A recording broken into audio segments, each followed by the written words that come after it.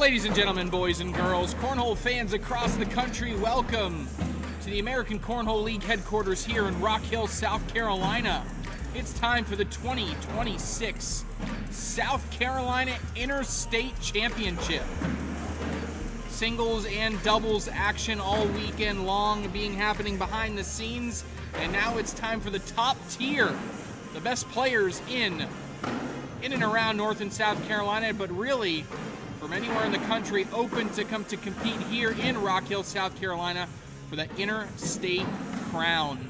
Rock Hill Cornhole bringing you all the action today. Surprise, surprise, Trey Ryder behind the mic for seriously one last time, as Dusty guilt-tripped me into one more appearance here, but we're jumping in. We have our very first game of the day being brought to you here. This is in our singles event. One bracket to be had for all the best players here. And first game is going to be between Luke Bryant and Derek Holland. Bracket is pinned in the chat for those of you watching us here this morning into the afternoon. We will go. You can check out that bracket. We'll take a peek at it. Identify some names that are here competing this weekend.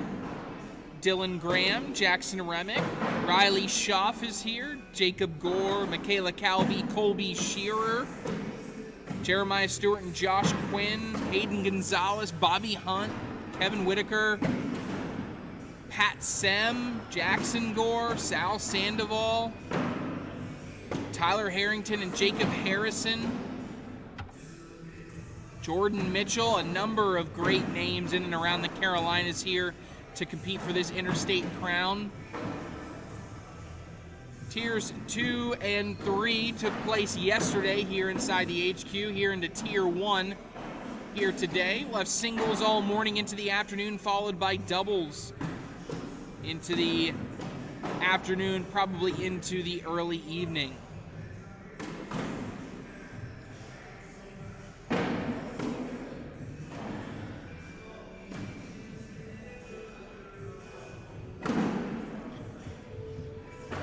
All right, 5-0 Luke Bryant, as there was a 5-0 score in the first round, then a couple washes to follow that up.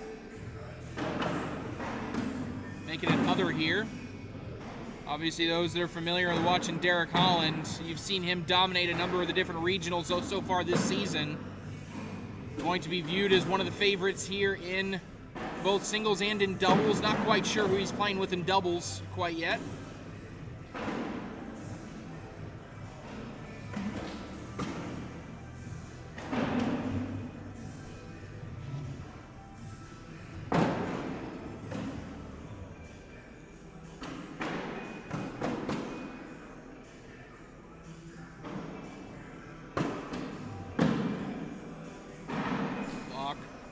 Goes right through here. Prototypical Derek Holland pushing through everything.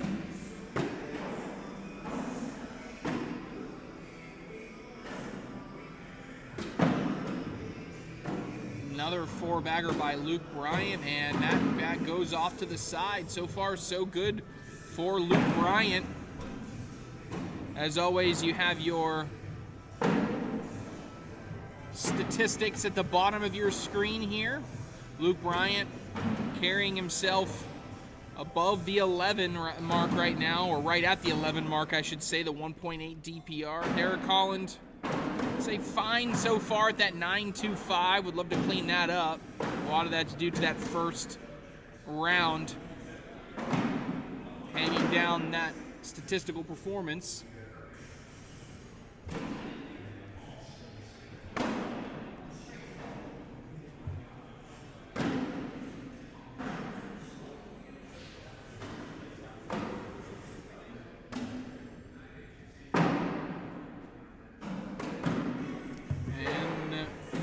We keep rolling.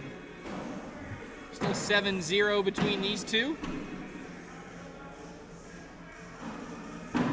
See some score updates early. Had about 34, 35 singles here in this top tier. It was a packed house here yesterday for all the other divisions. Today is just our tier 1. Jackson Remick just recently defeated Riley Schaff, so Riley Schaff drops into the elimination bracket. Jacob Gore and Michaela Calvie are going head-to-head. That's in round 3 of this bracket. Colby Shearer taking on Josh Quinn after Josh Quinn's big win against Jeremiah Stewart. I don't know if I'd call that a surprise, but certainly with how good, meanwhile, airmail there by Derek Holland, with how good Jeremiah Stewart's been, it's been tough to take him down. Hayden Gonzalez blanks Colson Clary 24-0. That's a big win. Kevin Whitaker up 15-10 on Bobby Hunt. Another airmail clean there by Derek Holland. Was maybe hoping he might get a little bit of a drag action there. But regardless, that's going to at least get Derek Holland on the board with a couple points there. It's 7-2. Winner of this game will take on the winner of Jackson Gore and Pat Sem. Gore up 13-8 right now on Sem.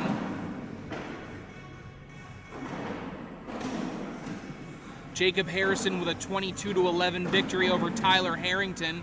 Harrington's haven't been having some success here recently. Matt Wilson and Tommy Sliker in a barn burner on court 10. It's 20-20. Winner of that gets Jordan Mitchell. Keep you guys updated on who wins that one. Meanwhile, slick side bag, that's all exclusively Bryant's throwing right now, is on the back rim. He might be setting up for a airmail. He is not. He decides to leave it. It does not come back. And Derek Holland will double his score. It's 7-4.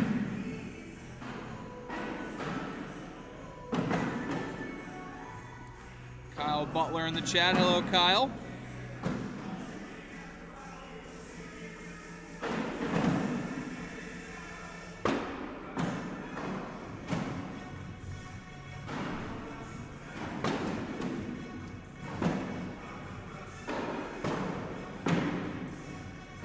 Derek Holland has more than cut his deficit in half in the past 2 rounds, trying to keep that momentum. Another bag hanging on the hole. That one probably likely to go, and there it goes. Gets caught by the corner there.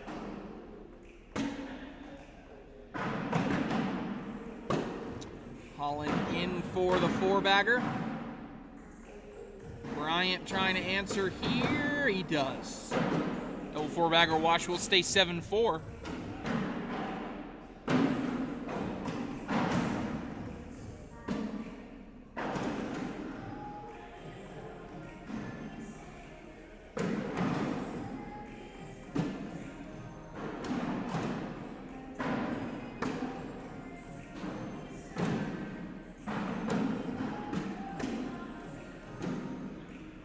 Bryant hangs on the corner there. Good back block there. That's only in Holland's lane, though. Bryant's going to have an easy replace opportunity. Takes advantage. Holland pushes all the way through everything, cleans it all up.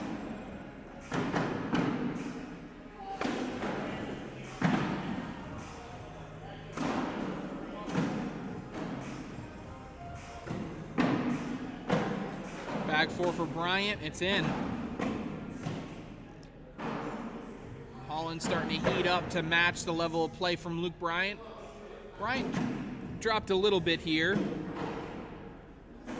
from an 11, but only down to a 10.89, so still throwing it in an exceptional level.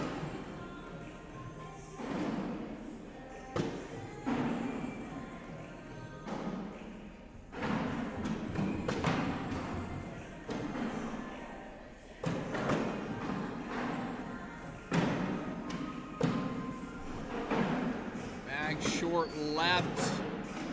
And Bryant, I think, wanted to block it up, but he actually, I think, brought it closer, but Holland chooses not to go through everything, which is an interesting decision. That's a smart back block here. Holland is up in the round, though, with a bag in, so I don't know what he tries here. He's going to try his hop shot, and he knocks one in and sits. There's actually a world in which on a hard cut, Bryant can score here. He's going for it. And just ends up a little bit too left, gets caught up in the pile. That'll be a 6-6 wash. PPR killing round there for both players. Stay 7-4.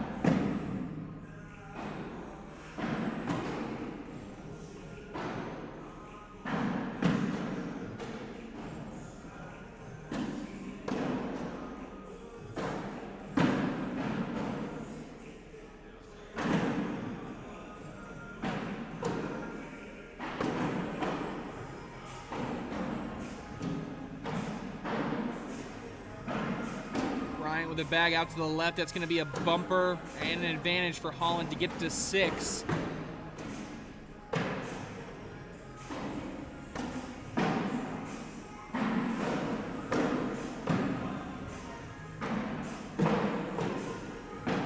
Bag 4 here for Bryant. That came out of his hand a little bit shaky.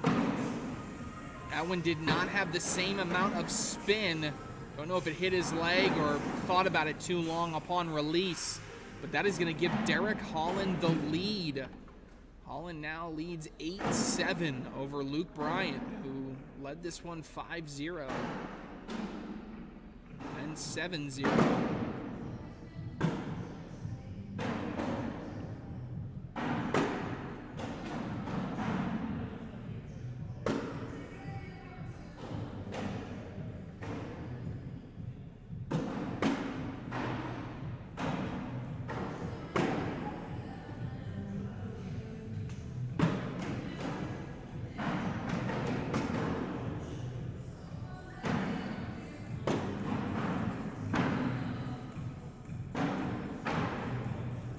Number 4 in the round, and that time Bryant's able to finish it up.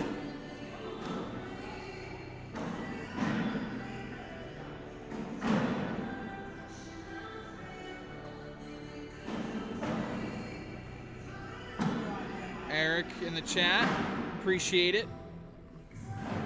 On the mic for the last time. Piggy promised this is the last time. Dusty guilt tripped me into doing one last ride, so here we go.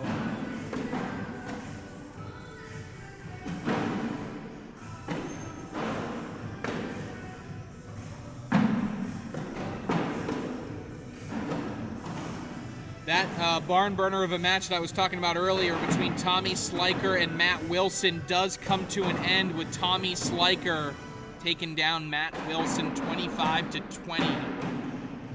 Huge match. Oh, and an errant miss there from Luke Bryant.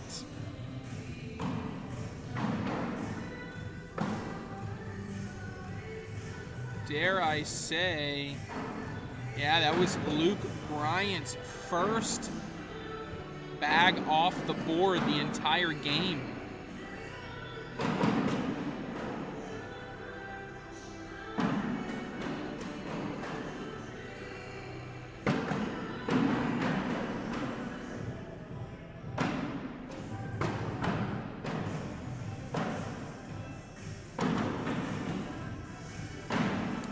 Justin Presley, yeah, good call. I probably should never say never for the foreseeable future.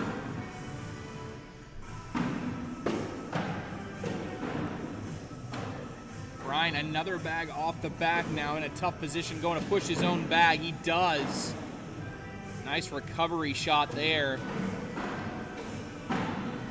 Let's see if Holland can collect. He can't, even though he's got a bag off the back. Bryant can walk away with a point here, and he does.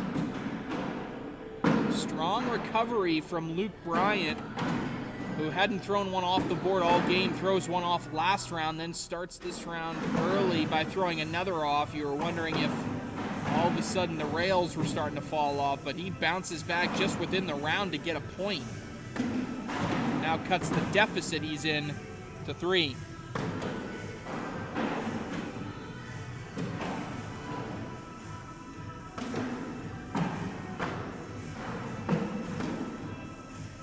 Bag off to the right.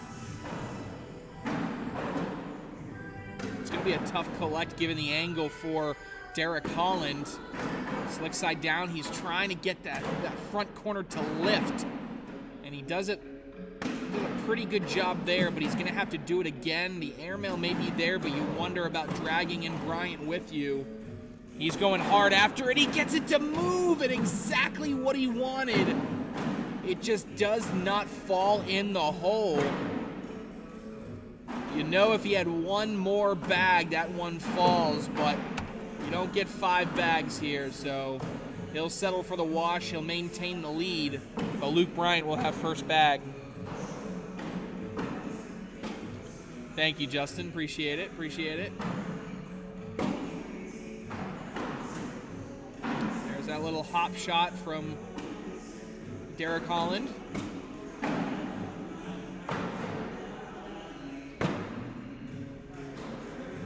Beautiful wedge.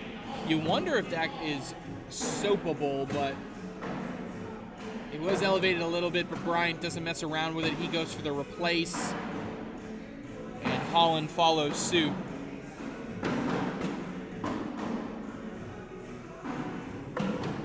Bag away, it's in. Presley asking who I got winning singles. I'll take a finals of Holland versus Shearer. Maybe a Tommy Sliker in third. Probably take Holland over Shearer in the finals.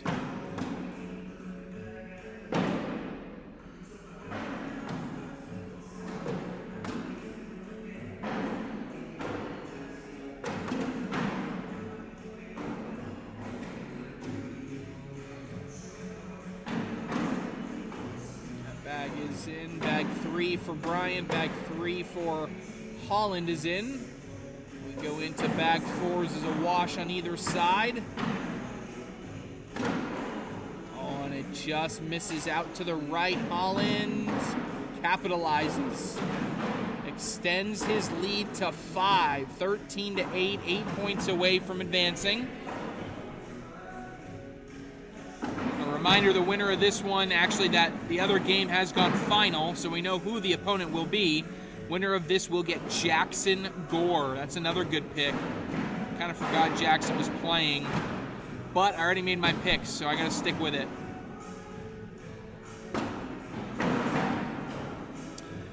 Based on...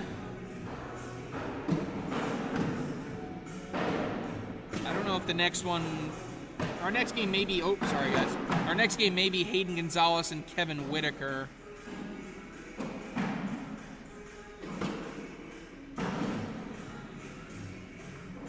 Another bag bled out to the right there from Luke Bryant. And Holland gonna continue to build his lead here.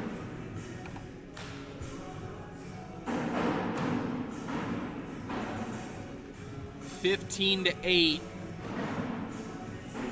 This is now a 15-1 run from Derek Holland, who found himself down 7-0 in this game. Has now got his PPR above a 10-6. Bryant, I mean, down to a 10.22, but he was sitting at an 11 earlier. I can't really say this is a collapse by Bryant, more of a resurgence, or an insurgence, I should say, from Derek Holland. Bar a soap attempt here. He gets the soap, doesn't follow. Probably still a net positive for Bryant to limit damage. Bryant in with the last bag. Really good recovery shot there. Wouldn't say picture perfect, but good enough to even the score for the round at 15, and now we're 15-8.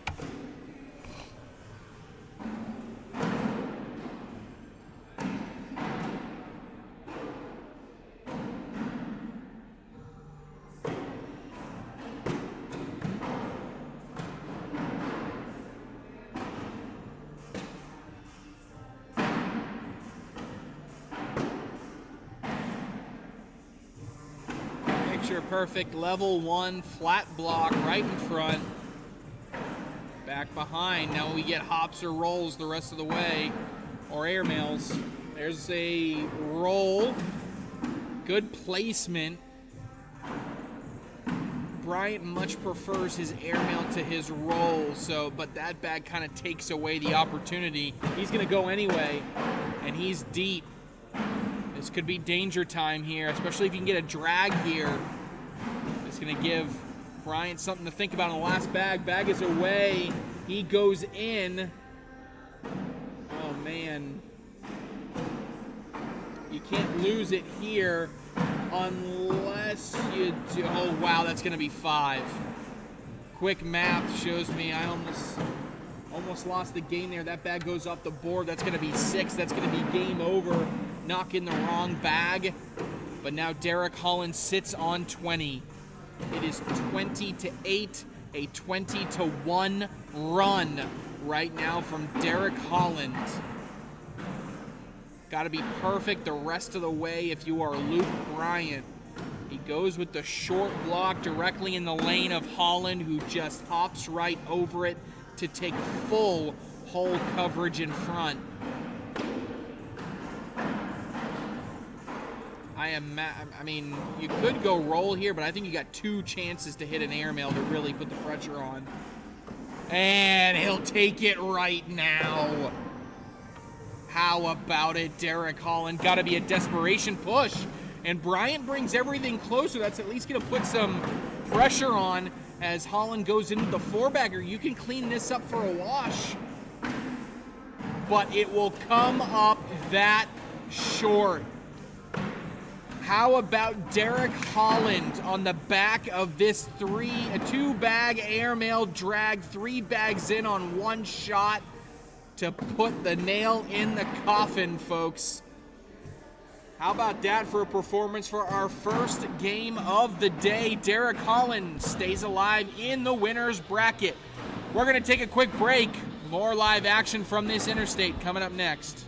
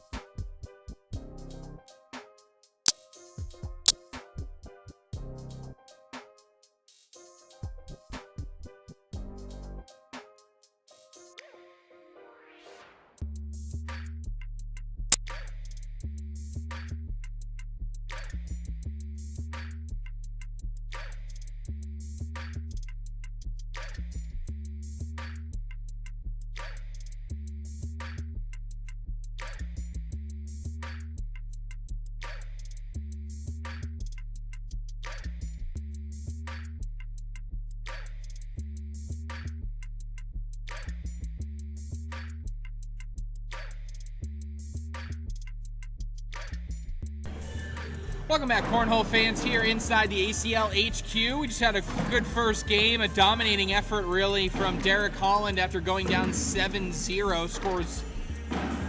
Goes on a 21-1 run, take down Luke Bryant. Next game up here, we're going to stay in the winner's bracket. We have Hayden Gonzalez going to be taking on Kevin Whitaker. Hayden Gonzalez there on the left. Kevin Whitaker there on the right. Take a look at our bracket, some bracket updates.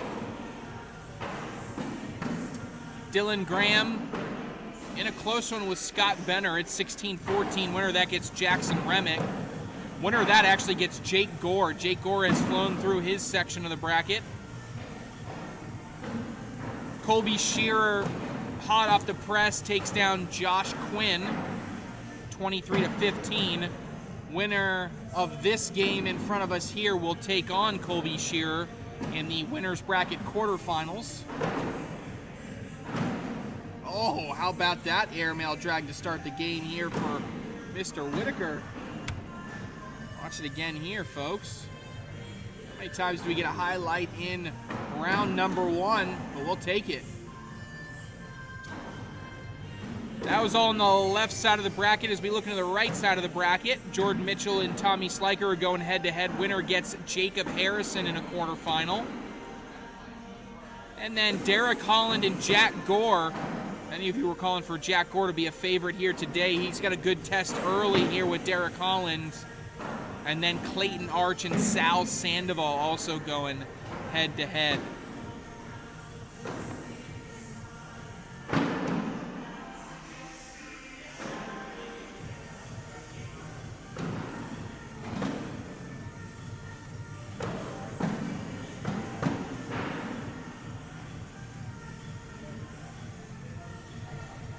AAR Shockwave X being thrown here by Kevin Whitaker there on the left side. And now going to be on the right side of your screen. Of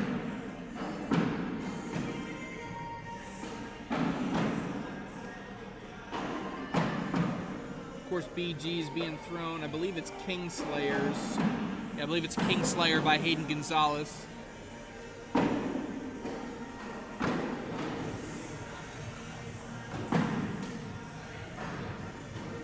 4-2 Gonzalez leads, and a rare side rail there by Kevin Whitaker.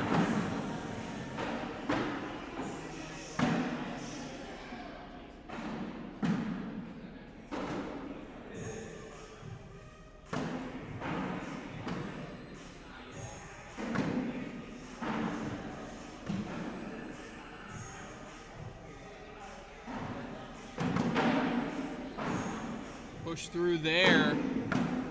Great bag to get around there from Hayden Gonzalez. Puts a little bit of pressure on Kevin Whitaker. A collect would still give up 3, and it's not. That is going to be a huge 7 spot for Hayden Gonzalez. That's going to get him into double digits. 11-2. Nick Thompson, back for today only.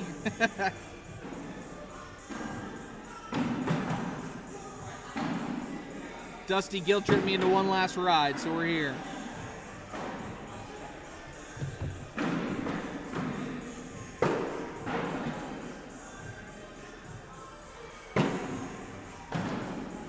Block in front here from Gonzalez. Another bag off to the side for Whitaker. He's now stacking them over there, but Ali's giving a little bit of obstruction for Gonzalez. He tries to stack on top, not able to take away the collect attempt. Here it comes, and that's exactly what you needed if you were Kevin Whitaker. Still all for a wash, but I will say this looks like a different Hayden Gonzalez than we saw in the fall. Saw a lot of up and down from Hayden Gonzalez. The very beginning of the semester, he went out and won a bunch of different events on the collegiate side. That propelled him to the #1 ranked collegiate player. But towards the end of the fall and into the early winter, he went through kind of a little bit of a valley, downward turn in his performance. But so far, at least in this game, it's one of the most confident I've seen him throw in a number of months.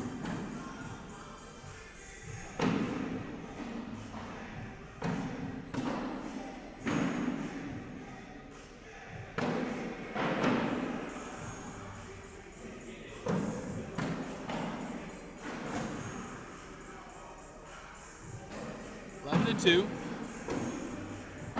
Stay 10-10. Winner gets Colby Shearer as a reminder.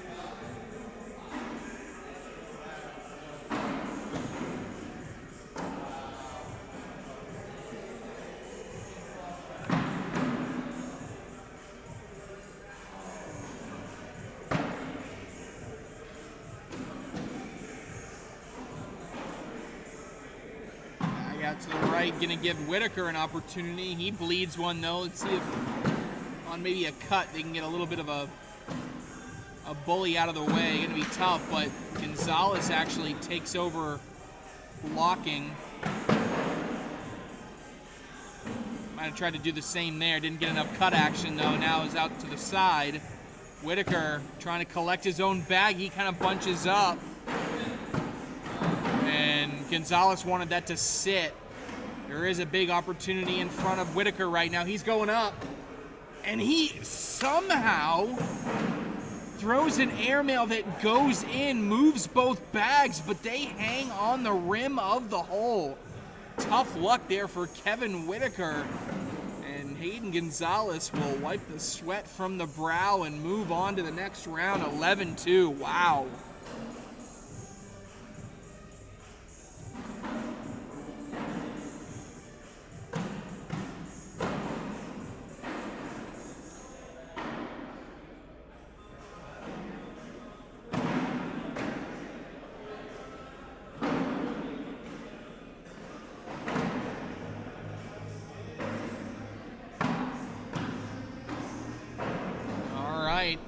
Block and a block behind. You know what that means. Airmail attempt by Whitaker is long. Gonzalez goes for a roll. He misses, but he's still on the board.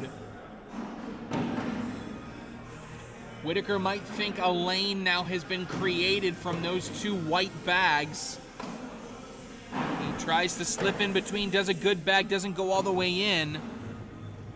But is at least in good position. That looks like one of each is going to fall here for these players. Whitaker away. Ooh, he threw that hard enough.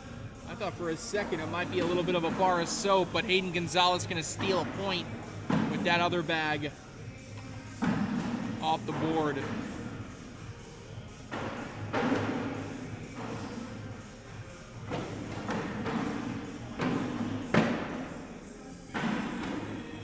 Now Now he's off to the side and creates a bumper for Whitaker.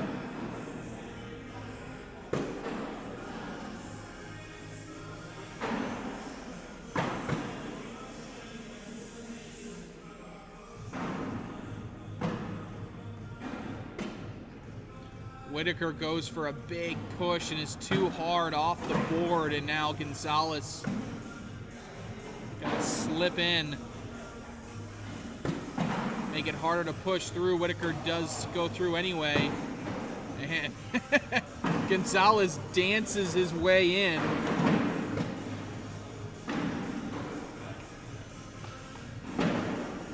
See this again. Might be figure skating in Gonzalez's future. Takes another penny, 13-2.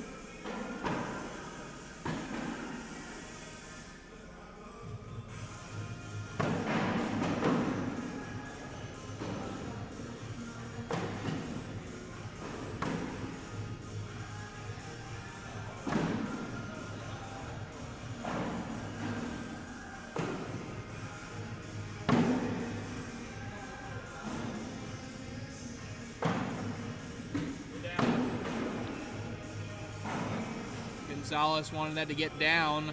I'm not sure if it listened. It did end up on the side of the hole, but it didn't end up off the board or anything. Takes a quick peek to see if it's draggable, but he's going to leave it alone, but cannot go in.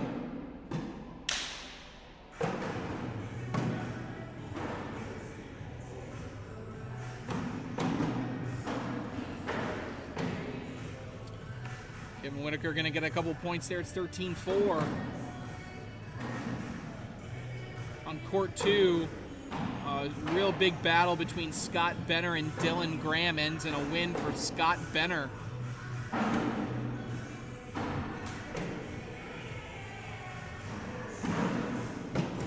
Benner will now take on Jackson Remick.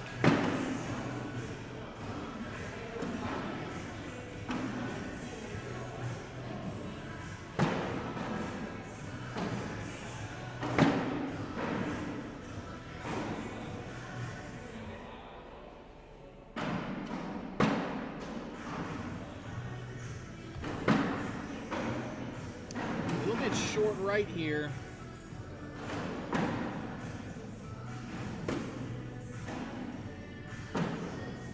Whitaker brings that bag closer. It's going to make it at least a little bit of intriguing here for Gonzalez. He wants it. He goes up. Misses the airmail. Does stay on the board, but Whitaker going to add to his tally here.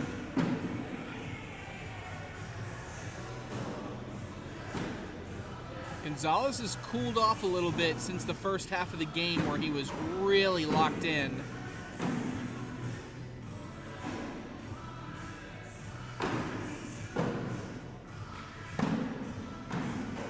This could be a round in which he could build some momentum. That bag is left. Whitaker stepping out here, maybe not trying to get it all in one try, but trying to maybe bring this bag closer. He does get it in and ends up on the side. The bag is further away, but it is on fast side, so there's at least some thought there to go get it.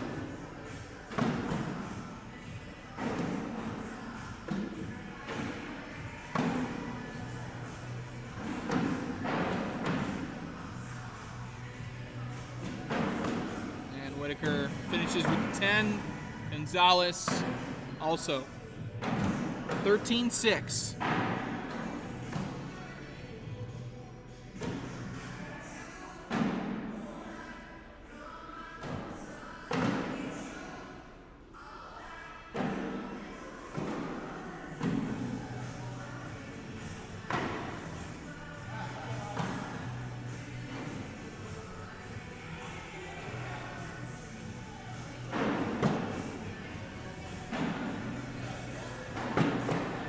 To start the round. Proves to be effective thus far. That white bag's not going in unless Whitaker brings it himself. Gonzalez not going to be able to get that one.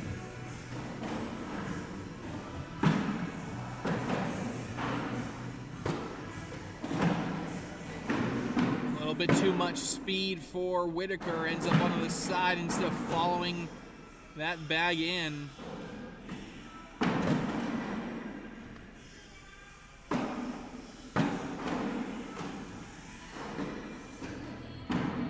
Another 10-10 wash. 13-6 heading into round number 13.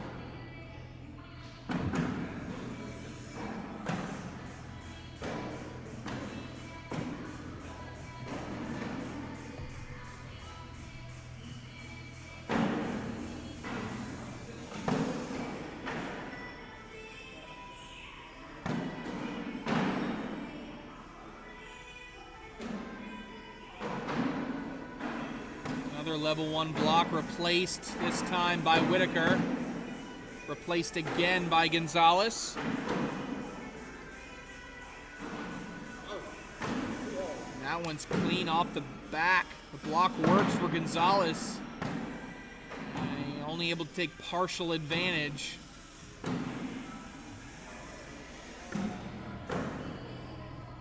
Whitaker on bag 4. All right, in the hole could be for 3 here for Hayden Gonzalez. Oh, and it just hangs up on the hole. Still gonna get a point out of it. Gonna be 14-6 Gonzalez. He's taking an extra peek at it. He can't believe it. Donnie Curlin, appreciate it. You guys might see me at Worlds. You will see me at Worlds. I won't be working, but I will be visiting. Brian, Kaylee just, no, I don't think she's playing as much anymore.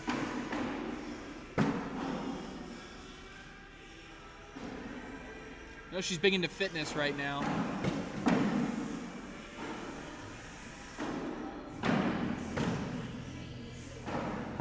Gonzalez does get that bag in that was on the side, but he's going to sacrifice bag in hand to do it. And setting up for a round for points for Kevin Whitaker. This is in for 2 for Whitaker. Yes. 14-8. Whitaker hanging around. Brian, I love Made so far. It's an amazing group. Really booming. The division I joined really needed some good leadership, and I think started really well trying to deliver that. And yeah, it's a rocket ship. Youth Sports is right now, so just excited to be a part of it. We'll see where it goes. Bag short left here for Gonzalez. Again, going to be tough, but Whitaker may have helped him a little bit. Oh, you can see he was really going after that bag. Almost threw it too hard.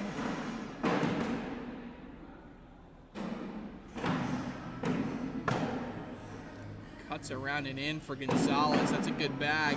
Puts a little bit of pressure here on Whitaker, who's going slow side on the push, and that was effective. It just goes. We got more dance moves here by Hayden Gonzalez right here. And we'll dip. There we go. Can make a reel just of Gonzalez's dance moves this game.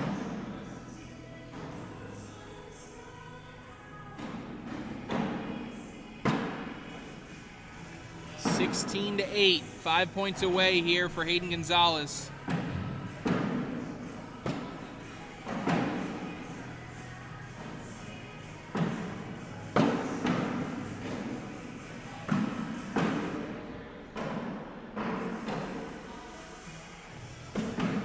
Wow, Whitaker went to push that entire pile. I don't know if he likes that, but I don't think the result was what he wanted, because now Gonzalez is in a position to get a couple more. A good bag here. You could get a wash here if you can just take your own and follow. Bag 4 for Whitaker. No, gonna be 4 points as he completely misses the push, and now Hayden Gonzalez will sit on 20.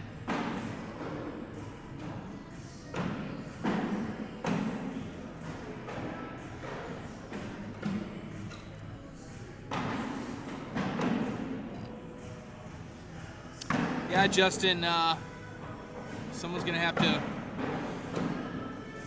get with Dusty, find someone to replace. Bring you guys some live coverage every month. Told him happy to show anybody how to work the equipment.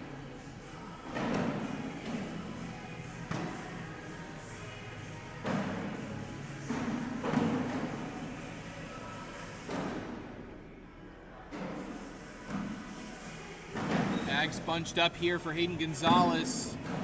Woohoo! Sneaky right there from Whitaker. Gonzalez last bag.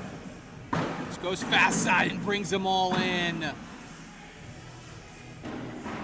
Whitaker to stay alive. Yes. Couple of strong back-to-back shots there. The sneak in by Whitaker, and then anytime you're going in a bunched up pile, you gotta throw it hard enough to get the bags to move with some turbulence, but you can't throw it too hard that you get kicked as a result. So really good speed control on that last bag there from Kevin Whitaker.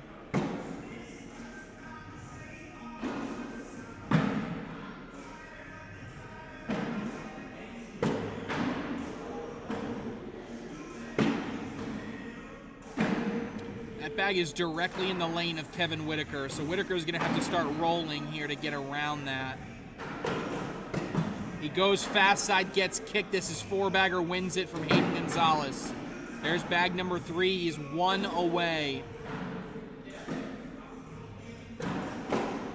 He's short, and now it doesn't even really need to throw it. He'll do it anyway.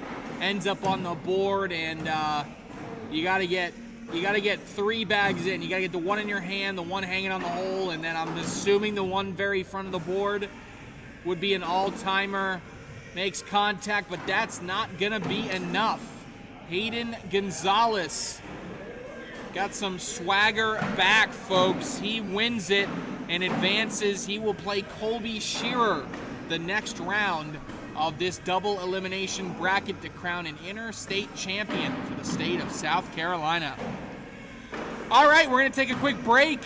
We're going to have more live action from the winners bracket here in Rock Hill, South Carolina Interstate.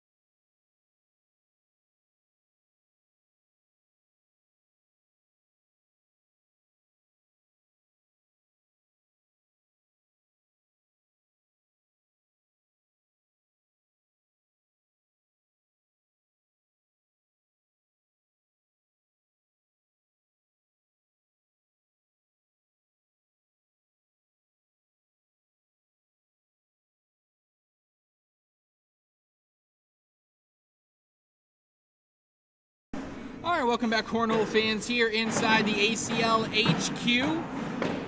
Just had another strong performance in the books that we just watched by Gonzalez. We're ready for our next matchup. The Battle of Winthrop Eagles again. We're gonna have Tyler Harrington there on the left side of your screen, gonna be taking on Calvie there on the right side. Bag spin coming there. These bags are live. All right, let's take a look at the bracket, see where we are. Left side of the bracket, we have 5 players still undefeated. Jackson Remick is up 7-3 on, make that 9-3 on Scott Benner. Winner of that gets Jake Gore. Also on that side, Colby Shearer and Gonzalez about to kick things off on court number 10. On the right side of the bracket, we also have 5 players remaining. We have Tommy Sliker going head-to-head against Jacob Harrison. Winner of that goes to the winner's semifinal. And then we have Derek Holland and Jack Gore going head-to-head. Jack Gore up 16-13 in that one. Winner gets Clayton Arch. As you notice, I did not say Tyler Harrington or Calvie in that. That is because they are down in the elimination bracket. So we're showing our first elimination bracket game of the day. Still too many names to go through. Everybody's still alive, but in the elimination bracket, maybe before we start our next game, I'll start going through those names.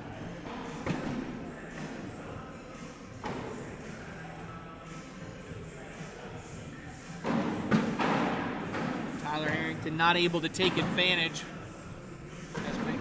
Calvie had a bag hanging. Oh, she tries to go after it, though, misses the airmail. Now Harrington will have an opportunity to score, and he will take advantage this time, give him 3.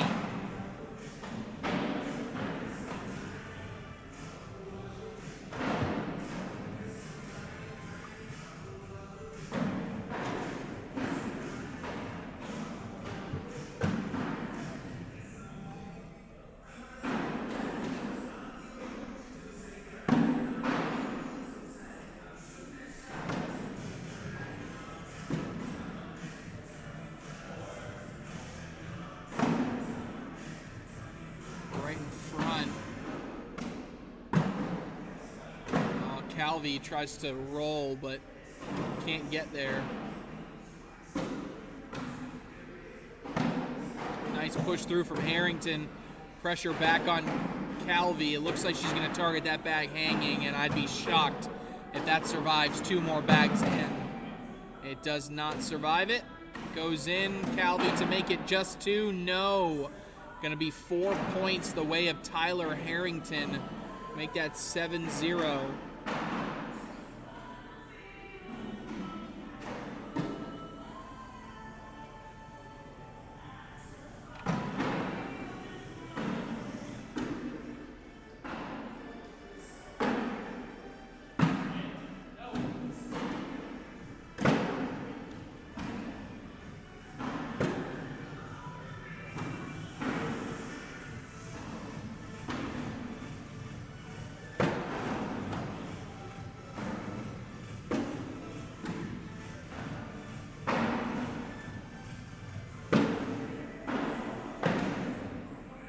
Calvie trying to take advantage of her first scoring round of the day, or the game, I should say.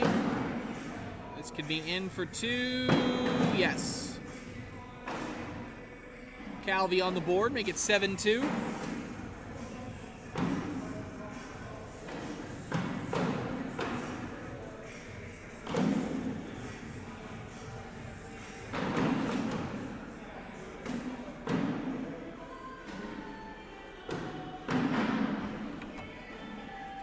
By Calvie, though, following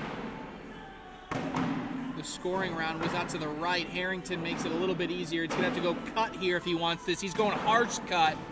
Misses the landing zone, though. And Calvie may have let him off the hook of having to go after that. He just wants 2 points. He can just go in clean, and that looks like what his strategy is going to be.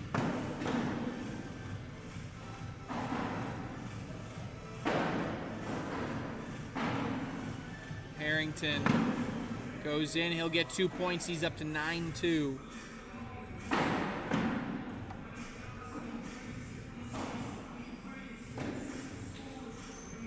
$15-5.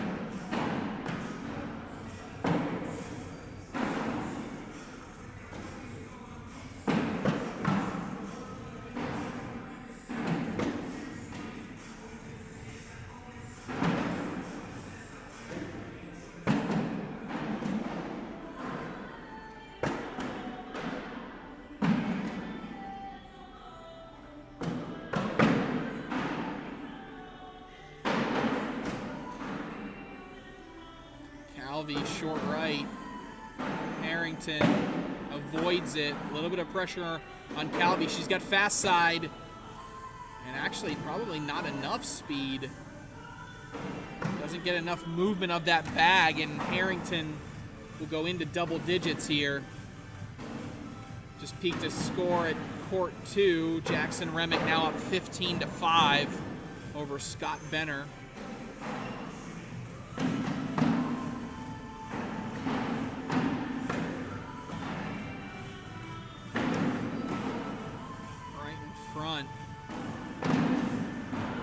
Replaced by Harrington. You got that V formation, and didn't necessarily cause it, but Calvie is off to the side as Harrington cleans it all up. Opposite lane side, gotta get cut if you want it. Gets a little bit of movement. Not sure if she'll have enough bags to actually go get that bag. Harrington blocks instead of going in. I think he wanted to be in there. And Calvie goes up and gets the drag. I'm not sure if she would have gone airmail if Harrington didn't come up short on bag 4 on his end. I think it gave her the excuse to shoot it, and she shoots it and hits it.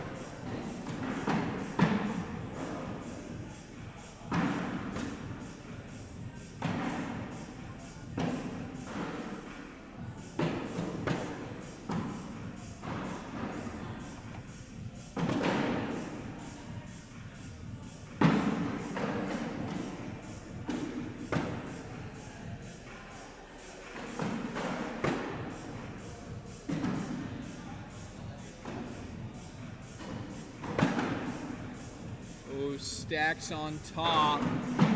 Good positioning, and that's going to cause Calvie to take a timeout. I don't necessarily blame her here. Oof. You can see those bags are elevated, so an airmail coming down might bounce off. Do you push all the way through? You might get kicked. Do you just try to bump them? Tough positioning for Calvie. Not sure what I'd do. She's gonna go up, and she misses deep. Harrington gonna take his time to look at it again. Same kind of angle that he's looking at. Nothing moved. I don't know if I want to get too greedy here. My opponent's got one off. I can lay on essentially for 3 points.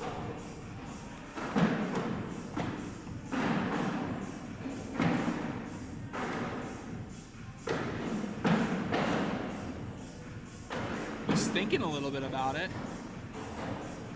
He's going to try to roll over it. I think that was risky. I think that was real risky. And now ends up not mattering. He's going to get 3 points anyway, make it 14-4.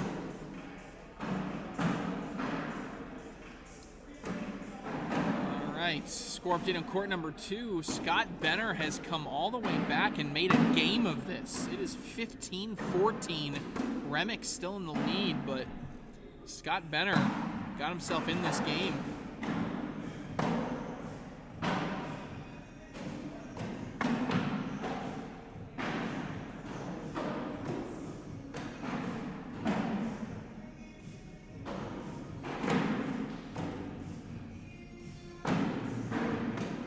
Oh, and Harrington goes with an overly aggressive shot.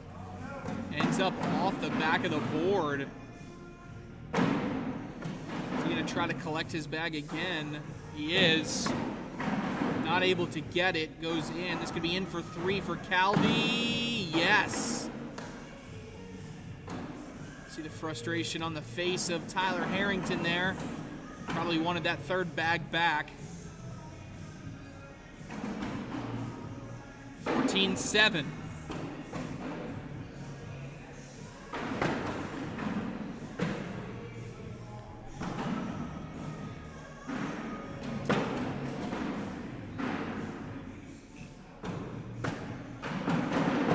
Calvie out to the left.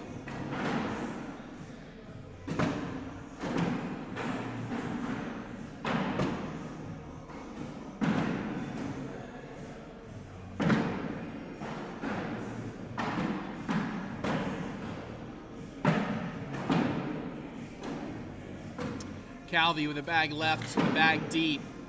Harrington can really put this game in a tough reach right now. That is going to be 4 more, and Tyler Harrington finds himself on 18. 3 points away. Winner stays alive in this one. And then we'll take a break for a minute as the other game is still waiting on a winner.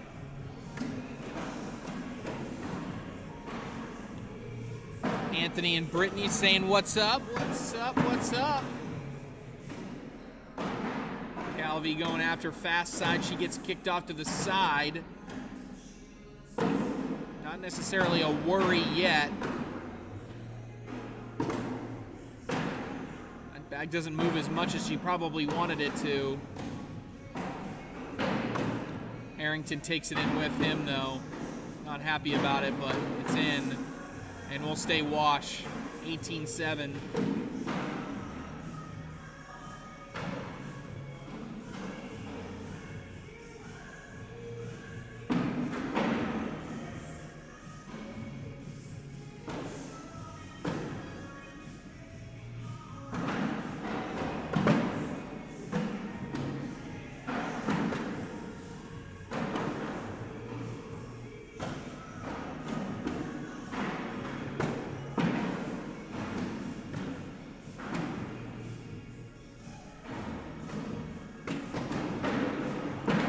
Nice placement there from Calvie to roll and sit on top.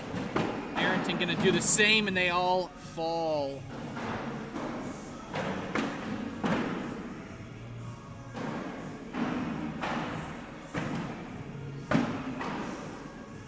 Four-bagger by Harrington. Calvie in. Double four-bagger. Shot of the round here from Tyler Harrington, just to roll softly on top of the pile. And then it let it all fall. Good bag.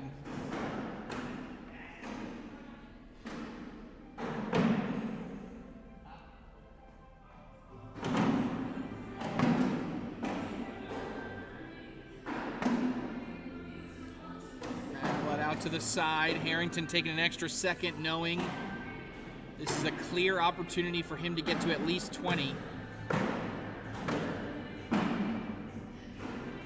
Can't afford another miss if you are Michaela Calvie.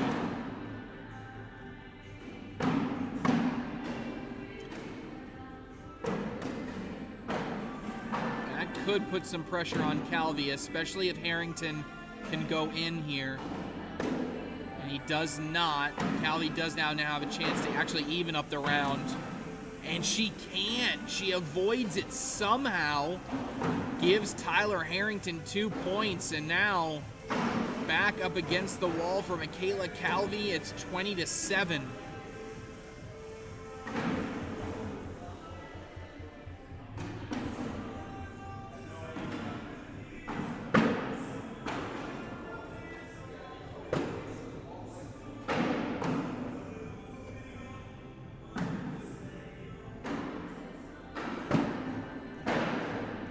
Sneaks around as Tyler Harrington. He's thinking about collecting that bag on his lane side. He's got a bumper now to use. Again, he used that bumper, actually missed the collect, but now I think that bag with the little extra punch by Calvie is out of the way. Calvie's in for the 4-bagger. She'll keep first bag rest of the way.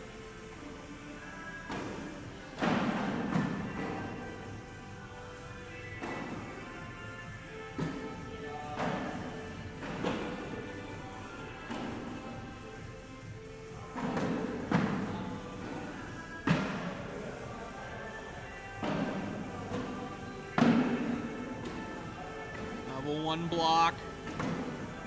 And it causes Calvie to try to block behind. She gets out to the right. That's going to be almost impossible for her to get herself. Harrington not able to avoid it.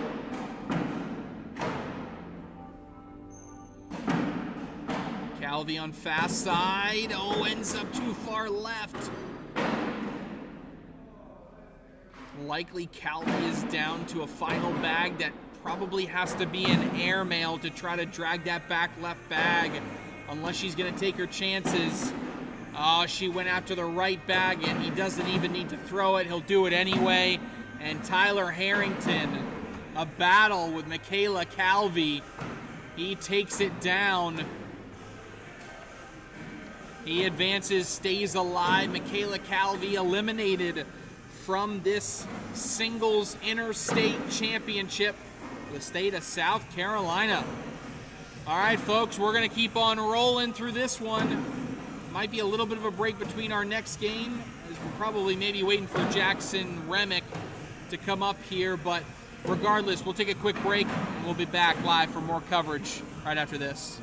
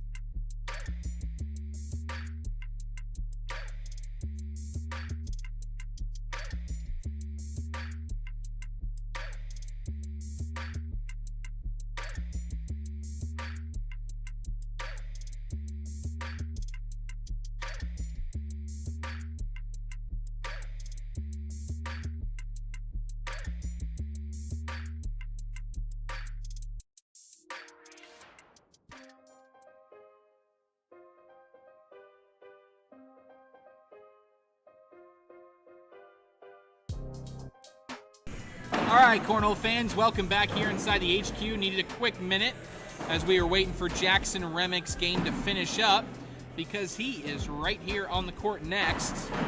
He does take down Scott Benner in a close one. Scott Benner brought it all the way back. Remick ends up getting the win, 21-14. And now, a fun one. We're going to have Jackson Remick versus Jake Gore. This is a winner's bracket quarterfinal. The winner of this will advance to play Calvie Shearer. Shearer is fresh off of his win against Hayden Gonzalez. So Shearer, the first player into a winner's bracket semifinal. On the other side of the bracket, we have Jacob Harrison out to an early lead, 14-12 over Tommy Sliker. And we have Jackson Gore up to an early 3-2 lead over Clayton Arch. Gore, that Gore is fresh off of his win, 26-13 against Derek Holland.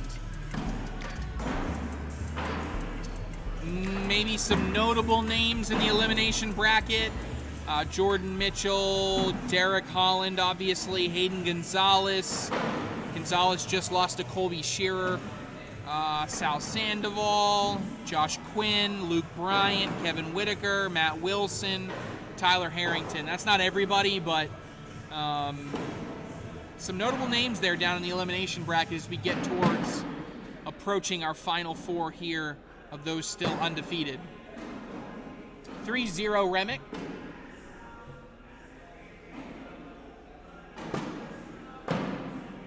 AAR Ripper.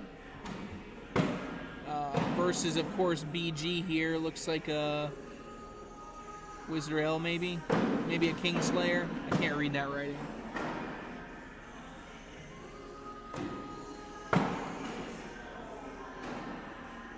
Roland takes Remick with him. Remick's in with a 10. Gore finishes with an 8. Going to be 2 more points for Remick. He's up 5-0.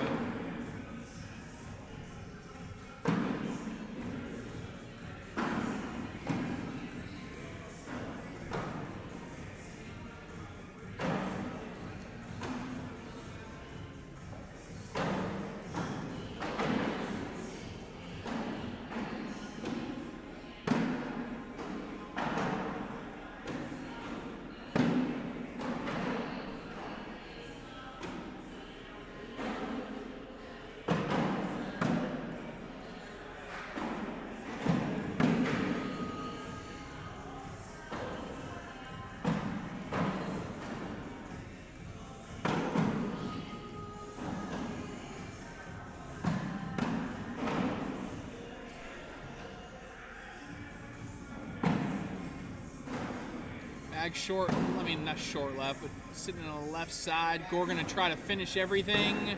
He does. 5-0. We will stay.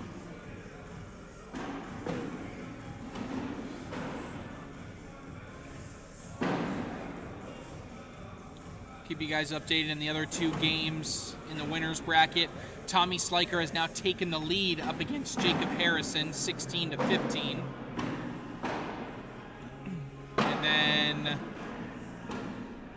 Jackson Gore with a commanding 16-2 lead over Clayton Arch.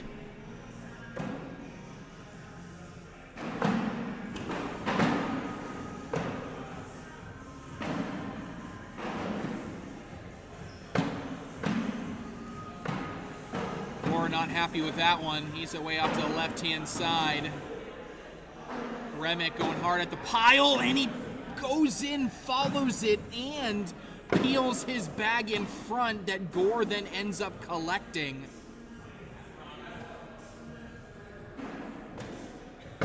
Finishes with the 4-bagger there, looking like 4, may just be 2, depending on this collect attempt by Gore. He does get that to collect to limit it to 2, but the shot of the round belongs to Jackson Remick. He goes hard after the pile, just slightly to the right of it to get 2 to go and 1 to peel in front. Brilliant work. Yeah, and Jackson Gore in 12 rounds, 22-2 over Clayton Arch. He is also into the winner's bracket semifinals. Him and Colby Shearer are the first two in it. They're on opposite sides of the bracket, though.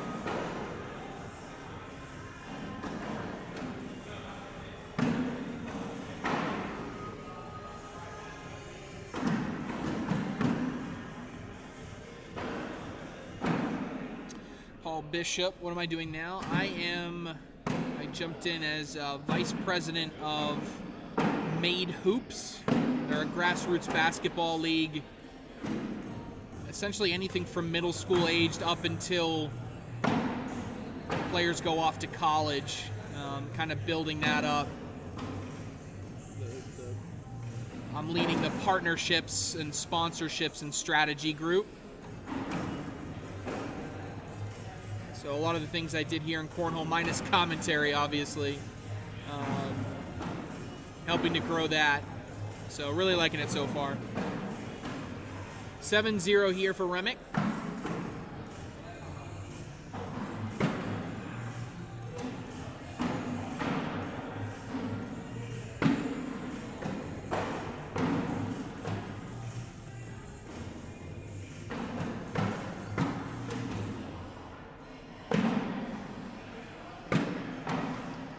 Bled a little bit out to the right-hand side for Gore. Remick trying to take advantage. Will Gore go after this? Oh, he gets enough of it to move there. Now not going to have to throw the airmail.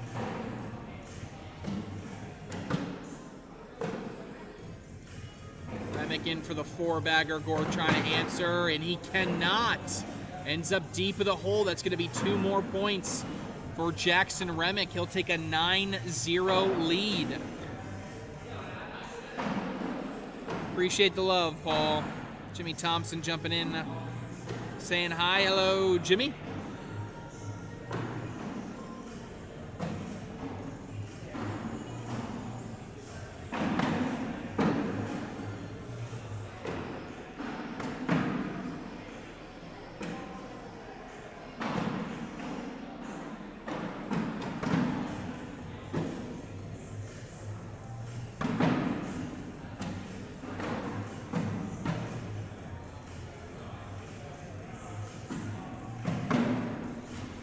Remick rolls on top of the pile to create better hole control. Gore ends up deep. It's going to depend on what Remick can do on bag 4 here. He's going up. He does not hit the airmail. Bag moves a little bit. That's hanging. Gore rolls all the way up and over, drags one in, but with the bag off, he's going to get on the board. Gore for 1 point, makes it 9-1.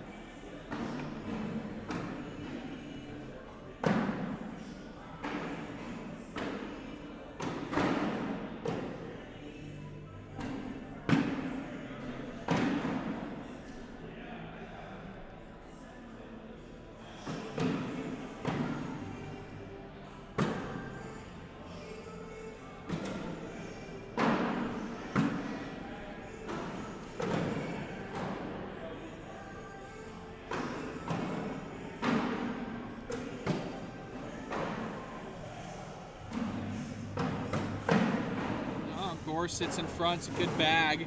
Going to make it a little bit more difficult for Remick to get his bag on the opposite side of the hole.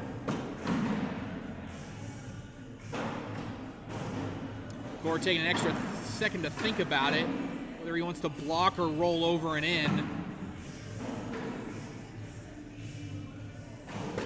He decides to block behind. Don't think he loves the placement, but Remick wants to take a second to think about what his attack is going to be here. Again, he's the right side. I mean, I think the traditional play would just be kind of fast side down, attacking with a step out. Looks like that's at least what he's setting up for.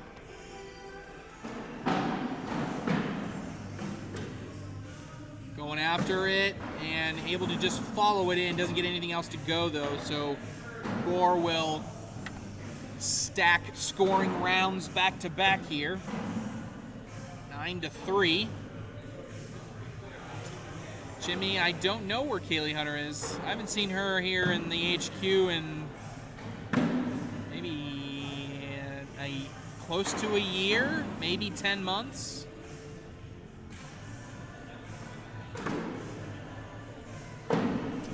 Level 1 block dead center there for Remick, and didn't necessarily cause it, but shot attempt following it was missed there by Gore. Remick rolls right over.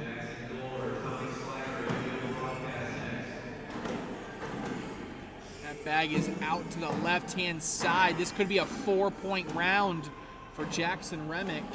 He's got fast side. It bunches up, but the good news is on fast side. It's going to be a big push incoming, and Gore has created goalposts. You see the big deep breath here by Remick. He knows what's at stake. Missed the push entirely. It's a wash. You hit it perfectly. You get 6. Remick away on the big push, and he goes right through. Doesn't get the bag to follow, but it's going to be a 4-point round from Jackson Remick. That will extend his lead to double digits as he gets into double digits. Now 13-3.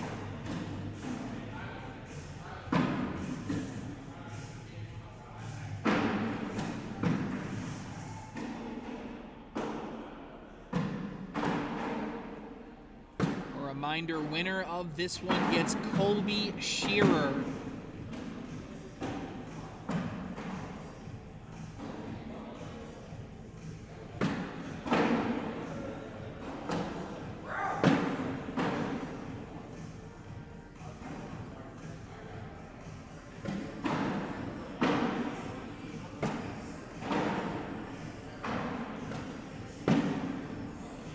Miss out to the side by Gore.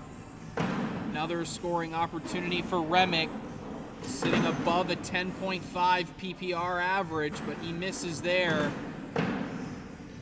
That'll settle for a wash for both players.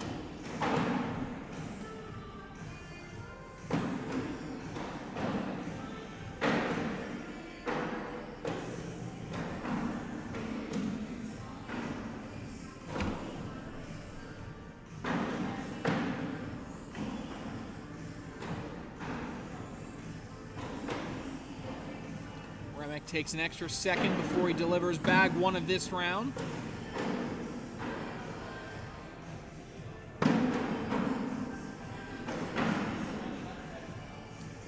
Or a little bit of an obstruction to the lane of Remick as Remick double blocks. Gore's lane is clean, but he misses it. Gonna have to be a harsh cut. Probably will put a bit of a roll action on this just to make sure it clears if he wants to stay in the center. And actually misses left here. Both players a little bit left and right here to start this round as Gore takes complete hole control.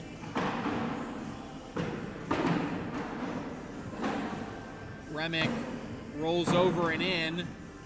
Now has an 8 on the round. Gore, he's got fast side going hard after it with a push and does get 2 to go in. That'll be an 8-8 wash. We'll stay 13-3.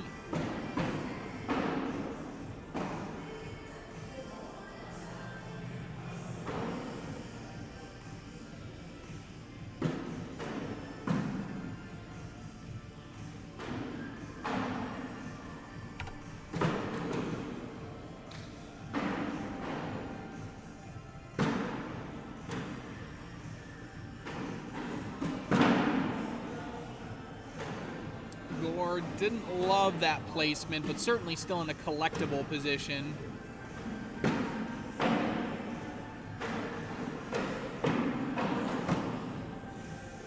Who can roll better now? Gore misses his. Remick comes up short on his. Gore might be tempted by an airmail here. Maybe not in this bag, but maybe on the last one. Got a chance to get both. He's going now. Actually knocks the back bag away a little bit more, but does connect on the airmail. Now Remick, fast side down, maybe trying to clean everything up. Going after it, and Wow.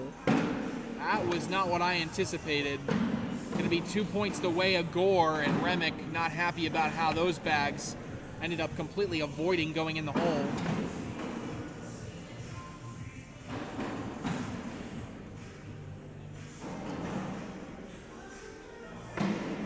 Oh, maybe I missed an extra bag there.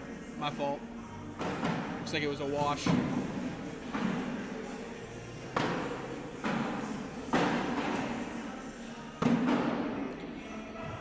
Thank you, Peggy. Appreciate the love. Paul Bishop, yep, he got gored. Good call out. It's what he does best.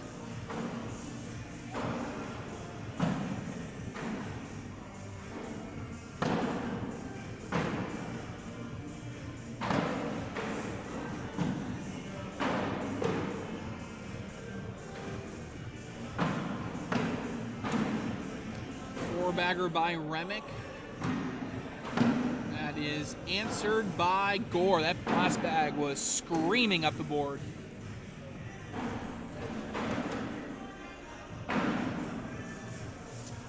All right, last score update of the winner's bracket. Tommy Sliker has defeated Jacob Harrison. So Tommy Sliker advances to the winner's bracket semifinal, where he will take on Jackson Gore.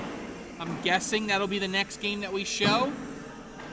And of course, the other semifinal will be the winner of this game versus Colby Shearer.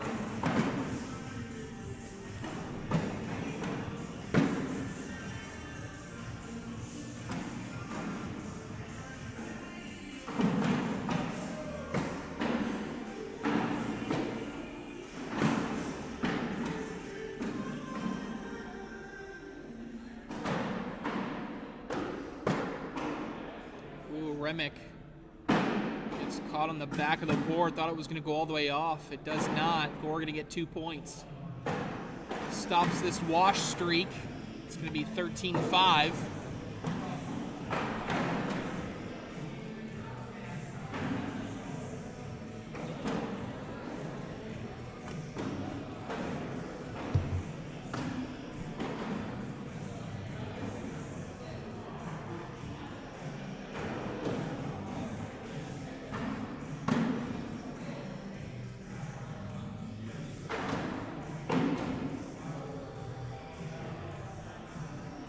Remick with the step out. Fully blocks behind on Gore's bag. Gore trying to roll over, cannot do it. This is an interesting position.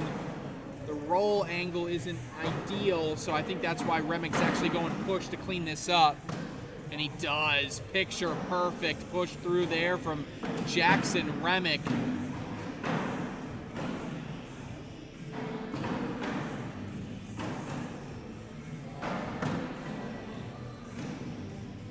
Remick will take those 2 points that Gore scored right back. He'll maintain the 10-point lead, 15-5.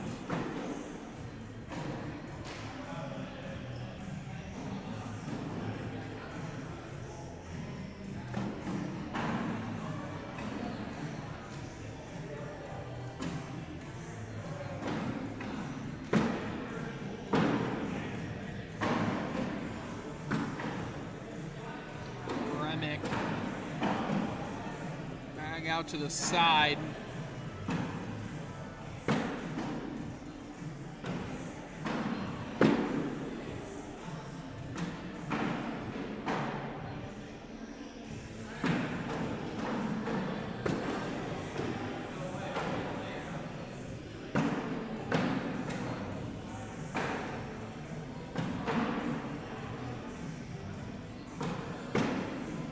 Point round for Remick. Can Gore get 2 again? No, he cannot. Out to the left-hand side. And you can see the frustration on the face of Jake Gore right there. KC, Frank Modlin, not here. Did not see him today. I mean, maybe he shows up later for doubles, I don't know, but he is not here for singles.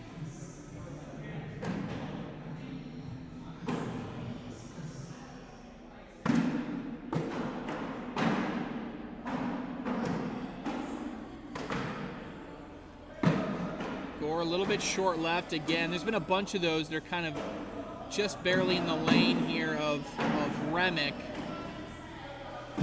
This time he goes side by side. Gore going to try to roll over it. He does.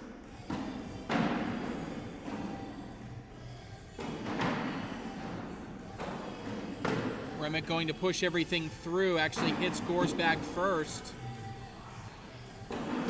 Gore wanted to lay behind. He came up way too short. This is another big push opportunity. Could put some serious pressure on Gore if he hits it all, but it's not an easy shot.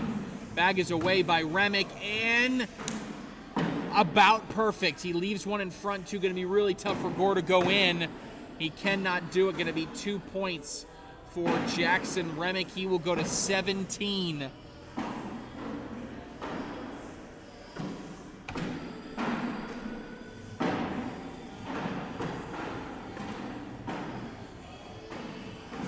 Points away here for Jackson Remick to advance to play Colby Shearer.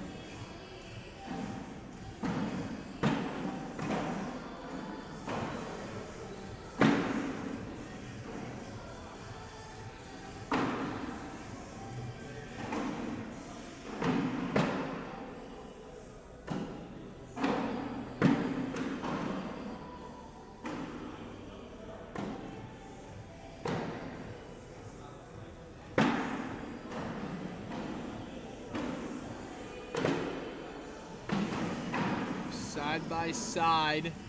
I imagine ideal bag would be a bunch. See if you can split them and bunch it all up, but taking it all is second best there for Remick. And another miss by Jake Gore on bag number 4. You can see Scotty Gore in the background.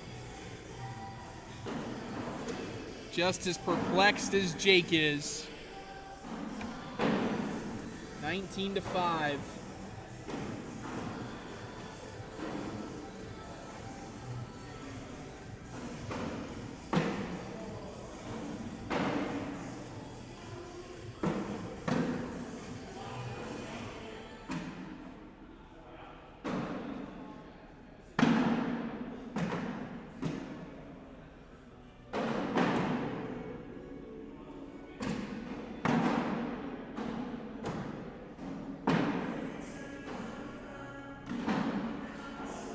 Gore goes airmail, peels Remick's bag on top and goes in.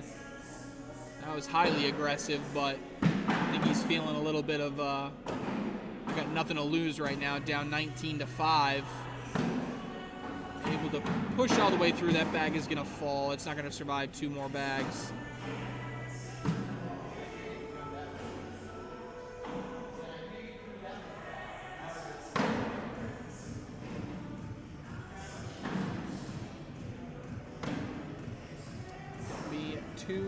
Points for Jake Gore, 19-7, still hanging around. Gonna try to cut down this deficit.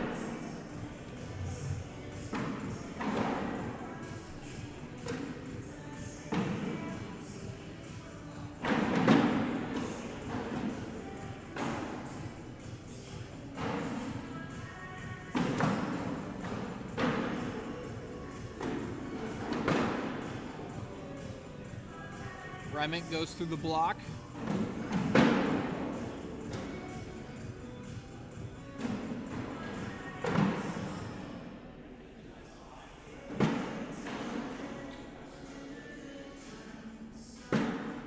Oh, and could that be it? That bag is out to the side opposite the lane of Gore, meaning that Jackson Remick can 4-bag it for the win here.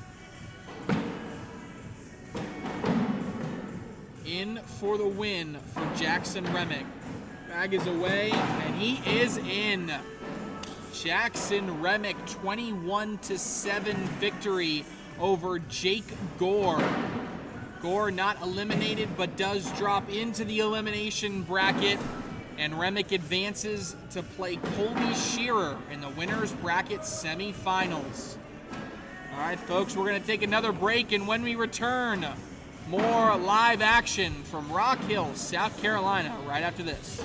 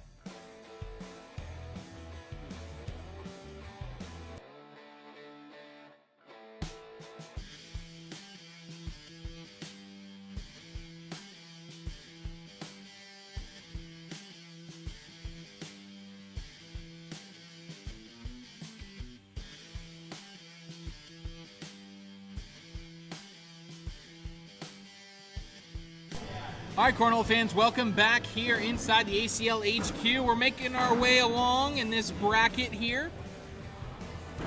Give you guys a full overview of the bracket. Again, it's pinned in the chat so you can take a look at it as we get fired up for our next game here. And that next game is going to be one of the two winners bracket semifinals. It will be between Jack Gore and Tommy Sliker. That is the first bag of the game that you see delivered there. On the other side of the winner's bracket, we do have Jackson Remick and Colby Shearer kicking off on court number 5. Keep you guys updated along the way of what that score is. As we drop down into the elimination bracket, maybe about 10 names remain. On the left side, we have 5 players left on the left side of the elimination bracket. Right now, Sal Sandoval and Derek Holland are going head-to-head. Derek Holland is up 20-10. Winner of that gets Aiden Gonzalez. Jordan Mitchell also about to get underway against Jake Gore on court number 3. On the right side of the bracket, further behind, right now looks like we got Scott Benner and Matt Wilson, 19-7. Winner of that gets Tyler Harrington. Winner of that gets Jacob Harrison. And then Clayton Arch and Josh Quinn are also on that side. So 1, 2, 3, 4, 5, 6 players on that side that we're waiting on. I have said everybody left in the tournament, so if I did not say their name, they're out. Right there we see Jack Gore throw one off the back after going for a push. Tommy Sliker follows that up, bunching everything up.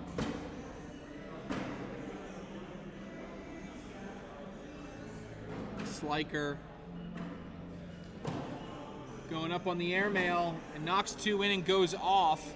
Looks like it's probably going to be, I think, 2 points there for Tommy Sliker as Gore had one off the board as well.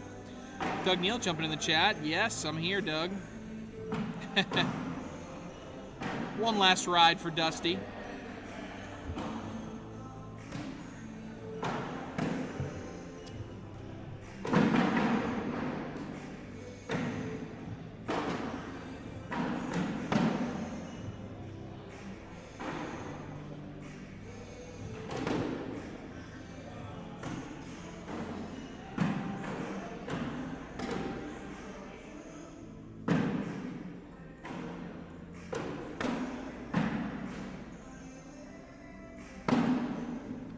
Scenario versus WTF in this matchup.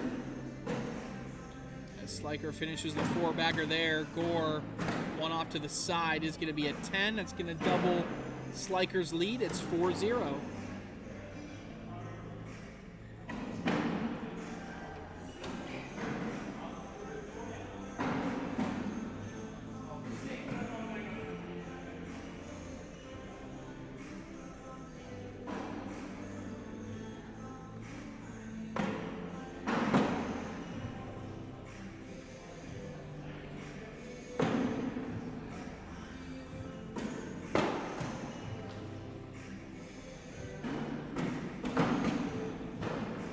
Sliker, bag short right here.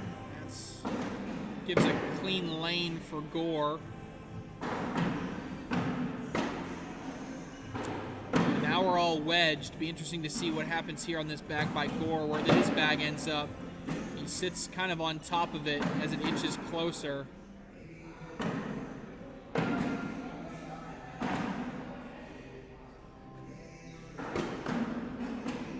Sliker blocks behind it. What does Gore do? He's going to do the same. Nobody wanted to touch it.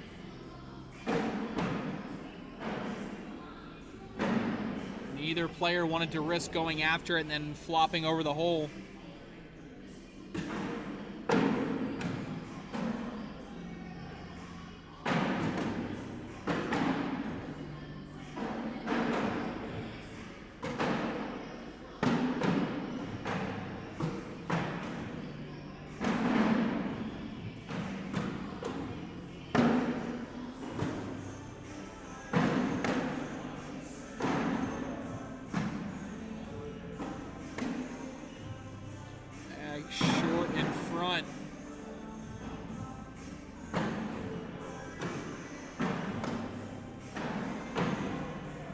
Sliker powers through him, and Gore trying to clean everything up. He does.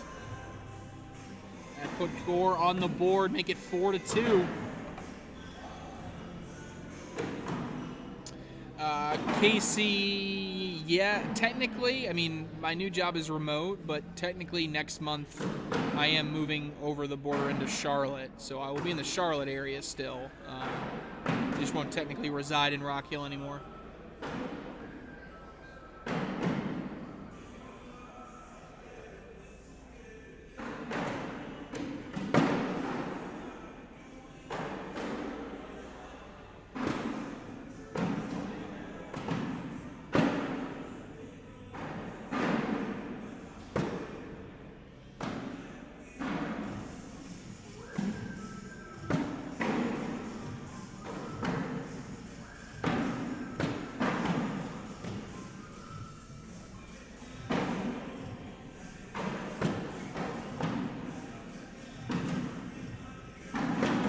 Sliker will take those two right back after Gore misses one deep and to the left.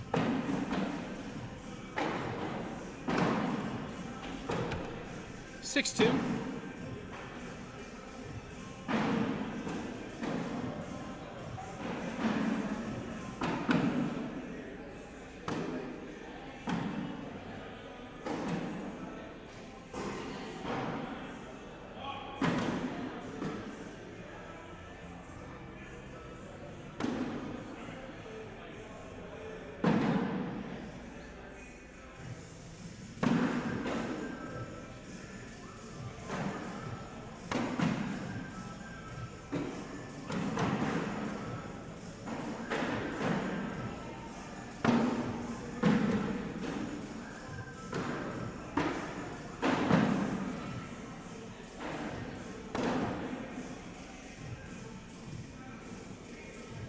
Gore trying to avoid that bag hanging on by Sliker, and he does. These guys are just giving each other 2 points back to back to back to back. So 6-4 now, Sliker with the lead.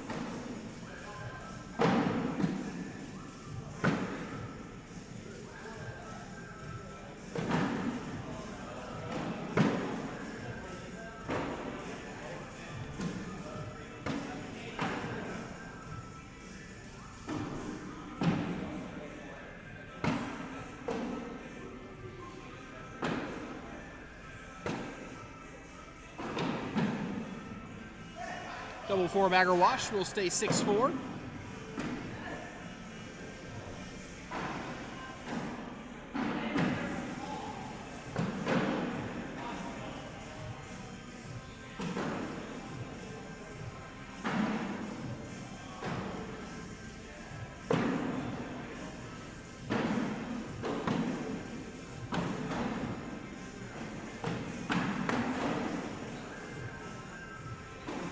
Blocked there by Tommy Sliker. And Gore tries to roll, kind of ends up in a decent position. Wonder if Sliker can maybe get it to move a little bit, but the roll doesn't get all the way up and over. Oh, but Gore completely misses his cut push shot. I don't really know what to call it.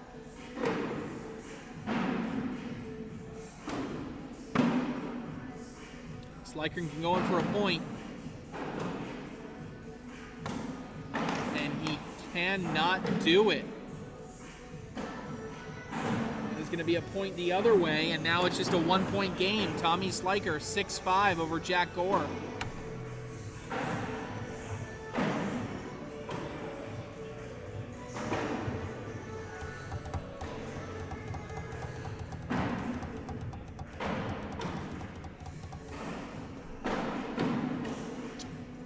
Like that game that was kind of holding up the bracket did get final. Scott Benner took down Matt Wilson. So now Scott Benner is taking on Tyler Harrington.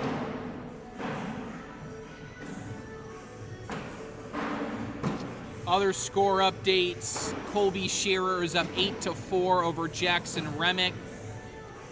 Derek Holland is up 10-0 over Hayden Gonzalez. Jordan Mitchell eliminated Jake Gore 21-3. Josh Quinn eliminated Luke Bryant, now up 8-3 on Clayton Arch.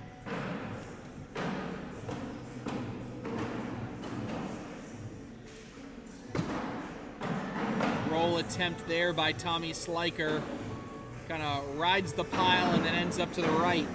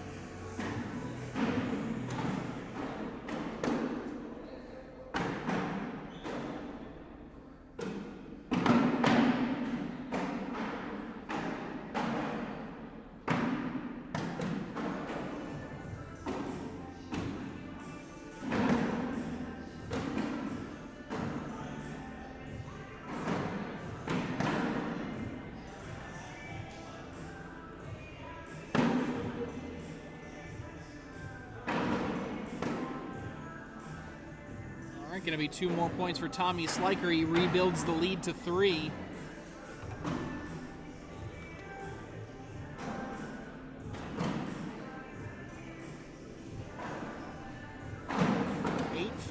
Sliker first bag.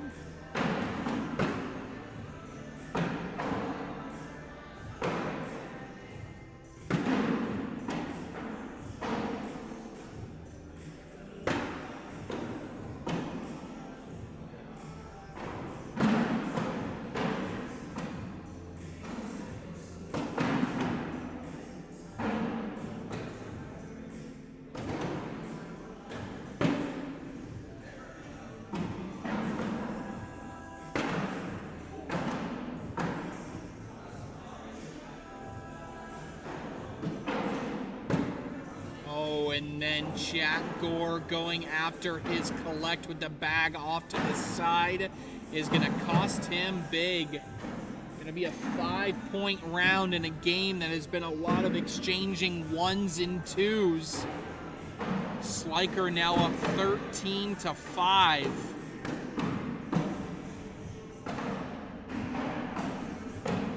That is the biggest score of the game. There had not been another round other than a 2-point or a 1-point score in this game. And also with that, Tommy Sliker gets to a 10.08 points per round average for the game.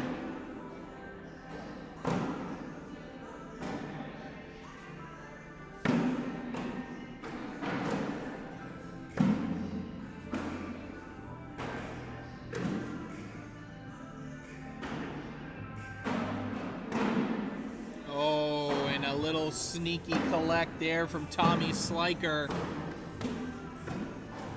Gore finishes up with a 4-bagger. Let's watch this one again. This was perfect speed on this. Just perfect speed.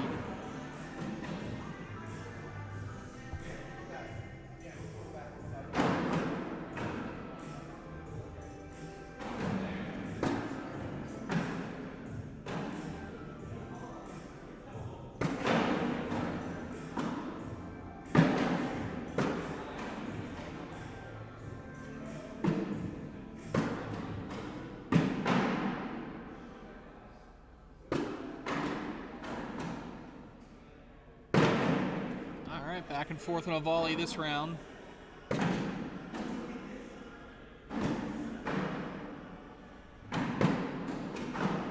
Settle for the double 4-bagger.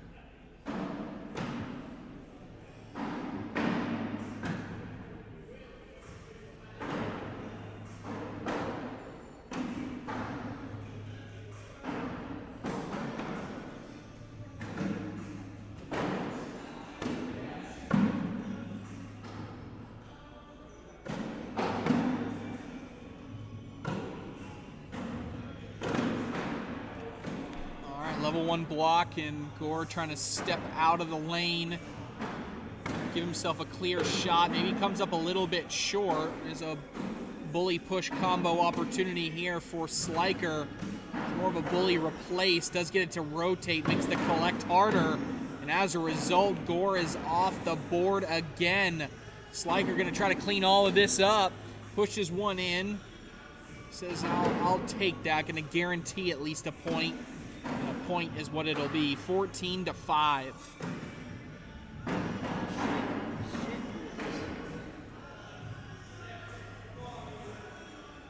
It's been a couple rounds now that Gore has made a complaint to himself verbally, something about the boards. So obviously conditions are in his head in one way, shape, or form.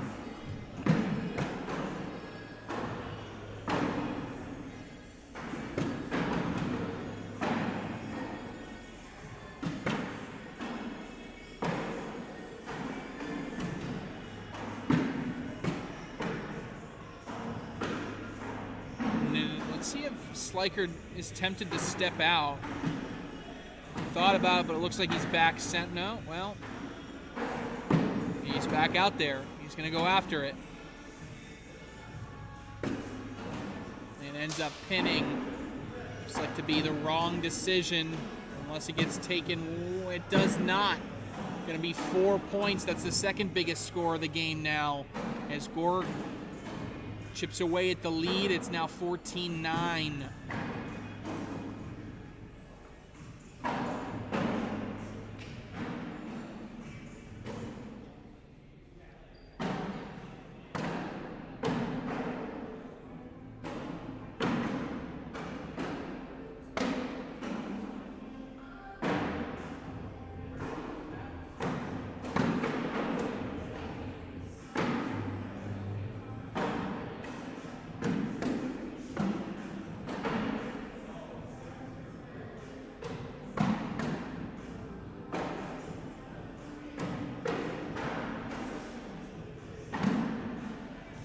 And Tommy Sliker throws one off the board.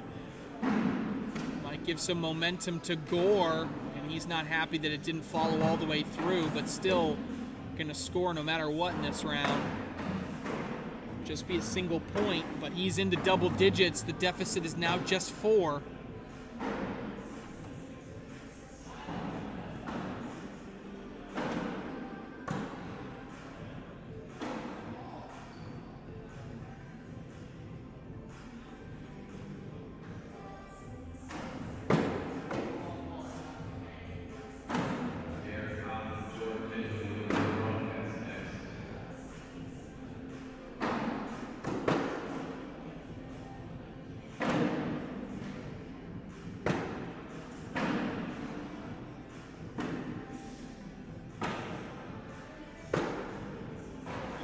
Pushes through there, but creates this three wide jam, and now with it being blocked, this is airmail. Can you get it all? Bag is up, and he gets 3.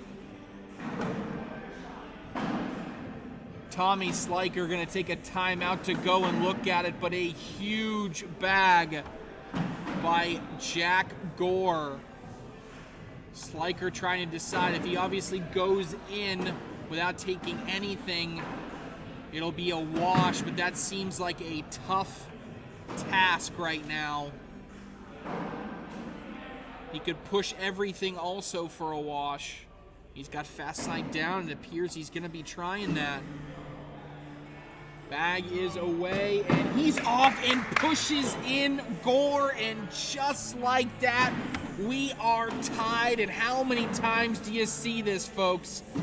Gore is down, Gore is out. He hits a big bag, fires himself up, and now all of a sudden he is right back in it, and we are tied 14-14. A trip to the King's Seat match is on the line.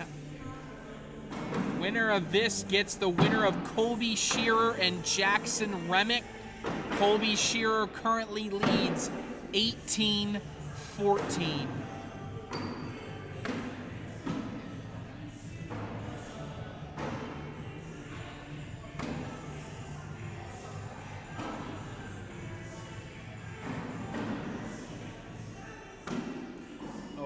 good bully there from Tommy Sliker, but a collect regardless there by Gore.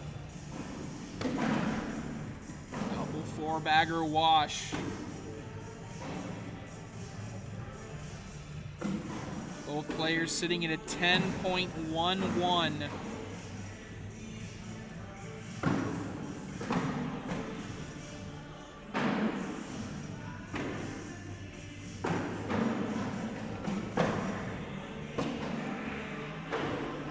Fades a little bit, but still stays in front.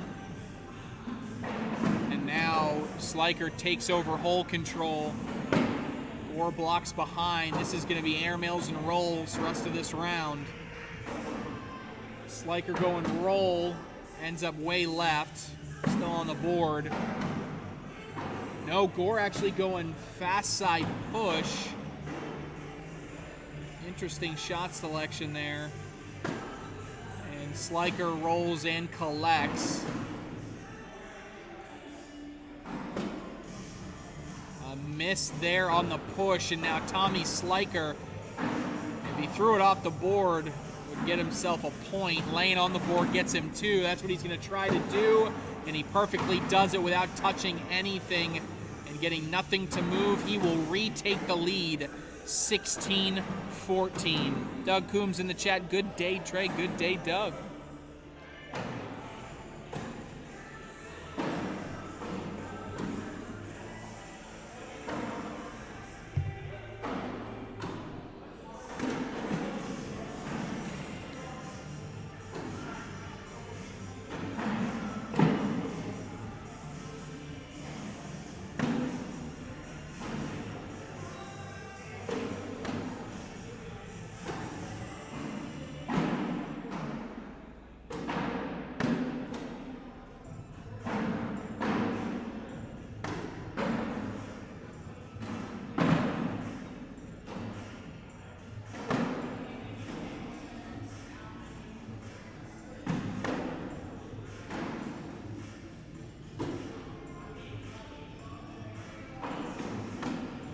When it comes up short, that's going to be a free couple points for Tommy Sliker. 18-14.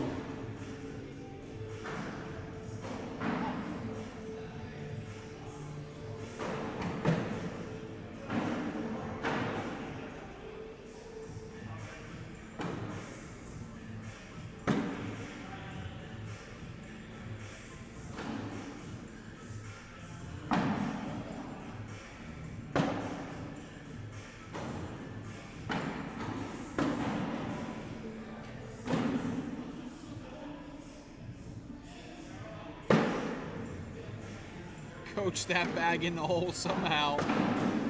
The lean left and lean rights. And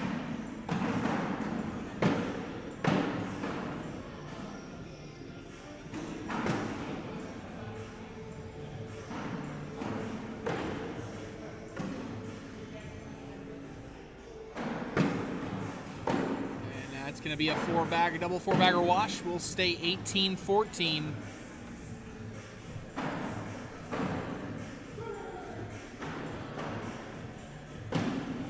All right, our other winners bracket semifinal game goes final. Colby Shearer defeats Jackson Remick 28-19. That was a close one right up until the very end. So the winner of this game in front of us will take on Colby Shearer in the winners bracket final.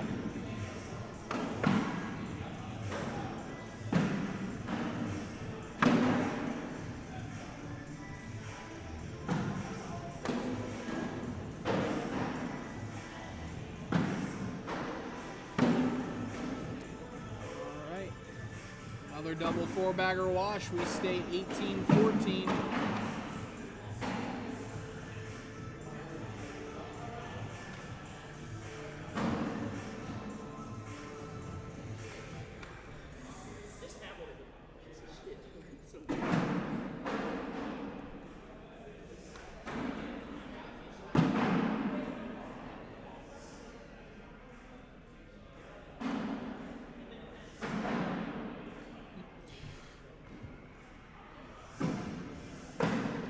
Okay, 18-14, Tommy Sliker first bag goes in.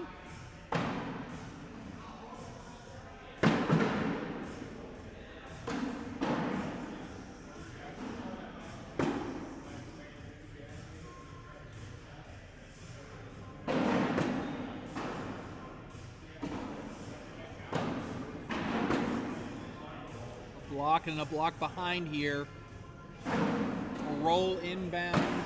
Oh, and it just sneaks over the corner of that bag, and now we're even. Sliker rolls in for the last. What does Gore do here? Can't be off the board. Oh, that's as good as a clean airmail. Knocks it in and ends up a wash. A little bit risky there going for the airmail, because you miss that, you lose.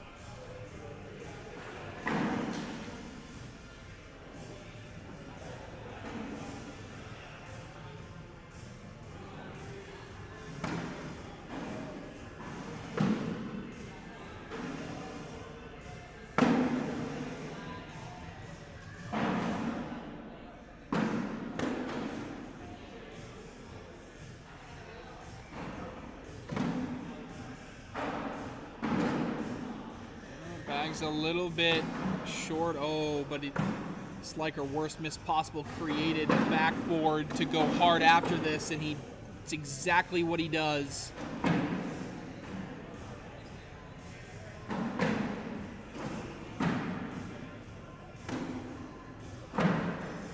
Gore can go in to cut this lead in half. Bag is away. Count it. 18-16.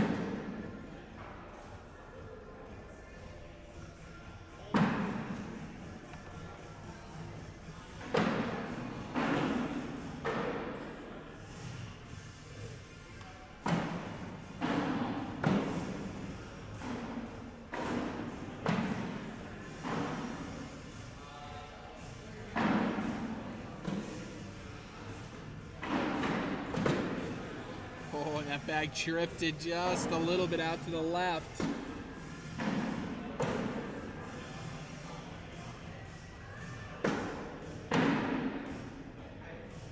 Gore trying to move it a little bit. Doesn't want Sliker all the way up to 20.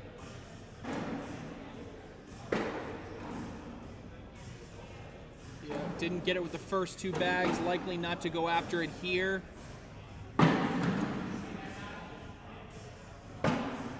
Oh no, and now Tommy Sliker can win it here.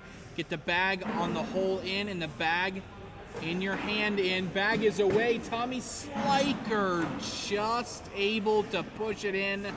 Cannot follow. And that will put Tommy Sliker on 20.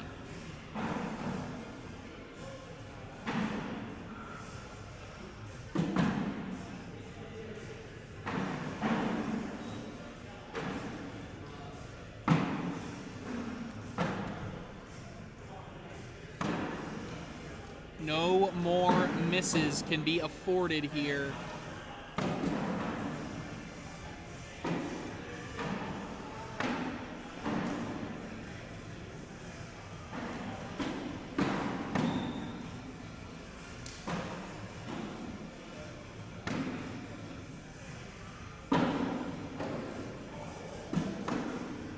Bag is out to the side, and now it feels like a four-bagger wins it for Tommy Sliker, especially with the added bully there at the end.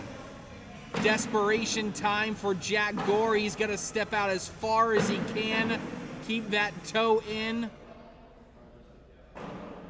This would be one of the all-time good ones. Bag is away, gets it to move, but not enough.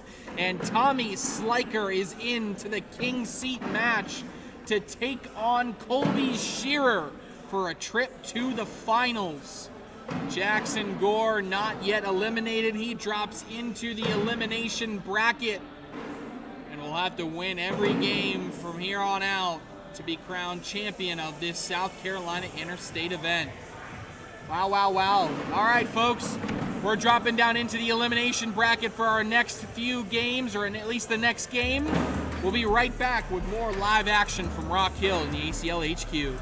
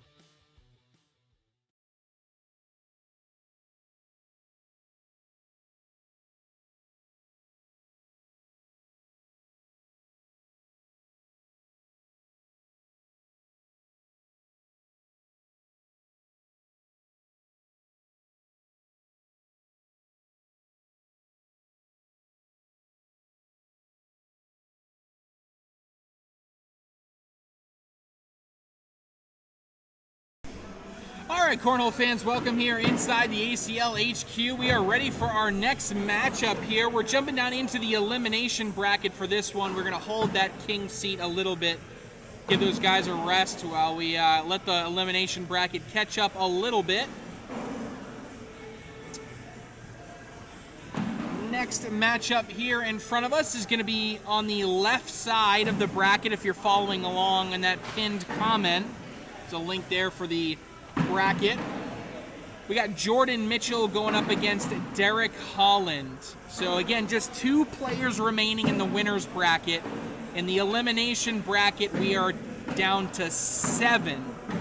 So we got 9 total players left in this singles championship event for the South Carolina Interstate. So we're going to go through the entire bracket here. As these guys are underway, these bags are live here in round number 1.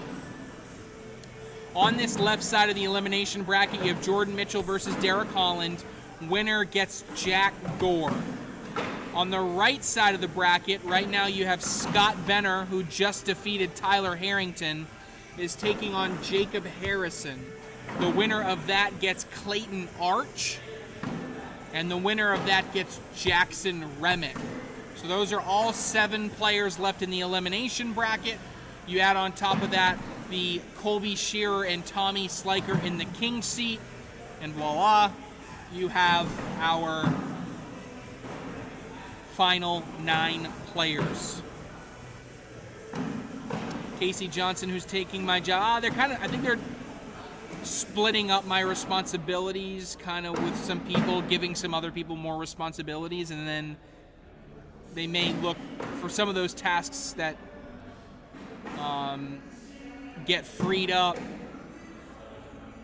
by people that are taking on more of my responsibility. They may go hire a lower level person or something like that, but no direct person is going to be taking on the responsibilities that I had directly.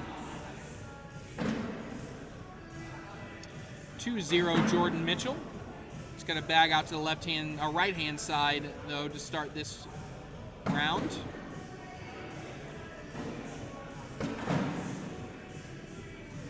That'll be 2 points for Mr. Holland.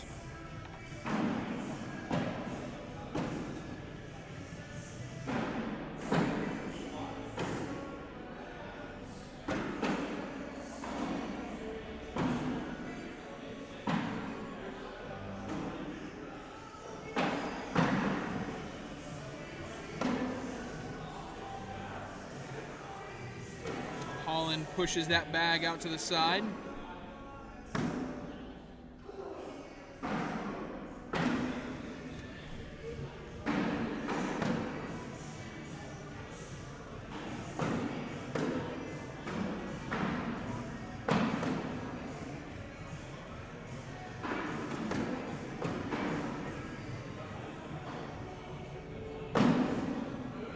And that bag flips, and Mitchell cannot believe it.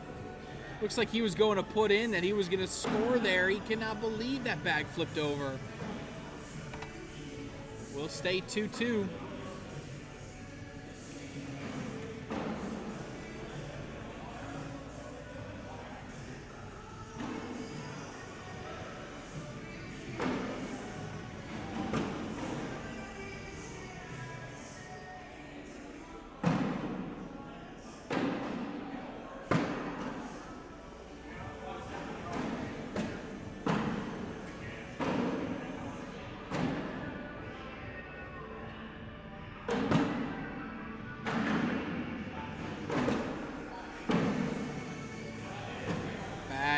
Left-hand side for Holland. I feel like that one's probably going to go on a slide, but he could try to guarantee it with an airmail. A little bit of hesitation here. He is going up, and he, of course, hits the airmail drag there for Derek Holland. Mitchell tries to just go in with that one. He's too deep. That's going to be a 4-point round for Derek Holland. After this airmail drag, bang.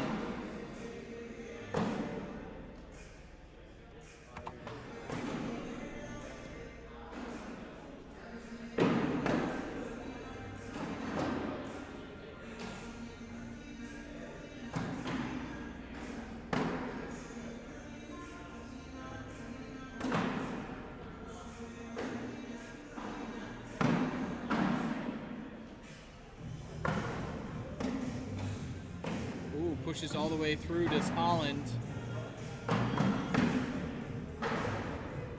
Got good hold control, but he ends up a little bit to the left. He did maybe pin Mitchell a little bit. Maybe that bag doesn't fall now. Important last bag here for Mitchell. Oh, and he goes for the airmail. He didn't want to leave anything to chance. An aggressive shot, but it pays off for Mitchell. Watch it here again. Swooping backswing to a nice drag.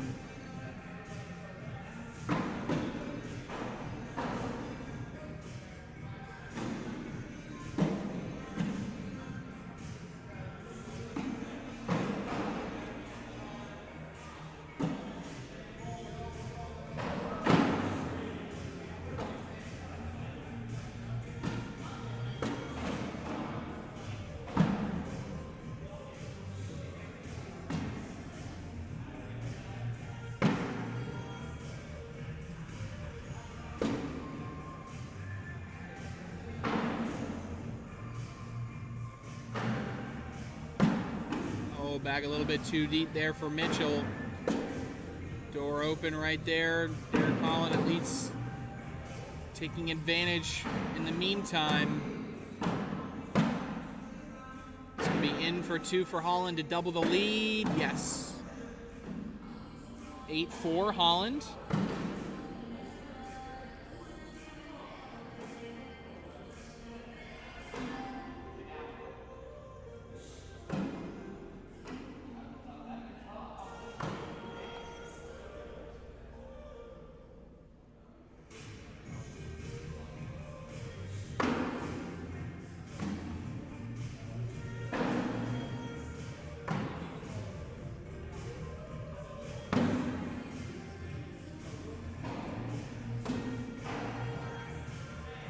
To back and forth we go.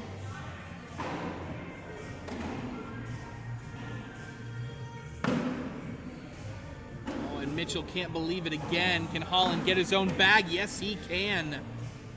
Now, how tempted is Mitchell? I don't think there's a lot to go off of for a drag here, and he's not going to go for it. He's just going to slide it in, but it is going to be 2 more points for Derek Holland to put him on 10. Reminder, winner of this gets Jack Gore.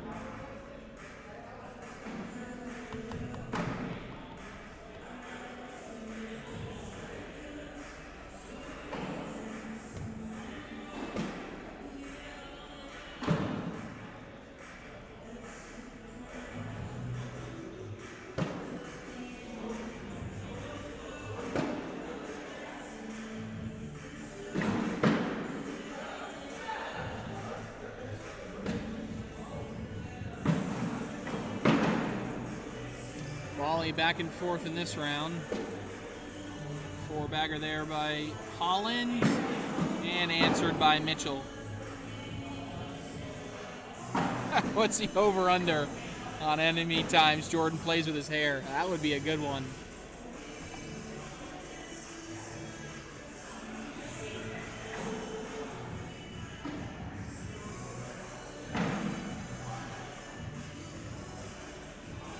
Really likes it just all in front of his face.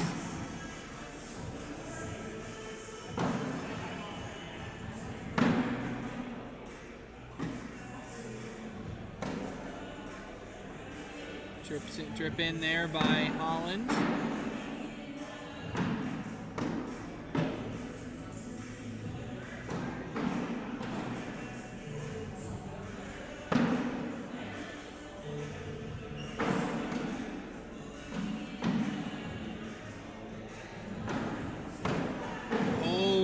Unforced error there from Jordan Mitchell.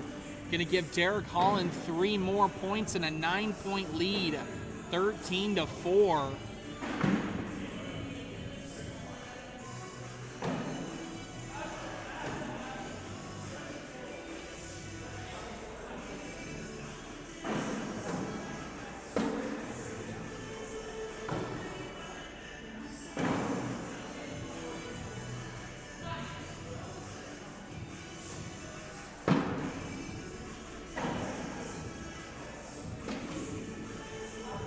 Right in front.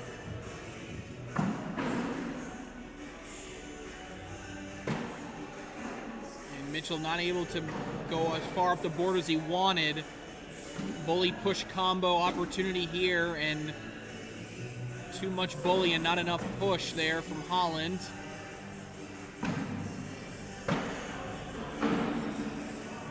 Door is still open for a push.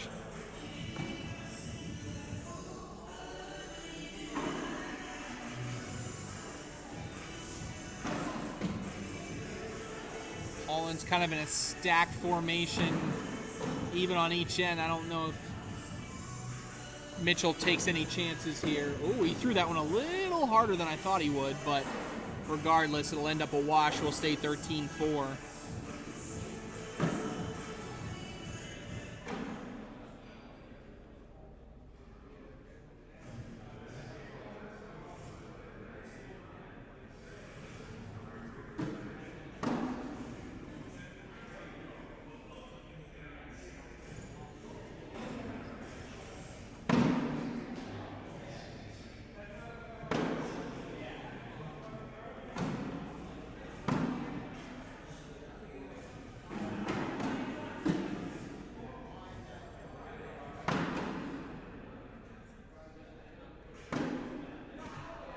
Four-bagger there by Holland. And answered. Double four-bagger wash will stay 13-4.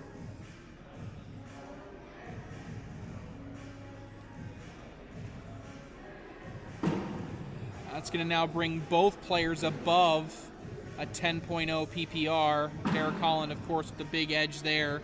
He's up 10.91 on that points per round average. 64% four-baggers.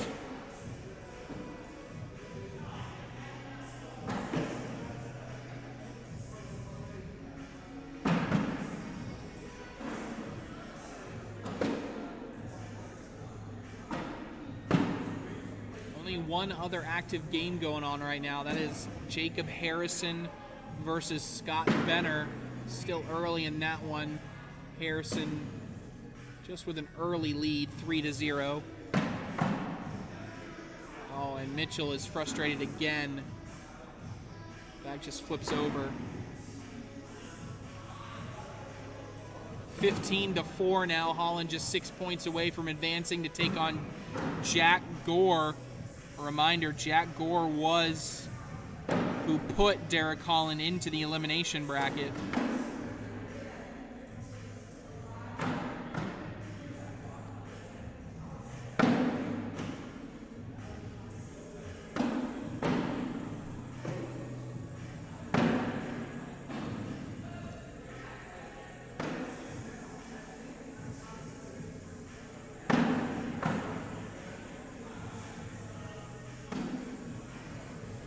Sweet collect right there from Holland. Answered with a four-bagger by Mitchell.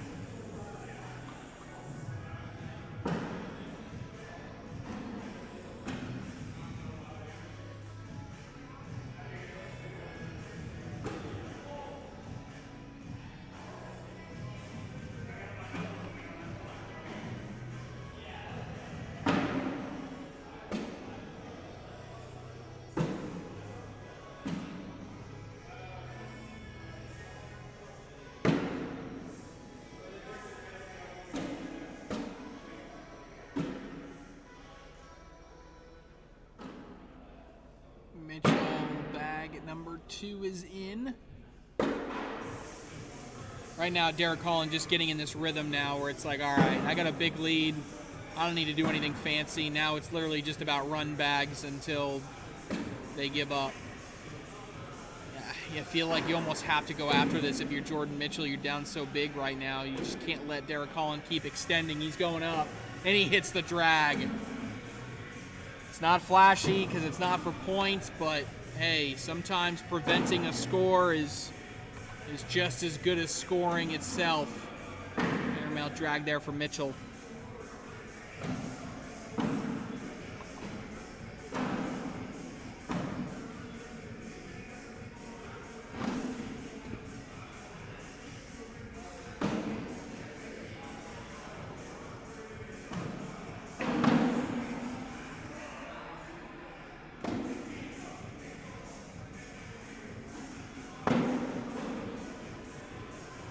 Mitchell can't believe that rolled and then went right.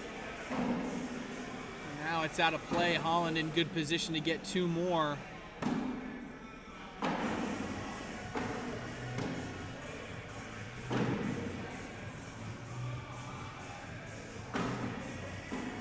Fast, no. He's got slow side down. I don't know if you want to roll or you want an airmail here.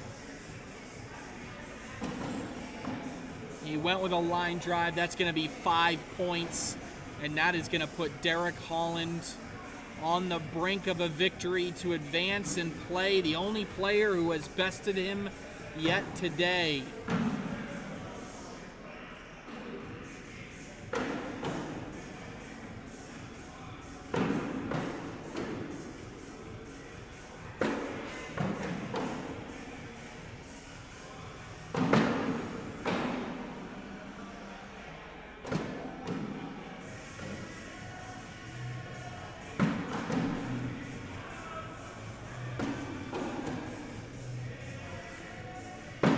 First 3 in by each player. Holland bag 4 is in, has to be in for Jordan Mitchell, and it is. He stays alive. We stay 20-4 Holland.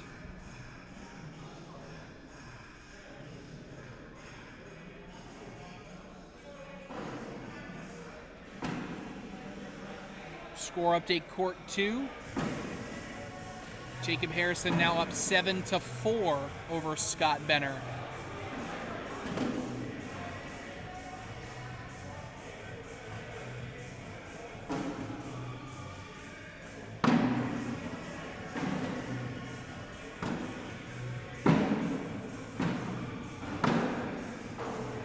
Oh, and that could be all she wrote, folks. And as soon as I say that, Holland misses for the first time in a while as he's now over an 11 points per round average. How aggressive. He's got fast side. He's going to go after this for the win. Holland not unable to get enough of it. Still got to be in here by Mitchell. And it is 10-10 wash. We stay 20-4.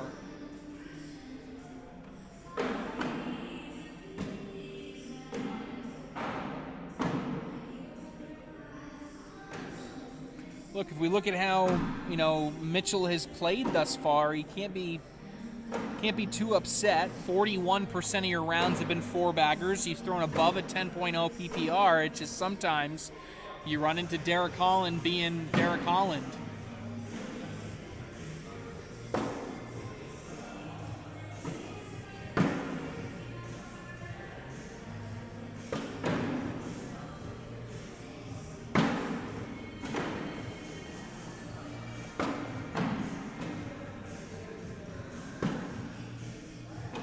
Four-bagger wash. We'll stay 20-4.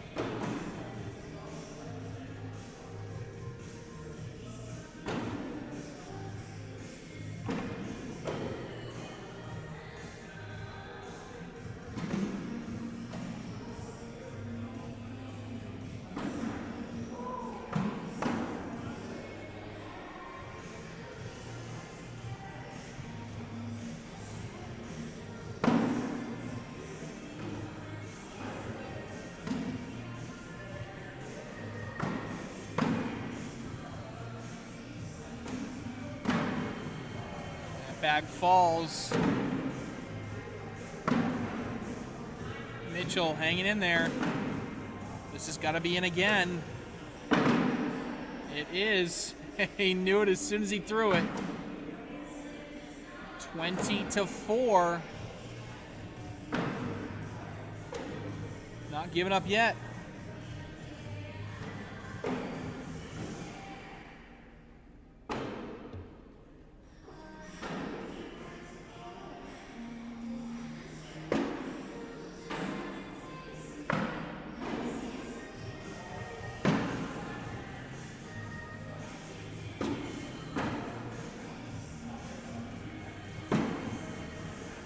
Another score update on Court 2. Jacob Harrison now up 12-6 over Scott Benner.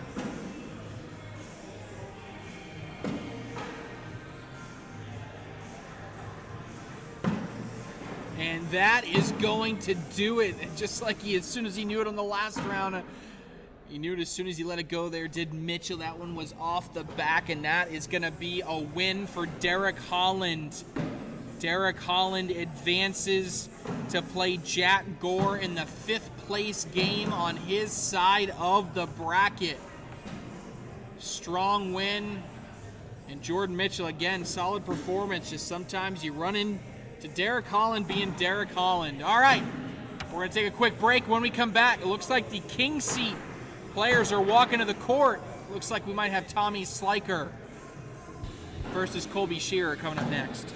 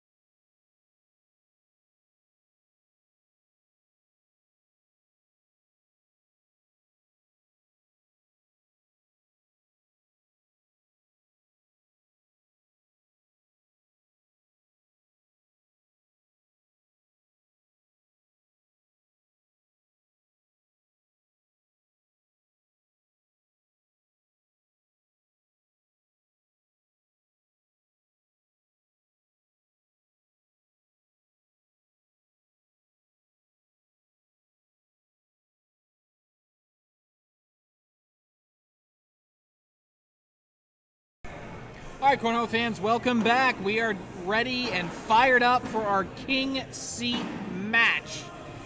Winner's bracket final. Winner goes to the finals. Winner drops down and awaits how the loser's bracket, the elimination bracket, will play out. Pretty simple. Win, you guarantee a spot in the finals. That's what's on the line. Tommy Sliker versus Colby Shearer. Take a look at the paths for both players. Colby Shearer takes down Tony Lawson 24-4. Josh Quinn 23-15. Hayden Gonzalez 23-13. And Jackson Remick 28-19. Tommy Sliker, right side of the bracket. He takes down Matt Wilson 25-20. Jordan Mitchell 23-7. Jacob Harrison 22-17. And Jackson Gore 22-16. So both players have gone through a tough crowd. It's always a tough crowd here at the Rock Hill Regionals. In the elimination bracket, we are down to 6 players remaining. 6 remaining.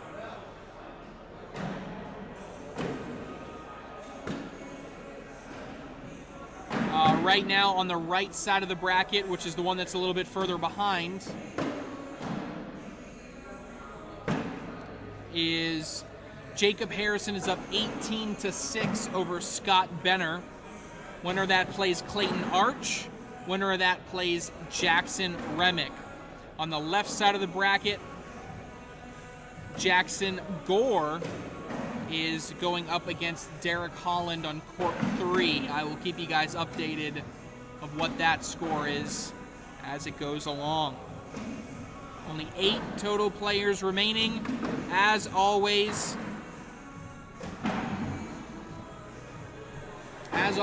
if as soon as we're done with singles, we'll take about a 45-minute break and roll right into doubles. Colby Shearer goes airmail, goes deep. Tommy Sliker, he's going to roll this one, and he does get all the way up and over. Impressive shot. Shearer going up again. He misses again. That's going to be a big round. I think that's a 5 spot for Tommy Sliker. It is 5-0. Colin Hodette says, I woke up a little too late or I would be there. Colin, I don't know how far of a drive that would be. I'm going to guess 15 hours.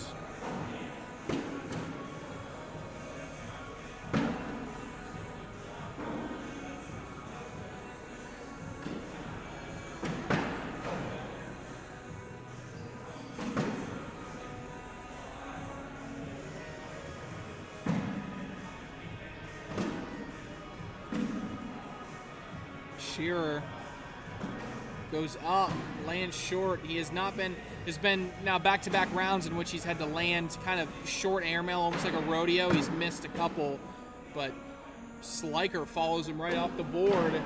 And there, that time, Shearer hits the clean airmail. I believe that's going to be 2 points for Colby Shearer.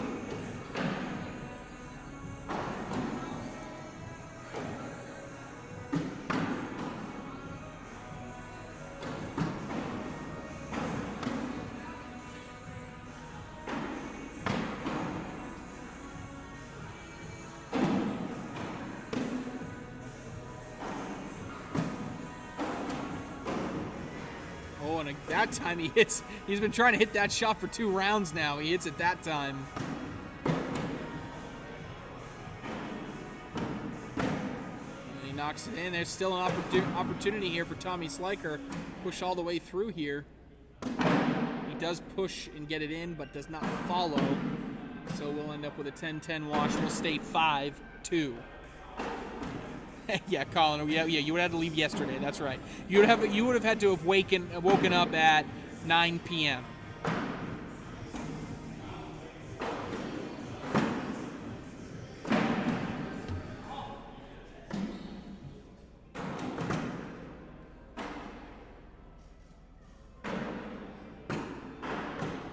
Off the back for Colby Shearer. Door is now open here for Tommy Sliker, but He ends up off to the right. Still in a scoring position, it just limits how much.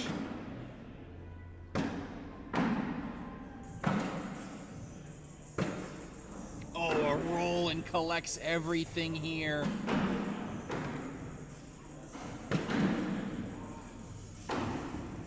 And that's going to give Colby Shearer a point. Let's watch this again. This roll collect here. Gets it all.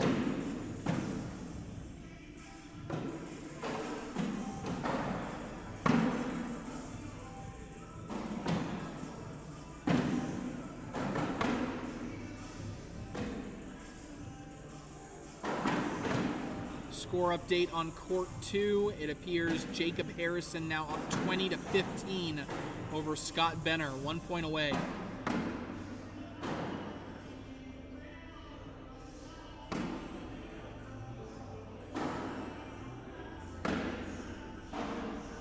Shearer tried a little bit of a reverse cut there. Not able to get it to go, but it's going to be 2 points here for Tommy Sliker. Makes it 7-3.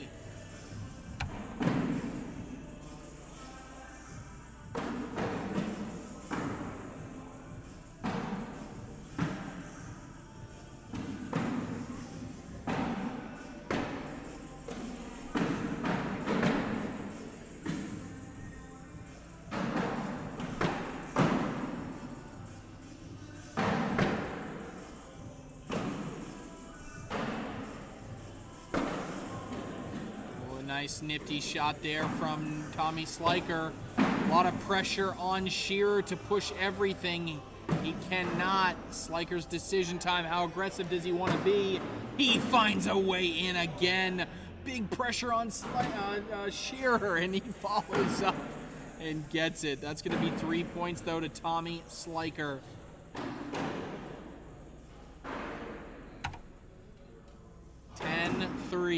What a push that was from Colby Shearer. I mean, if he doesn't hit that, I mean, let's say he actually misses like left and goes off the back, we're all of a sudden talking about a 10-point round. So just to limit the damage to 3 was incredible.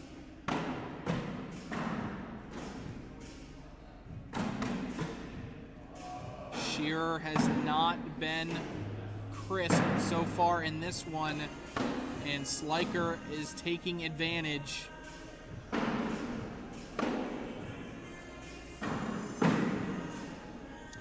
Game on Court 2 just went final. Jacob Harrison has eliminated Scott Benner.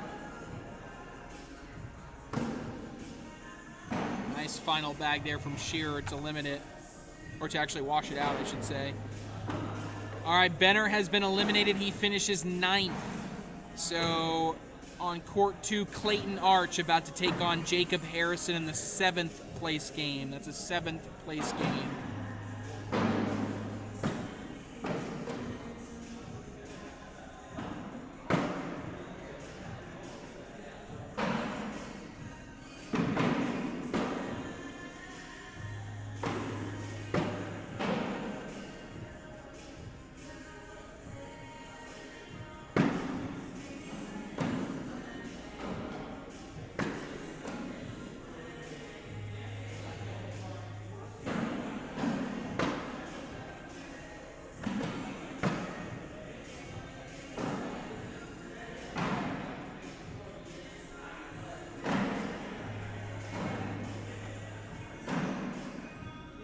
All right, 12-3. Tommy Sliker gets a couple more.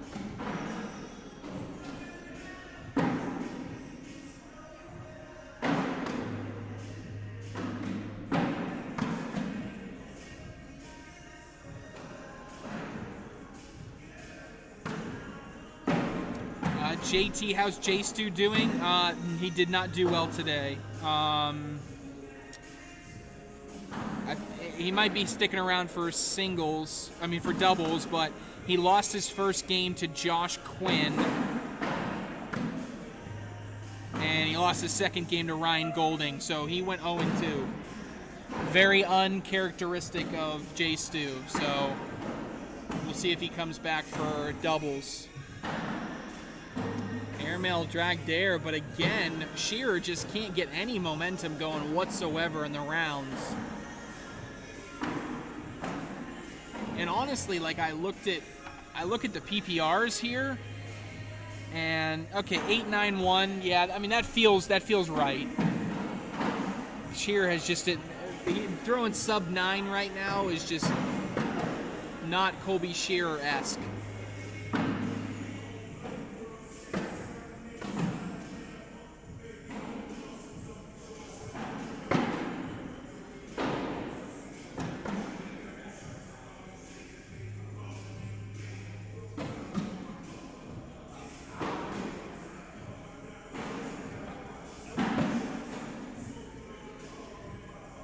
Again, Shearer pushes one in, but goes off the back. Sliker, opportunity to do some damage. Not able to do it there.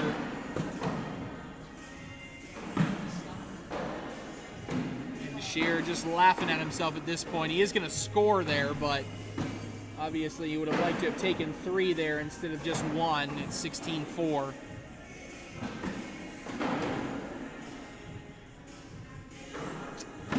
Jeremy Smith, who's the favorite in this event? Coming in at the very beginning, I predicted, I think it was the top 3 was Colby Shearer, Tommy Sliker, and Derek Holland. And then someone said, what about Jack Gore? And I said, oh yeah, Jack Gore's here too. So I think those are kind of the big 4, I would say, that everybody's got their eyes on.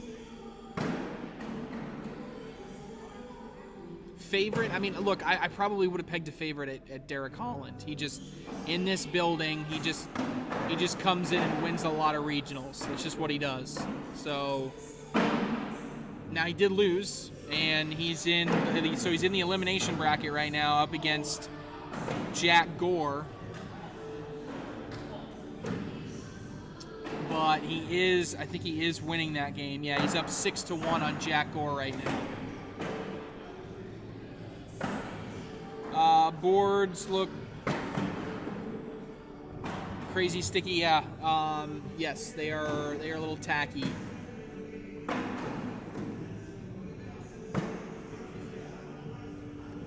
It's what happens. You guys know the HQ well. It's a reflection of what it's like outside. So there was some rain over the weekend. I think some of that humidity is just still kind of hanging around.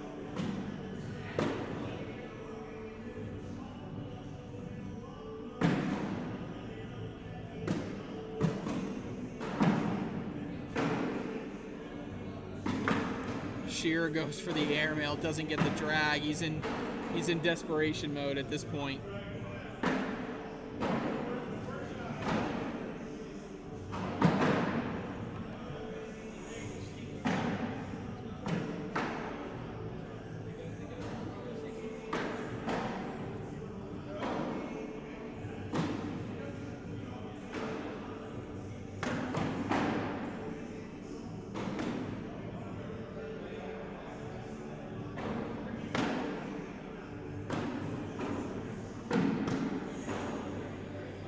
This is a 4-bagger wins it for Sliker if he can find a way, but looks like he's not going to be in a 4-bagger territory at the moment. Nice push through there from Shearer. Does Sliker go up for an airmail? He is. Hits it clean. And again, Colby Shearer just hangs in the hole. 20-4.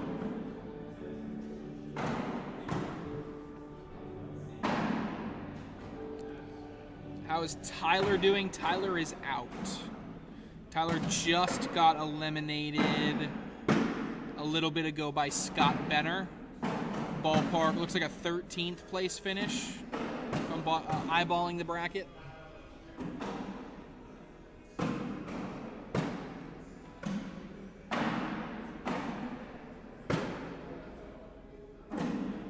This could be it. Gotta push something in. He does. He throws his hands up. A little bit of sarcasm in the voice to stay alive.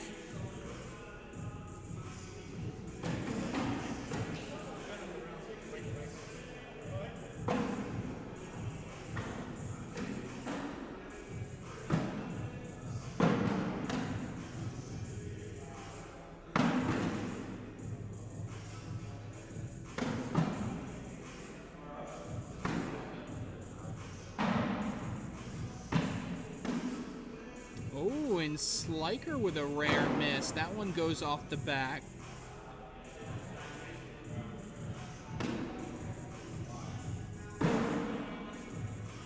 And Shearer goes in there. Okay, well, not ready to give up quite yet. That's going to be a 5 spot. All of a sudden, 20-9.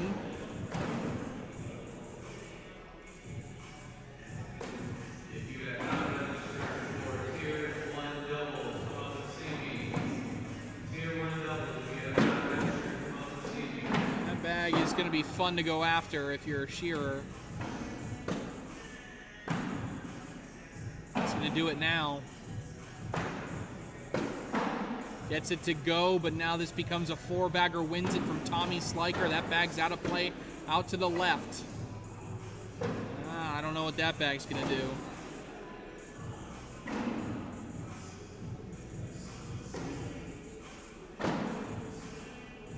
Oh, it does everything he can to bring it back.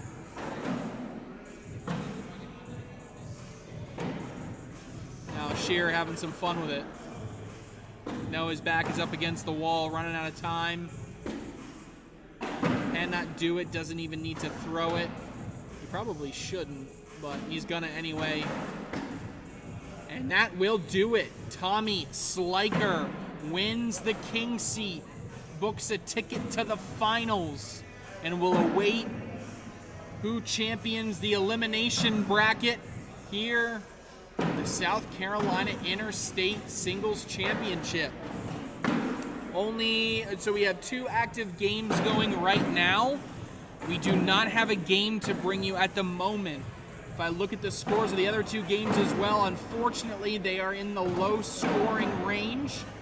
So we're gonna take a break, and then I'm gonna have to do some camera work. We're gonna have to do some camera switching over to Court 2 to watch Jacob Harrison and Clayton Arch. So we'll take a quick break, and then when we come back, we'll have more live action here from Rock Hill, South Carolina, inside the HQ.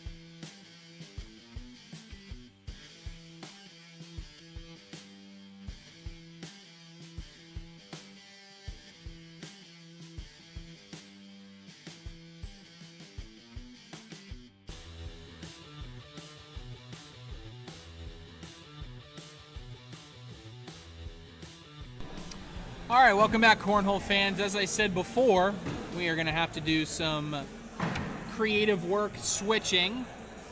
So we're going to do court number 2. I just want to show you who's playing here. So we're going to have Jacob Harrison versus Clayton Arch. So Clayton Arch is throwing the light green bags, and then Jacob Harrison is throwing the black bags, okay? So they're delivering around here.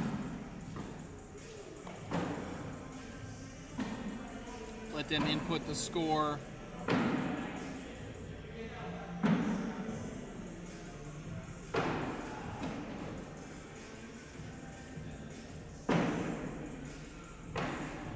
Alright, you can see the score right behind Clayton once he throws. Well, I'll tell you the score. Anyway, there's the first bag there in the hole there by Jacob Harrison. So that is 10-8 right now. Jacob Harrison throwing the black bags leads.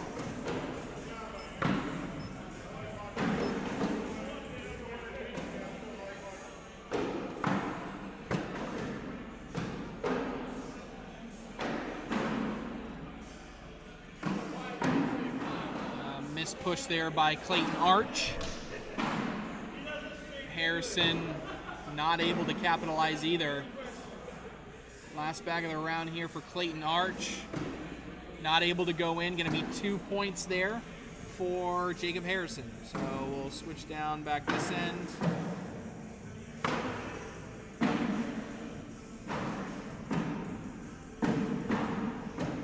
Score is 12-8, Jacob Harrison.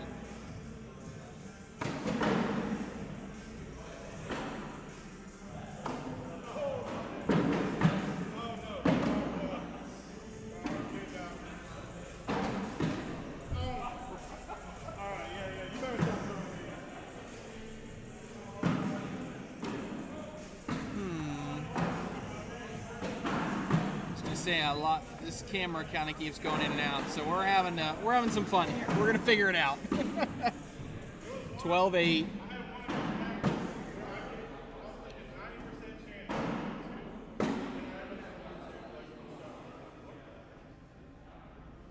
Harrison, last bag. He's a little bit deep. There's one hanging that looks like it's gonna drop here for Arch. And he does hit the drag there. That's going to give Arch a couple points.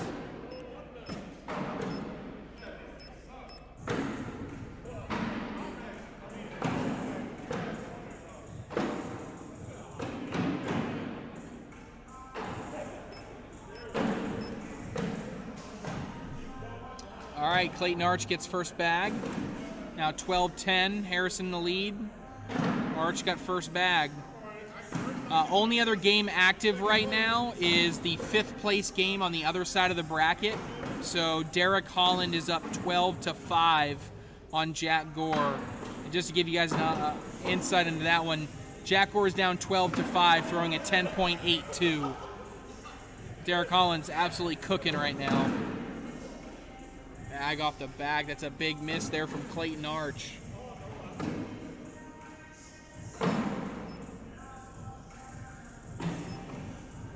Puts Jacob Harrison up 17-10.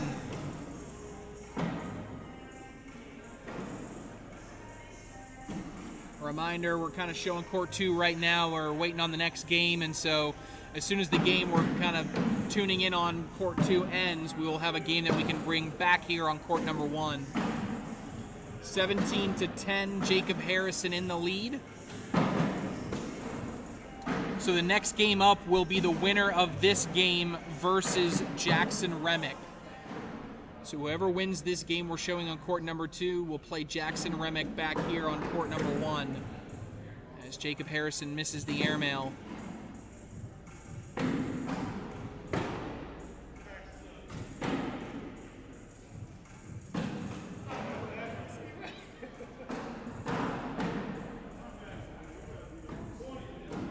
And another bag missed there from Harrison. This is a big opportunity here for Arch.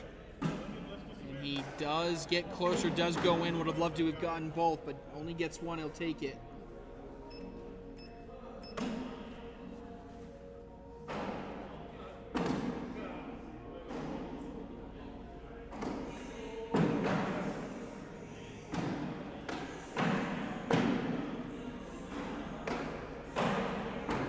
17-14, Jacob Harrison leads. He's throwing the black bags. Clayton Arch throwing the green bags as first bag.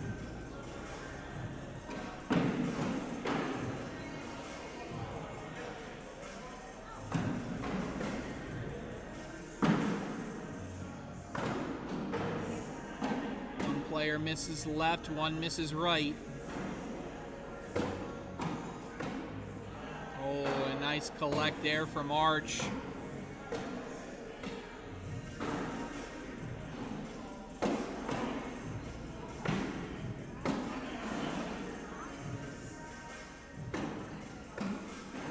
Going to be 2 more points for Clayton Arch. It's now 17-16.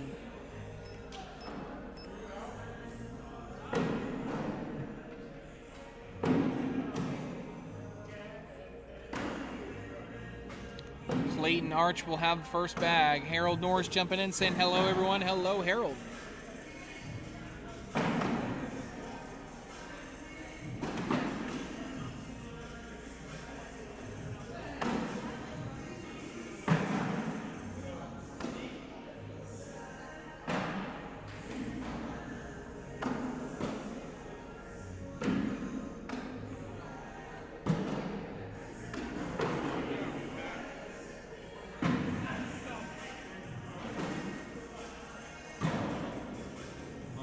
Clayton Arch sneaks in there. Harrison trying everything he can to get that bag pulled across. He's on the opposite lane, so he doesn't have a direct ability to pull that. Arch helps him a little bit. Bag 4 for Harrison, and he gets it to go that time. Big bag that'll score Harrison a couple points.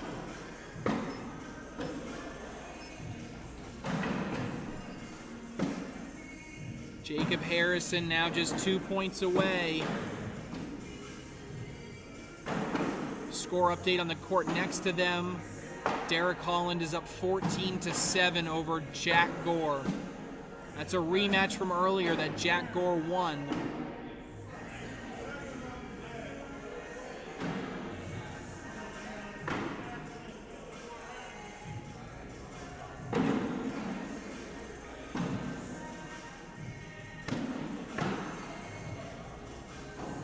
Miss on the roll there from Harrison.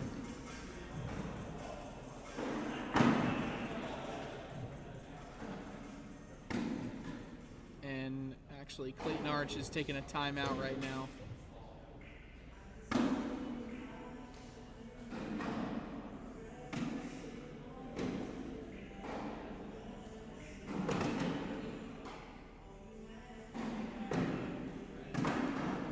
Clayton Arch is in a timeout right now. He has no interest in actually walking down here to look at it, but he is taking his time, getting ready to throw bag number 2 of the round. And he went airmail and is deep. Wonder if Harrison will attempt the same roll he did the last bag. He is, but he side rails it.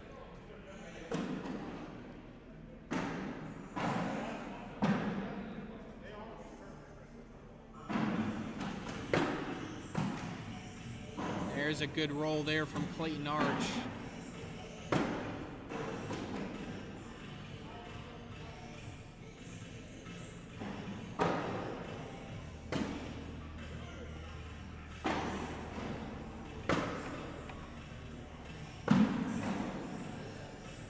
Looks like my camera's frozen, guys. Again, this camera's going in and out, but I'll get you guys as soon as the camera comes back. Jeez.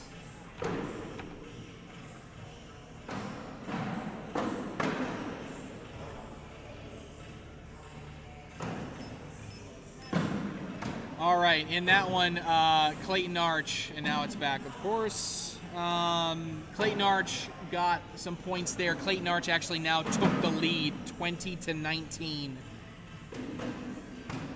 That's frozen again. This is gonna drive me crazy.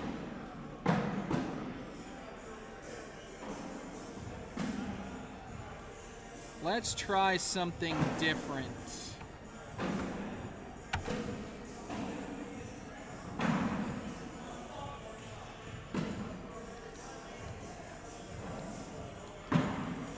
Let's try that way. Okay.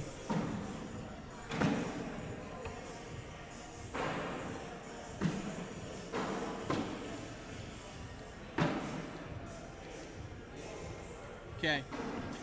All right. Had to pivot.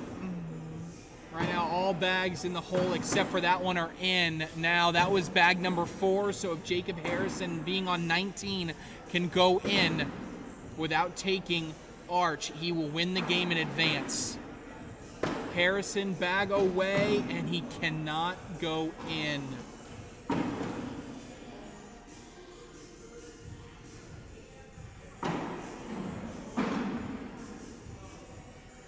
It's going to be a wash, 20-19.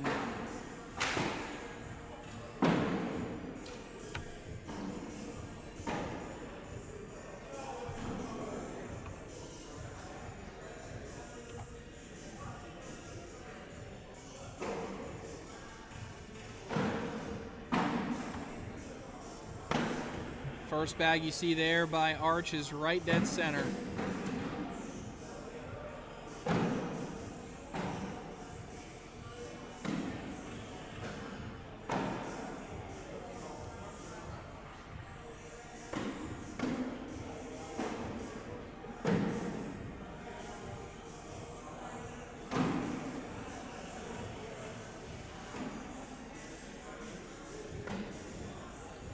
Good positioning now by Harrison. He's kind of got 2 bags around, but he's got to get him to go.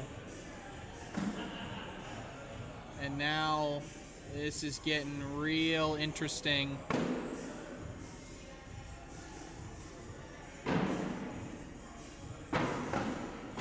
Oh, what a replacement bag there by Harrison. And Clayton Arch going to take a timeout. He is going to come look at this one.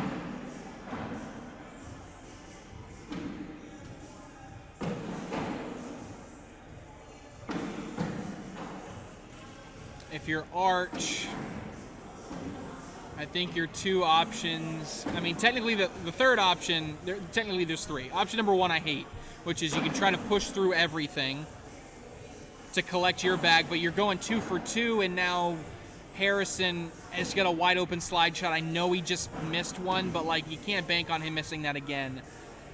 The second option is just go through the right side bag, and again, now Harrison has the same opportunity, but he's at least a little bit more obstructed. Option number 3, you block behind, hope he goes for the airmail, and if he misses, you win. I think that's my ideal. I know you hate doing it, but I think you try to block up behind, force him to hit a roll or an airmail to win, and if he chooses airmail and misses, you win the game as you sit on 20. You gotta hit the block in the center, though. Bag is away, and I think he created too much of a lane up the center, and now as long as one bag goes in and the bag you throw stays on the board, you will win the game if you're Jacob Harrison.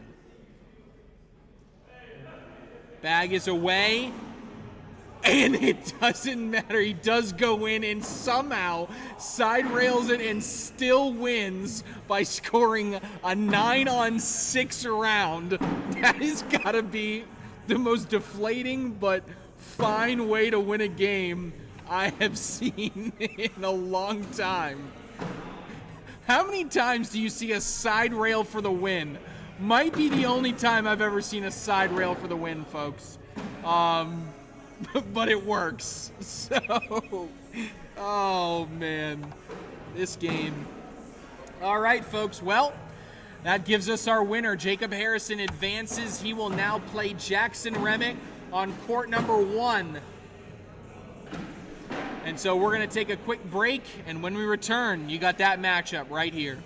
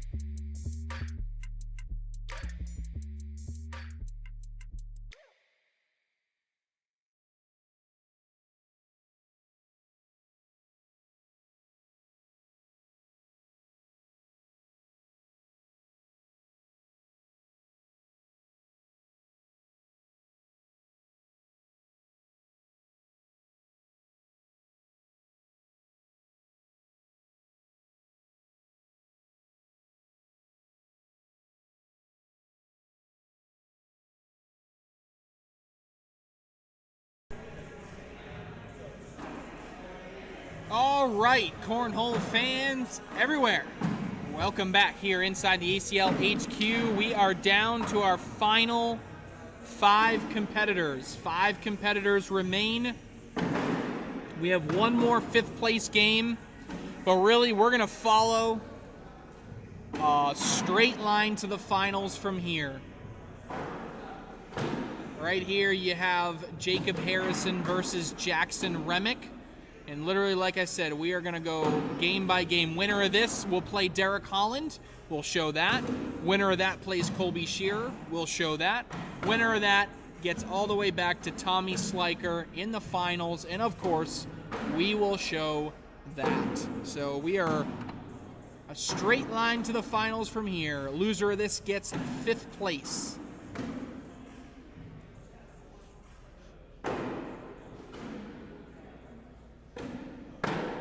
Going to start with a 4-point round here for Jacob Harrison, fresh off the side rail for the win. 4-0 Jacob Harrison leading here. Crowd and Jacob like that one too.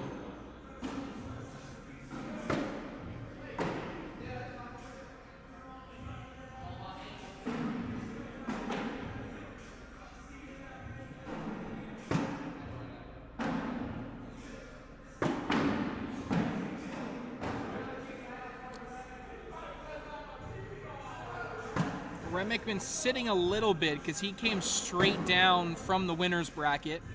So he lost to Colby Shearer. That feels like a long time ago.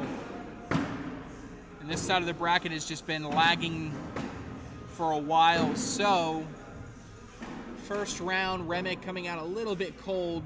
Not a huge surprise here, and the correct course there to make it a double 4-bagger wash will stay 4-0.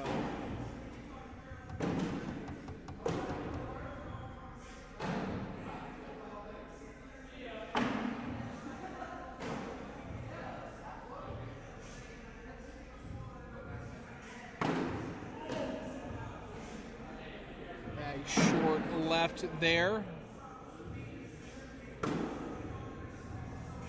WTF cornhole bags being thrown there by Jacob Harrison. Looks like the Kilo R's, I believe. And then, of course, BG being thrown by Remick. I believe they're the Kingslayers.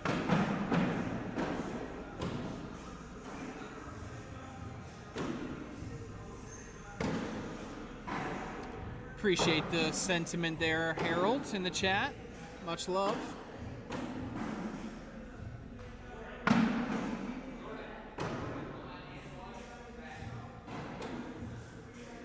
Remick going to try to get his first points of the game, man. A little bit too hard, skips over.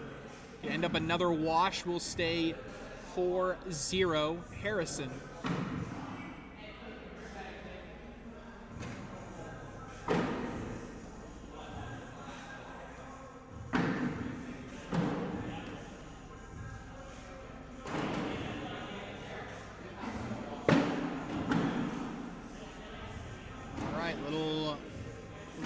There for Jacob Harrison. So Remick will try to either run bags or maybe try to bully a little bit at some point. Another miss. Now will he continue to go after that bag on the left-hand side will be the question of the round. He's not stepping out again. That doesn't mean he's done going after it. Now they're bunched a little bit. Now you may be forced to, or else you're giving up a big round. Remick has done, I was just about to say, had done such a good job of staying away from Harrison's bags. Now, if there's one positive, is that if Harrison gets those to go, that one's likely coming with it. And nothing goes. If I'm Remick, I'm laying up in the front here. He's going very aggressive. I didn't like that call at all. Now, it's only going to cost him a point versus the 4 he was likely to get. Oh, okay, never mind. He corrects me and says, that wasn't a bad decision, that was just a bad shot. So that was 4-3. Remick says that was a roll attempt.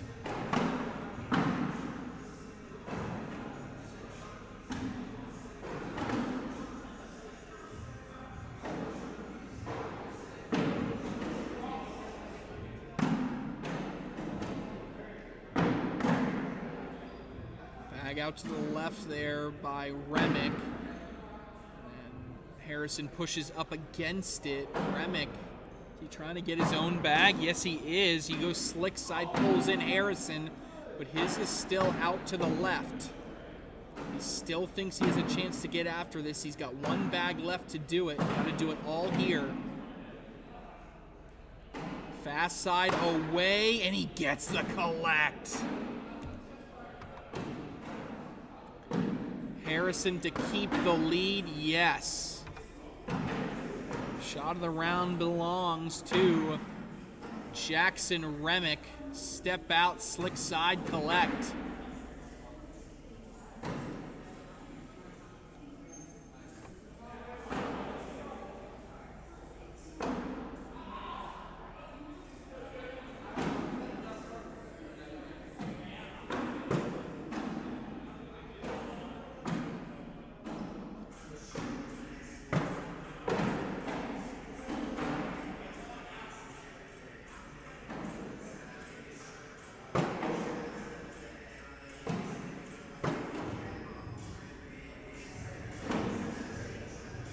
Laying in front there for Harrison. Good level 1 block.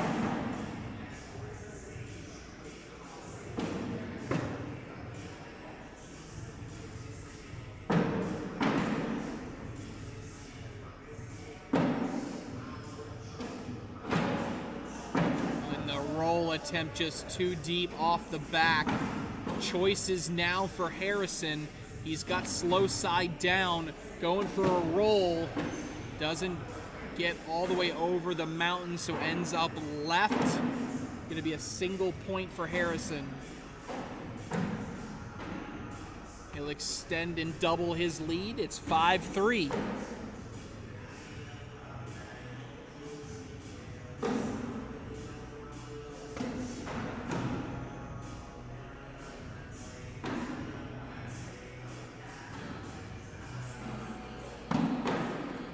Beautiful block in front to start the round by Harrison.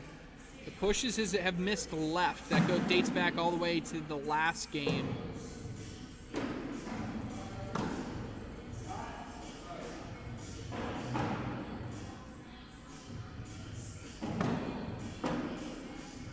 Places everything.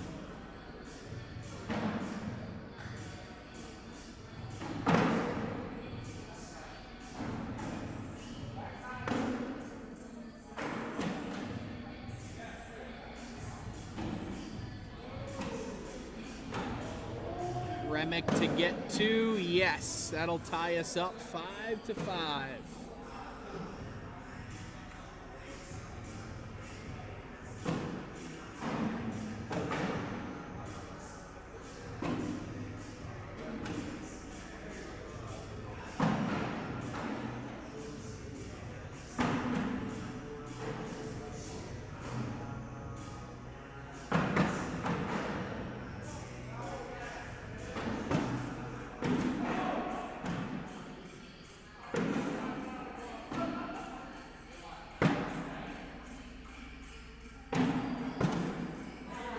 Running bags to start this round.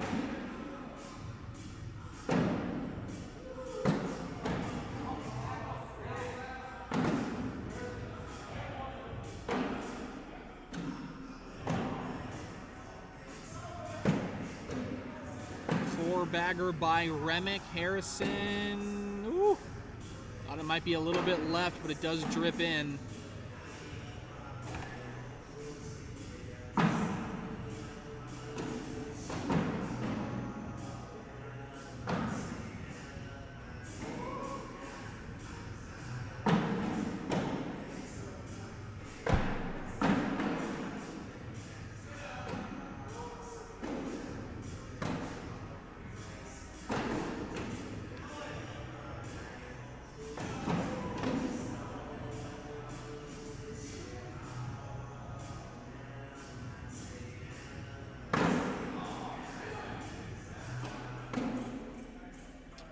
first bag on the board here in a couple rounds. In the lane of Remick. Remick goes around it with ease. Harrison goes through it with ease.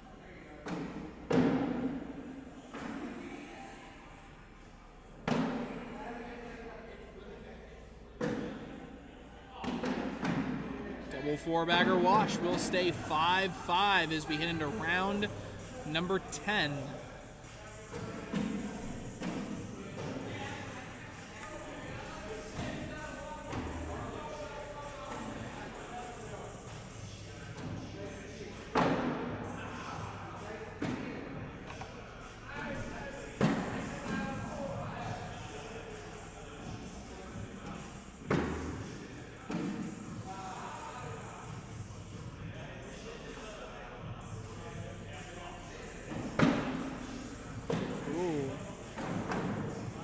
Bag drifts as he tried to roll it.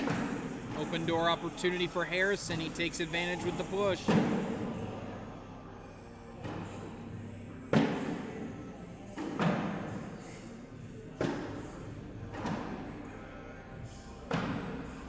Bag 4 for Remick, and it's in for 2 points to retake the lead for Harrison. Yes.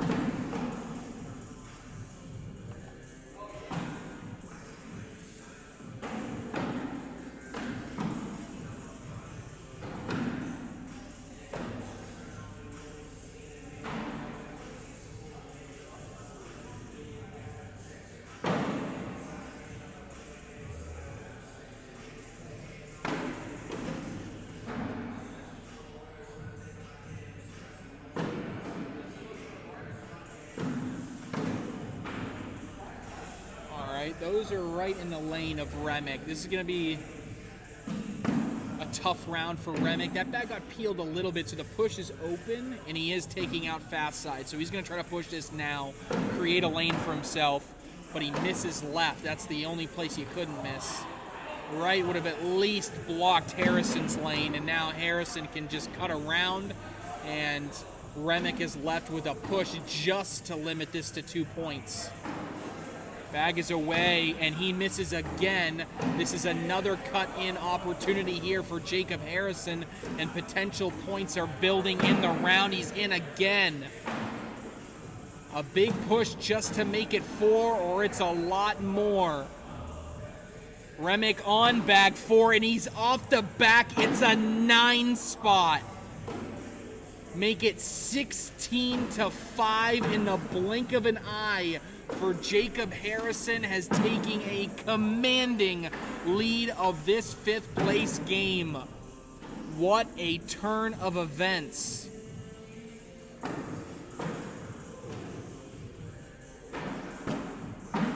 And follows up the next round with a block right in the middle.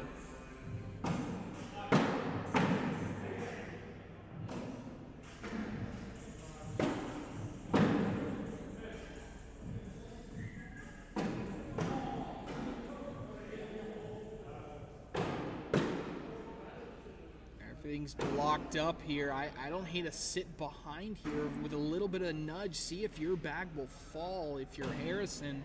That's exactly what he's trying to do. Not enough of a nudge there, but you still have a bag left.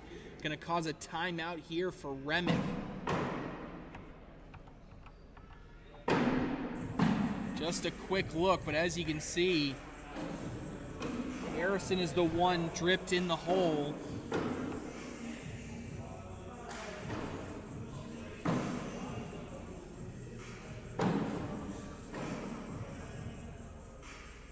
Away here. Oh, and a 2-for-1 on the airmail there from Jackson Remick. That puts him in good position to score here.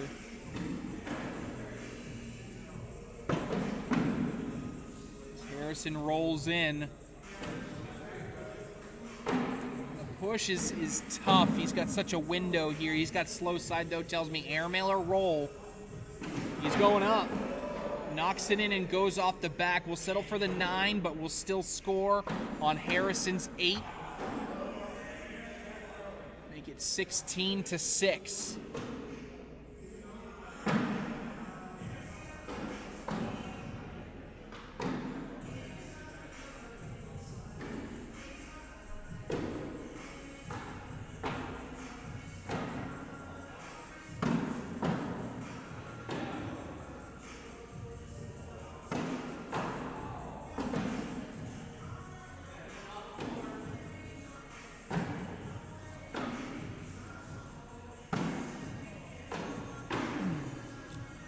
smart attack to attack the block from the side.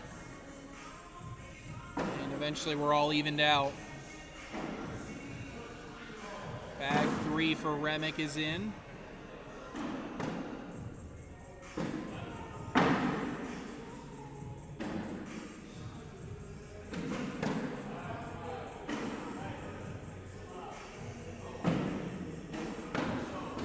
Bag number 4 is in. Double 4-bagger wash. Stay 16-6.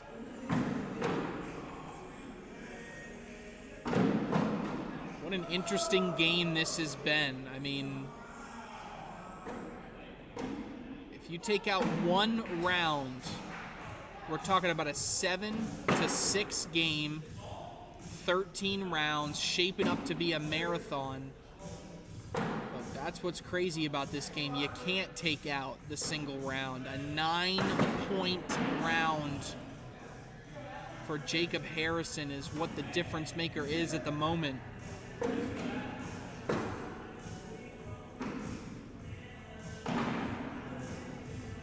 Remick has a lane out to the right. Harrison's landing zone is compromised.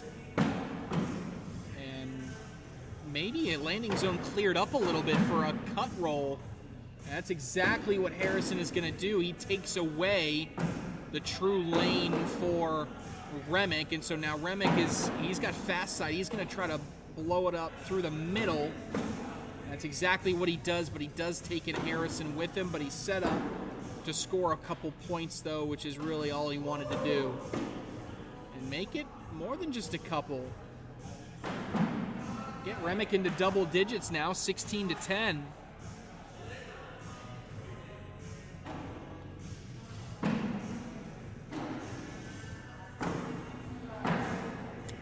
Reminder, winner of this game will take on Derek Holland in the 4th place game.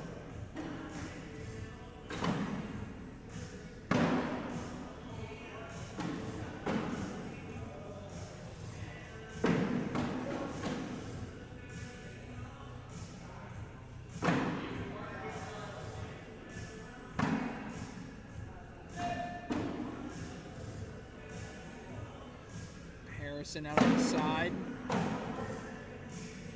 Well, everything is in a mess of a lane here for Remick. He's either going to roll or go over. Tries to roll, can't hop over. The elevated black bag more in the center of the board right now is what's causing that issue for Remick. If he steps out here, it's only to change his roll lane. I don't foresee... Yeah, he's not going slick side. He's staying on slow side, so it tells me he's just trying to get a better roll angle. That's exactly what he tries to do, but I think this cut across lane is still open here for Harrison to kind of repeat what he just did. Bag 4 is away. Oh, and it's exactly what he wanted to do, just not enough on it. Flips over onto the fast side, but doesn't fall in. It'll be a 6-6 wash. Will stay 16-10, Harrison.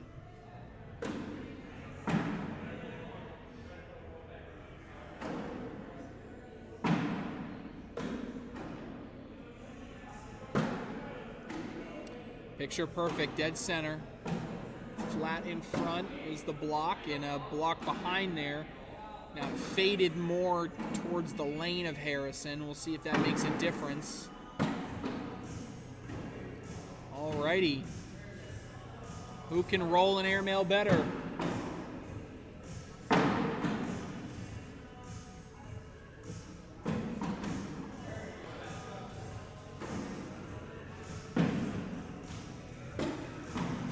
Hard push, nothing moving that pile with 3 bags and a little bit tacky conditions here. Ooh. Remick gonna take a look at this. I don't hate the idea of taking a look at it. This is actually a good angle just to see how elevated that black bag is. Right? I mean, this is what it looks like from the overhead. But if you look at it from here, you can see that black bag is up in the air. So, look, if all the mess on the left side wasn't there, look, this is a bar of soap any day, especially for Jackson Remick, who loves to throw him. The only problem is is just a lot of clutter there, so it's hard to get a lot of speed on impact because you have those obstructions on the left side. It might still be worth it to Remick, down 6. Your opponent's 5 points away from a victory. He's got fast side out. Bag away, and it pushes a lot in. And so now Harrison is left, you know, cut around for 2, airmail for 2. If you board it, you're going to get a wash.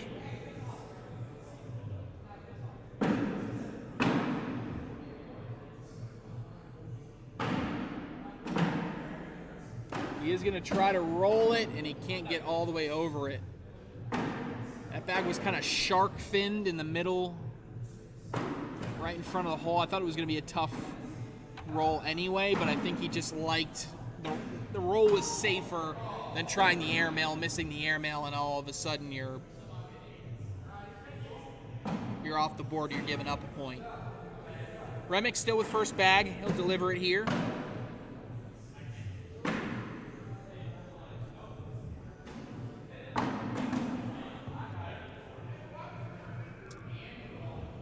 Bag out to the left here for Harrison.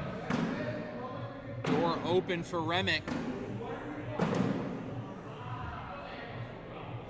Could cut the lead from 6 to 2.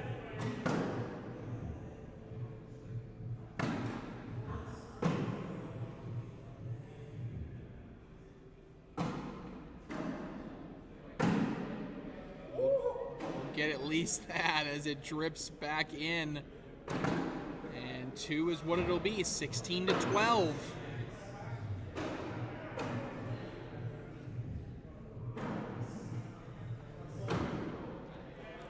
Again, we're talking about a game right now that has been, across the entire span of the game, Remick has been the better player.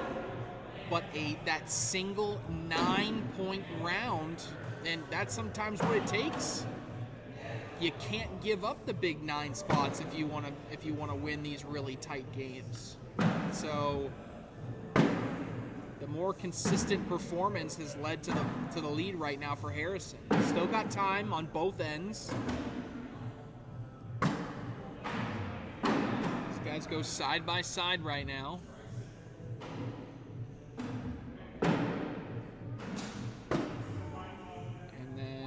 Harrison has had enough of that. Brings everything in.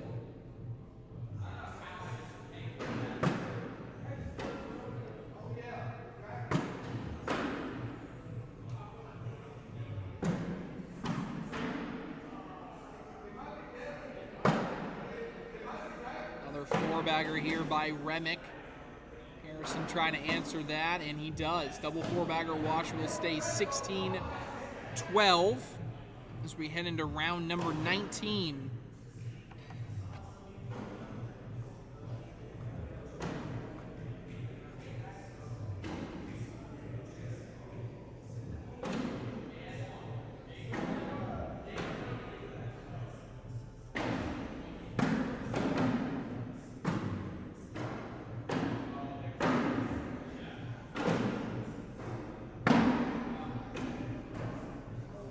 Out to the left here for Harrison. Music to the ears of Remick. He comes up a little bit short on the push, but I mean, the opportunity is still clearly there. Now, especially with goalposts on either side, be tough to throw this too hard, so you just want to put a little bit on it. He does exactly that, but he misses left. Right speed, wrong angle.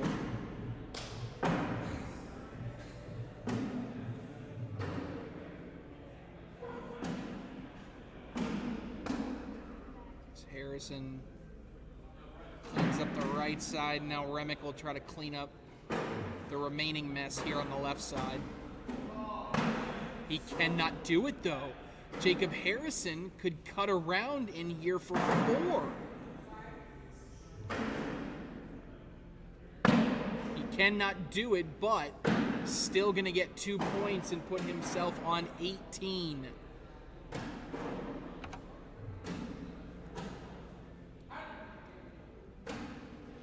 19 to 12.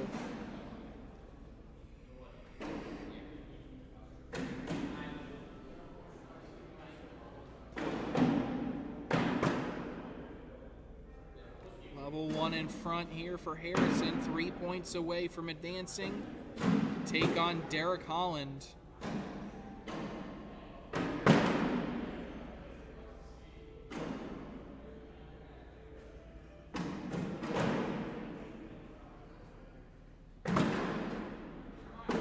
Off the back makes this very interesting now.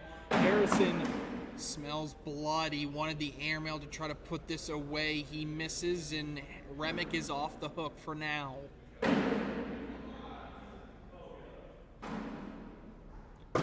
Remick went roll.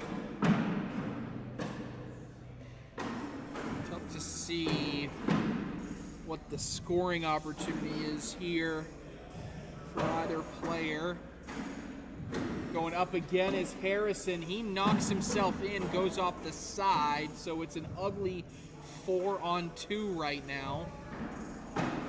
Remick, I think that's a single point for Jacob Harrison. I think that is an ugly 4-on-3 round.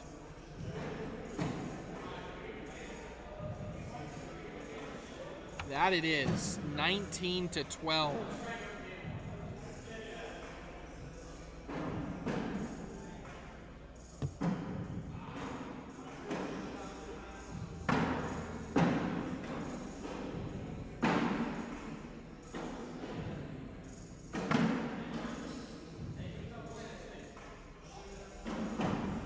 Two bags in front.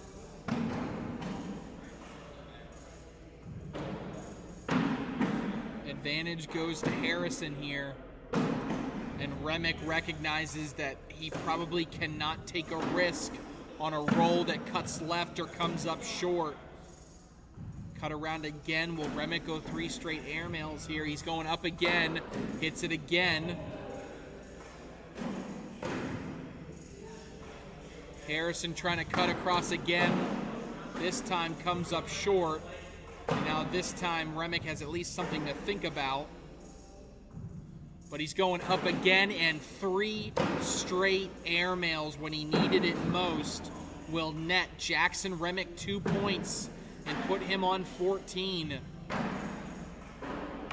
It's about as clutch as you can get. But he's still got some work to do.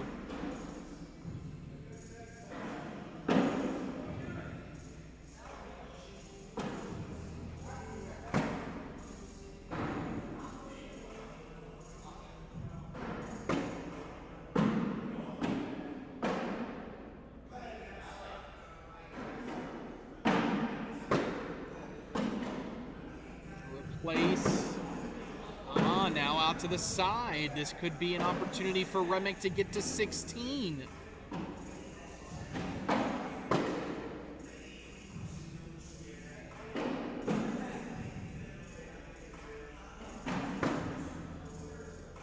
Sneaks around it.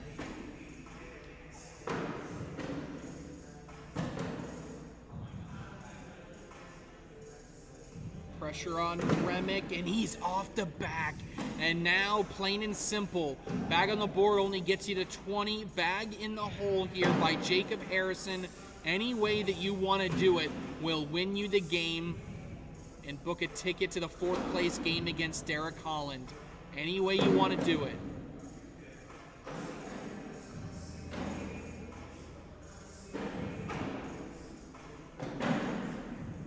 Bag is away, and he takes in Remick with him. That'll still net him a point, but won't give him the game.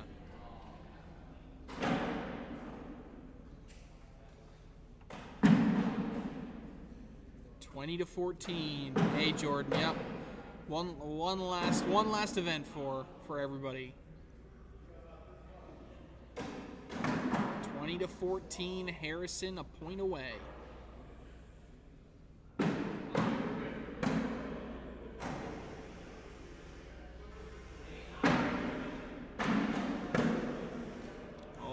Block behind, and this is going to put all that pressure again on Remick.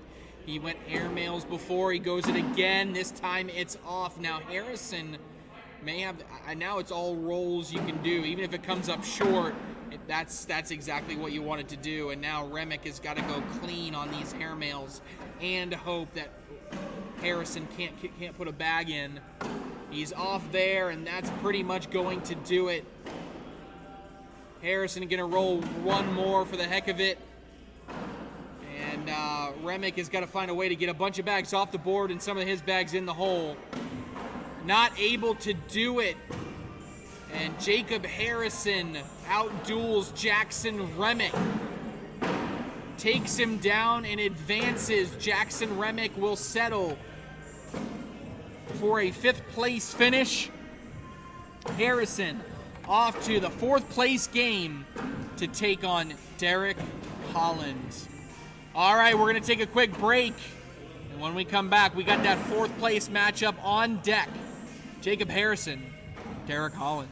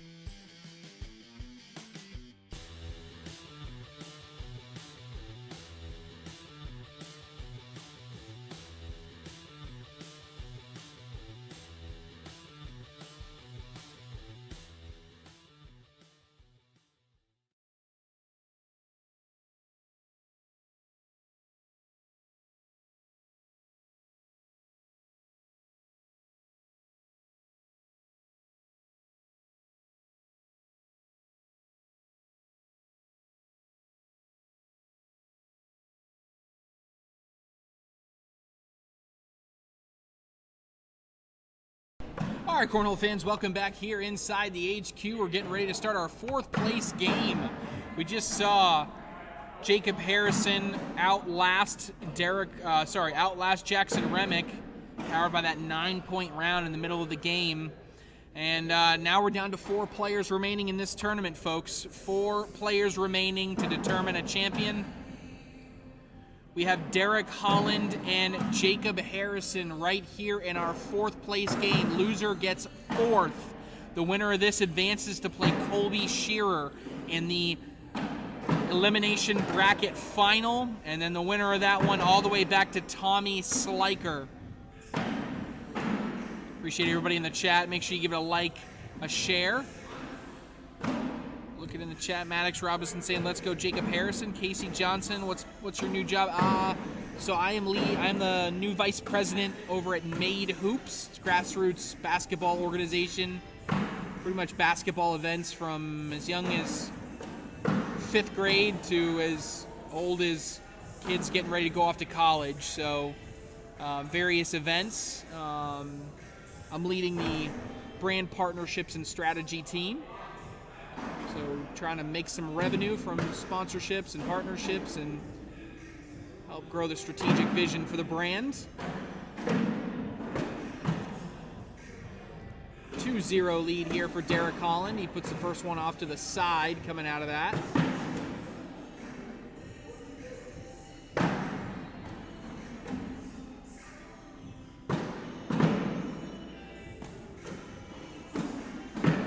Another miss there from Derek Holland.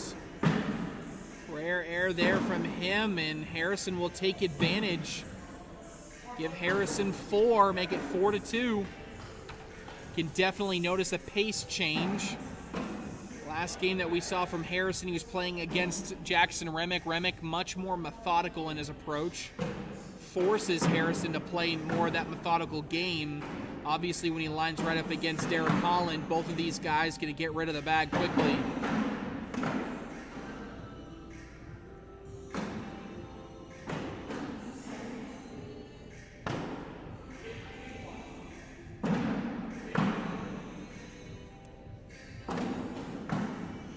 Everything bunched up. How does Harrison play this one? Lays behind, perfectly executed. I'd anticipate a hop or an airmail here from Holland. He is going to try that hop. He ends up hopping out to the side. Slow side down. Roll incoming here for Harrison. He's short, and now limited options here for Holland. He's going up.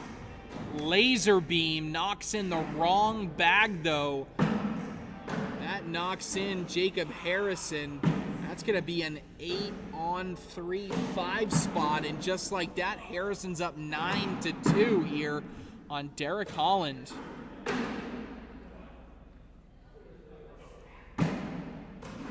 Colby Shearer warming up on the board next door.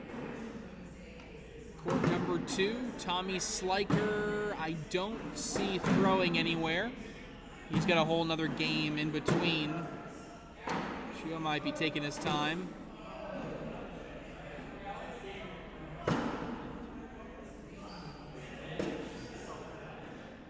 Another bag out to the left-hand side. This could be more points here for Jacob Harrison. He plugs up there, and now Holland probably just thinking at this point, go in, and not able to do that. Just like that, heading into round number 5, Harrison into double digits, 11-2. Jackson Gore says, Derek didn't do that against me. No, he did not. Good chance to look at the statistics from that game, probably the game of the day. Derek Holland in his last game defeated Jackson Gore 21-7. Throwing a 10.9 PPR.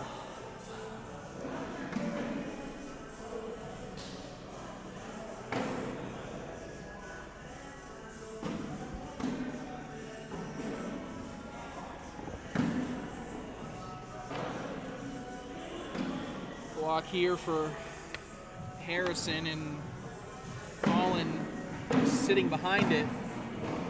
Right now, Harrison's got a ton of momentum. Holland just trying to wash it out, but again, he's hung up on the side.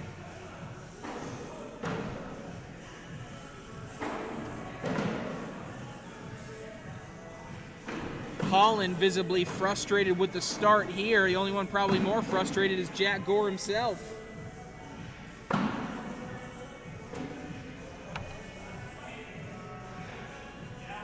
Holland went from throwing a 10.9 over 30 rounds to starting this game throwing a 7.4 over the first 5.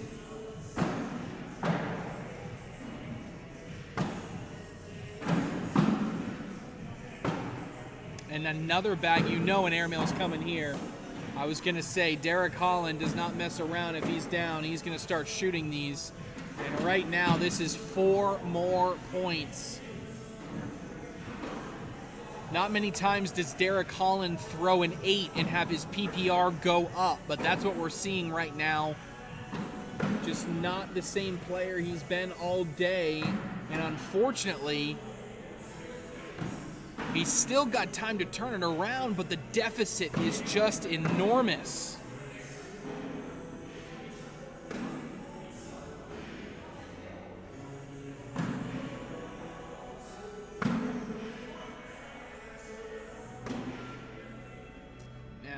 goalpost set up here by Jacob Harrison, at least going to give Derek Holland a clear opportunity to go after and score.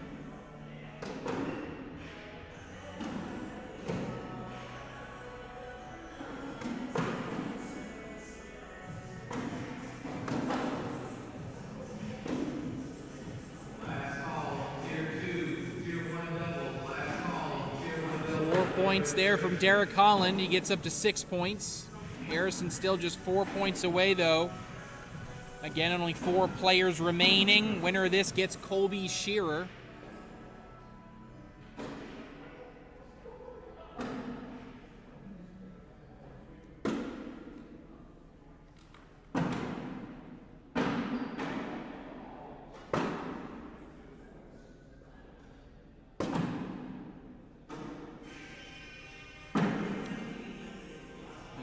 Harrison back in a good position.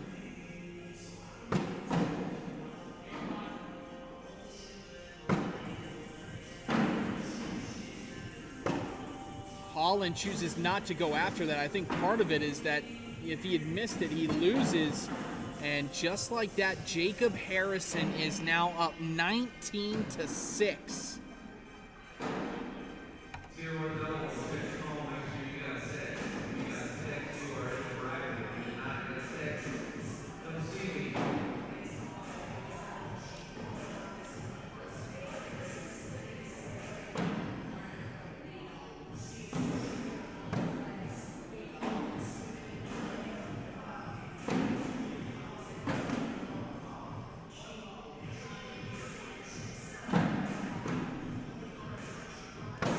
And now with that bag brought closer, this could be 4-bagger wins it here for Jacob Harrison. Not could be. If he gets a 4-bagger out of this, he will win this. Tough part is going to be getting both of those bags on bag number 4. That may have made it easier. Right up the center. If everything goes, you win. You're going to the 3rd place game. Harrison away, and he is in. Jacob Harrison, 21-6 over Derek Holland. I had Holland pegged to be the heavy favorite here. Jacob Harrison says, not so fast. Wow, what a performance, and that was a quick one. All right, folks, we're down to our final 3 competitors. Next up on court number 1 is the elimination bracket final. Jacob Harrison versus Colby Shearer coming up next.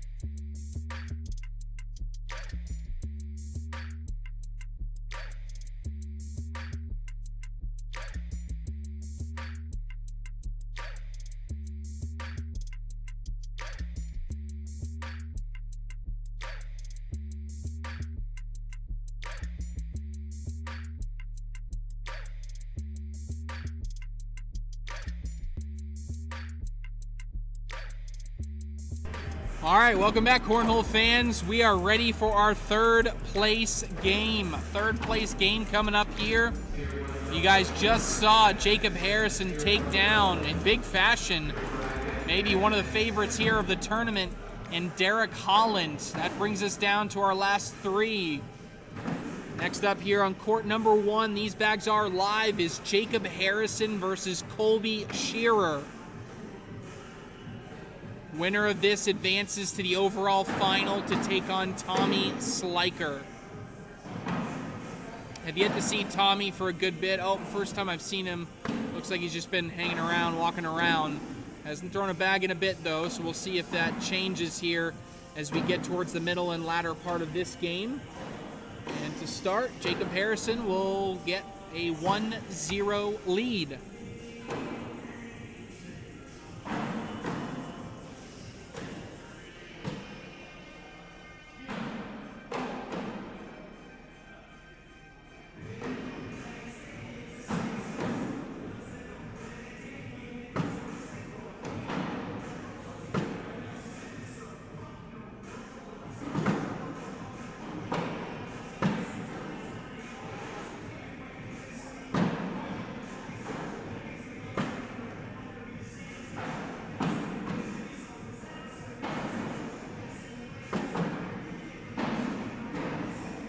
Harrison pushes all through it.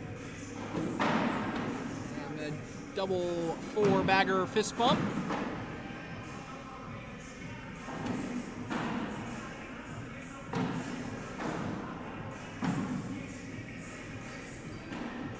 Jordan Clopton saying Sliker owns Rock Hill Regionals. I don't know about that.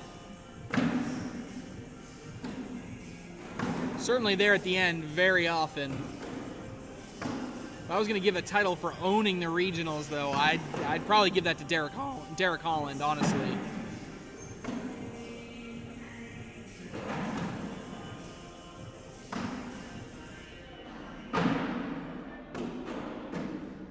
Miss there from Harrison. Maddox Robinson cheering on Jacob Harrison. So is Chrissy Phillips Robinson. A lot of Jacob Harrison fans here.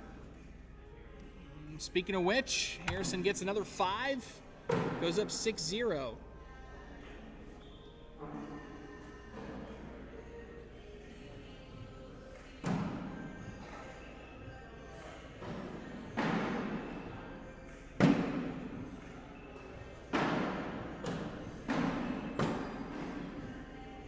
A little bit out to the left-hand side. It's going to be tough to go get, but Harrison lets him off the hook.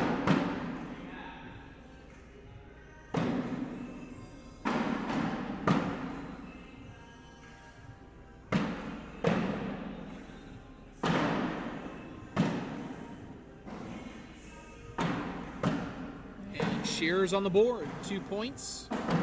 6-2.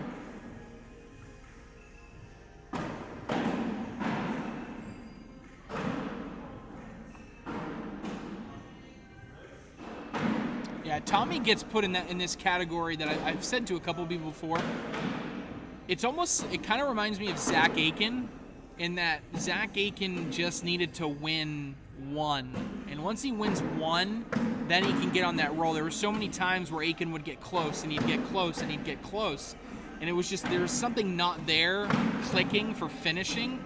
That's kind of where Tommy is right now. He's consistently getting towards the end, getting towards the end, getting towards the end.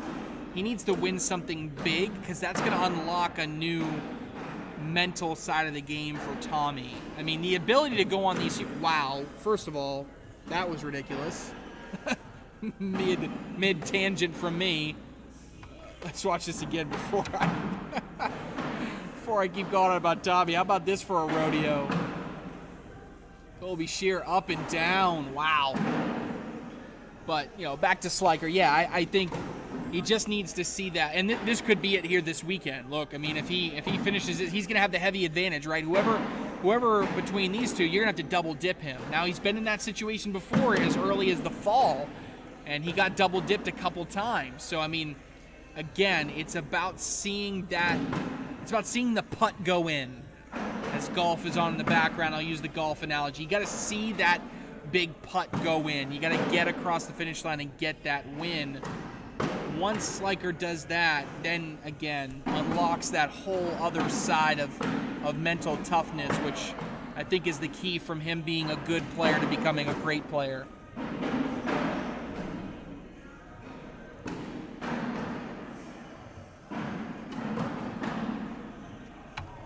(6-4).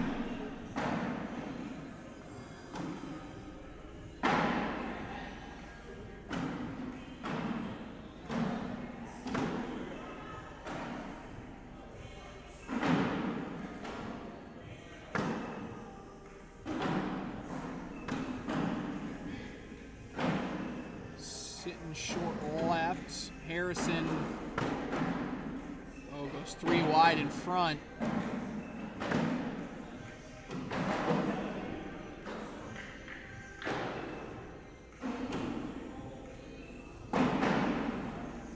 Harrison going to take a timeout, wants to go look at it.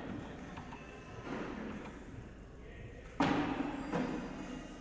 think you just want to see where his bag placements are. You can see that one that's deep in the hole it's a tough angle for him to see.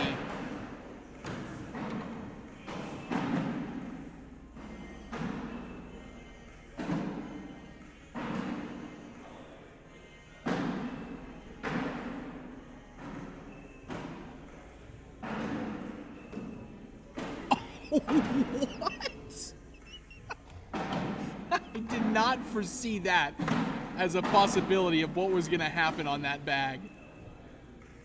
I don't know if that's what he wanted, if he was trying to go clean backside or try to get, I mean, whatever he was trying to do, it worked. Watch this again, folks. I mean, that's 5 bags on one shot right there.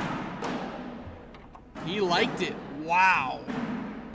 Back-to-back rounds, each player hitting a big kind of rodeo shot to get a bunch of bags in, and especially in the tacky conditions. Really, really good by both players.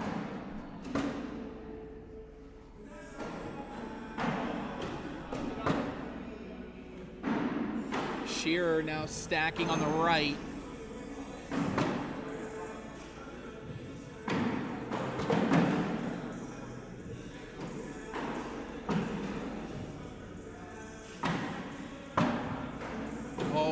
Climbs the pile. Shearer stacked up. This could be as many as 6 if you can go in with the roll. There's a lane in between. He kind of just plugs it instead, but still going to be 4 points. Harrison going to get up to double digits. It's 10-4.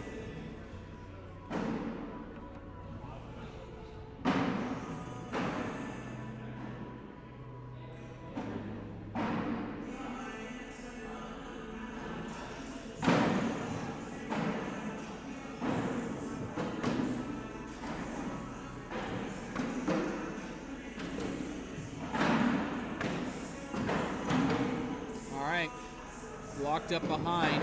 Shearer rolls over. Harrison pushing through.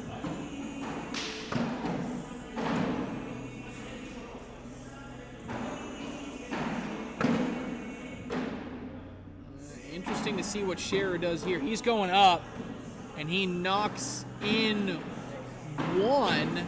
So I believe that's a 7-on-6. Going to give Colby Shearer a single point. I cannot believe that other bag didn't go. Now, in fairness, if that bag goes, maybe Harrison's on top of it also follows in. Regardless, Shearer going to get a point, and he'll take first bag. Colby going to have a conversation at all times. Yeah, you are right. He's going to talk. No matter who you are, he's going to talk to you. Roman saying Colby needs to drink some more dew, needs a refill.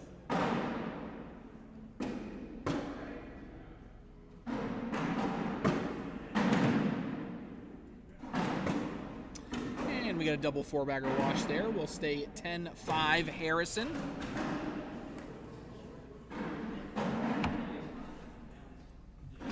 $10-5.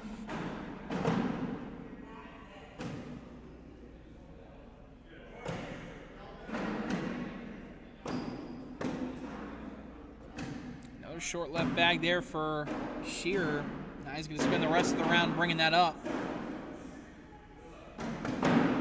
Oh, what a bag, a bully to move that bag out of the way. And now Shearer's got 1 left and 1 right, 2 bags remaining. You got 1 bag to spend on each of them if you can get them both. He misses that one, and now it's big damage control. Perfect bag would be sitting. He goes in, second best bag.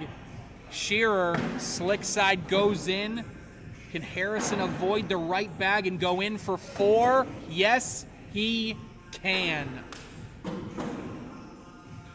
4 more points for Jacob Harrison will put him on 14. It's 14-5. Is Harrison a pro? Yes. Pro this season, playing alongside Jeremiah Stewart.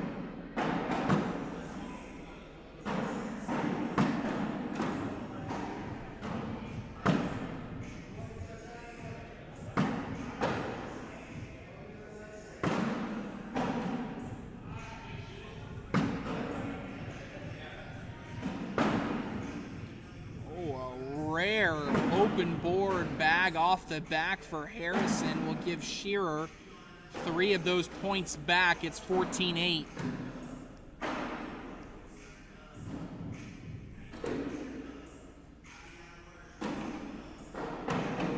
There's the Mountain Dew.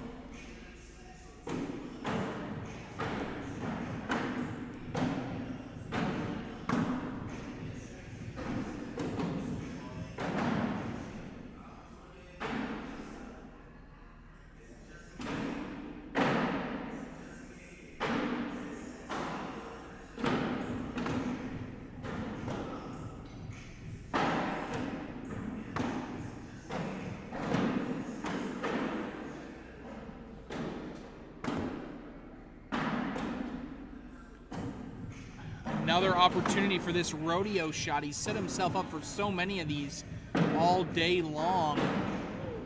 Harrison didn't like it initially. I think it ended up in an okay spot. And Shearer goes clean. Anything here is for points for Harrison. Gonna try to get the full 3. He'll settle for just 1.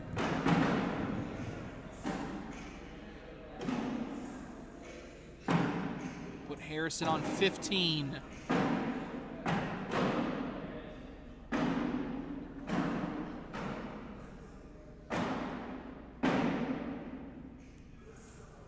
Looks like doubles, Tier 1 doubles is underway. Reminder, we'll bring you coverage of that after about a 30-minute break in between singles and doubles.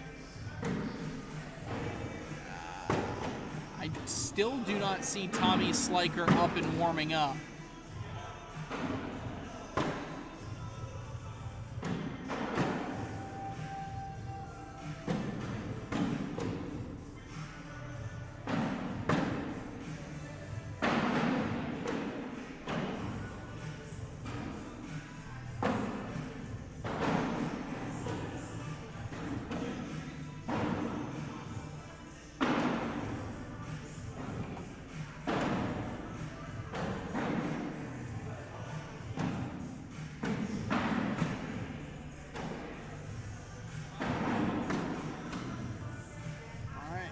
Bag there by Harrison, sits in front. Shearer goes around it.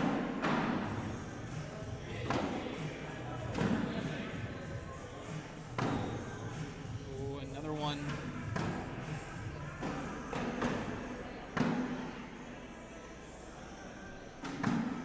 Shearer tries to sneak in for a couple points, but cannot do it. It's 15-8 still. Again, a reminder, loser of this finishes third. Winner goes to the finals to play Tommy Sliker. Justin, what am I going to miss most from ACL? I truly do love the sport, so I don't think I'll keep up with it, meaning that it's not as if, so that part won't go away. I think the staff is a big, it's probably the easiest answer for me. Love the entire staff. Great people. They work hard. They bust their butt. And some of my best friends. So, like, I'd say that's an easy one. Just being in the community on a regular basis. Like, I want to have the ability to do that. I'll be able to watch, so the competition aspect is still there. It's just being more in the community, I think, will be... That and staff are the two easy answers for me. Kyle loves seeing the back block, certainly. See if See if one's set up right here.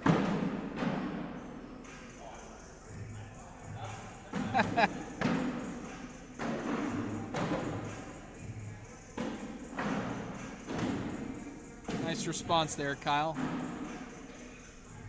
I will not miss you the most, but I won't miss you the least. That makes you, I don't know if that makes you feel better or worse, but. Oh, nice little fade around there from Colby Shearer. Set up for 3 points now, and all of a sudden, I was kind of talking about this game like Harrison had such a big lead, but the bag off the back, now we're talking about this being a 2-point game. It's 15-13, folks.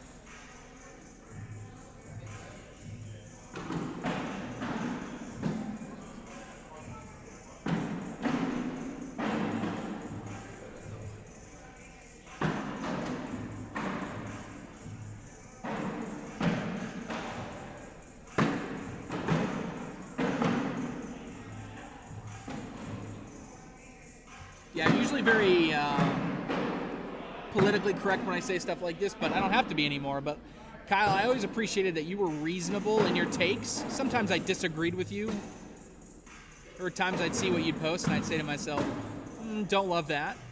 But it was always, it came from a point of reason. I'll tell you what I will miss the least is unreasonable takes that I had to deal with on a daily basis. That was... I don't like dealing with unreasonable takes that have no merit, but I will always deal, even if it's not in the same, even if I disagree with it, I'll always deal with someone that's got a reasonable approach to a conversation or a take. So there's some color that you probably wouldn't have got from me and when I was actually working. 15-13, bag in front there from Shearer.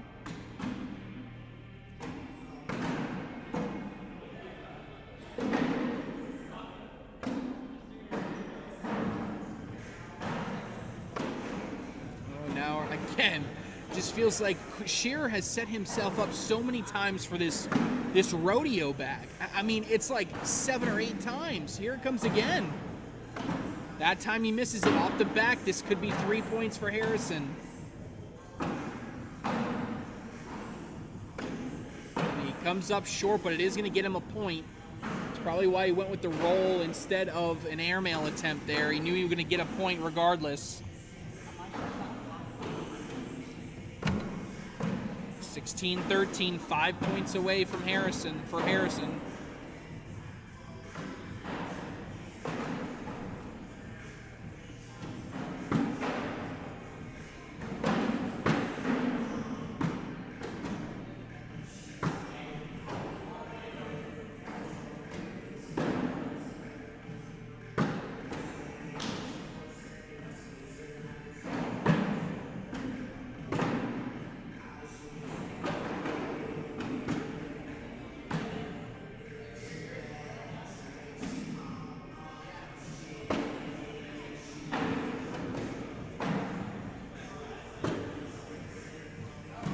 All the way up and in for Shearer. How about that one? To leave that dangling bag by Harrison in front. And it's a 1-point game, folks.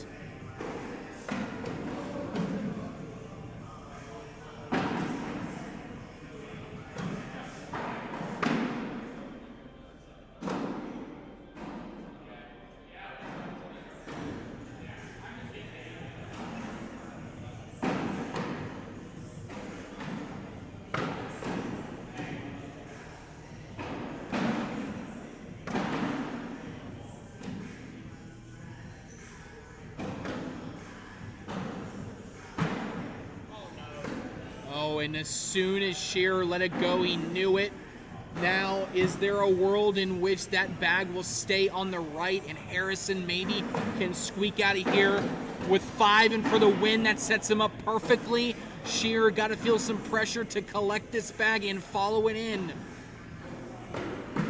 Bag away from Shearer. He's off the back again, and that he doesn't even need to throw it. It's a 9-on-4, 5 spot. And Jacob Harrison has now gone through in back-to-back games Derek Holland and Colby Shearer to advance to the finals, and a date with Tommy Sliker for this South Carolina Interstate Singles Championship. How about Jacob Harrison? That sets it all up for this, folks. One matchup remains. 1 or 2 games. It's Jacob Harrison and Tommy Sliker coming up next.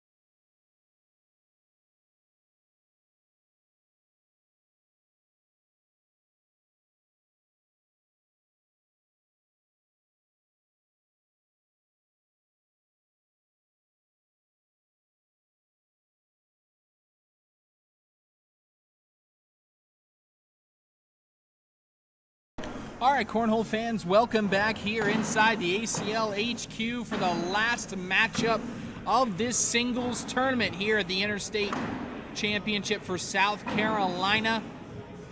And we got a battle of players that frequent these regionals here in Rock Hill, South Carolina.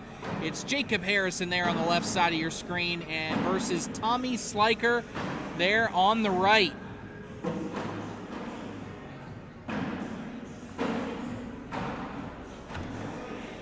Jacob Harrison, I was a little bit late jumping in there into round one. Wasn't realized they were live, but an early 2-0 lead for Harrison. A reminder that this is a double elimination bracket, one bracket. Tommy Sliker is undefeated. Jacob Harrison coming through the elimination bracket. You know what that means. Got to win twice if you are Jacob Harrison.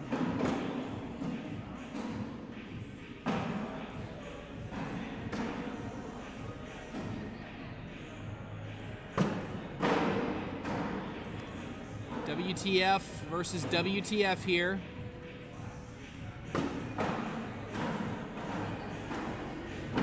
Right now, Sliker in the advantageous position here in this round.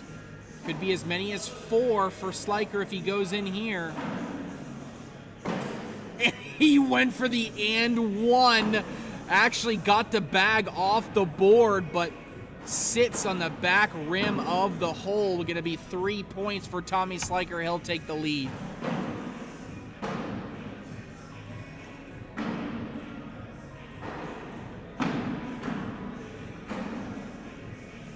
I don't know, Jordan. Tommy's throwing WTF right now. So,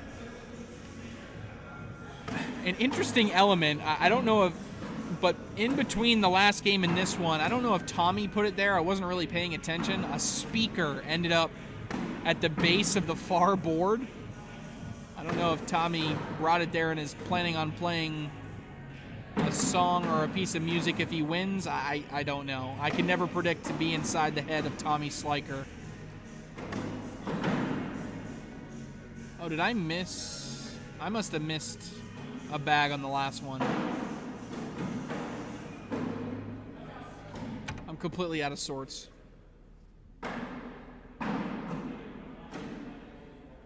It's still 3-0 Harrison.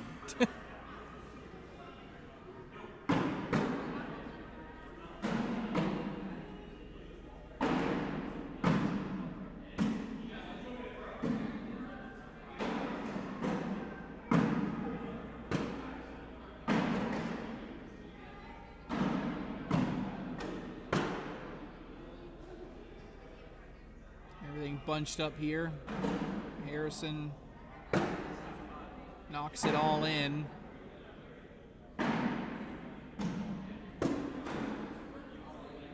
Sliker drips in the right side. Harrison stepping out for the collect here. And not able to get the full collect. Sliker can go in for 2. And he's in.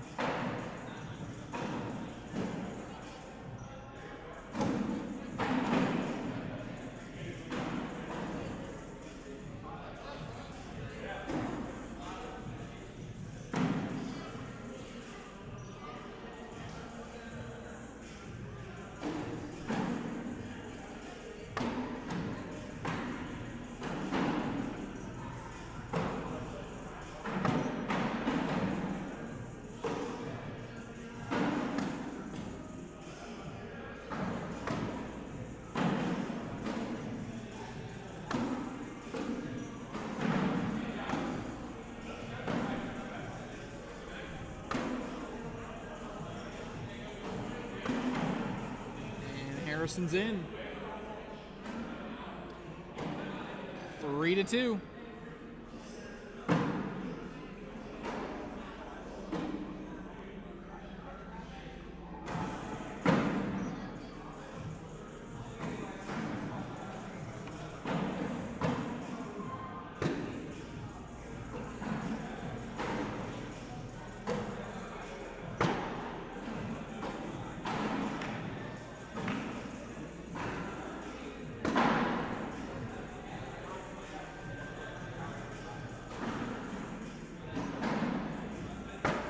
Harrison, ooh, brings that bag closer. They're bunched up. Oh, but Sliker cannot take advantage.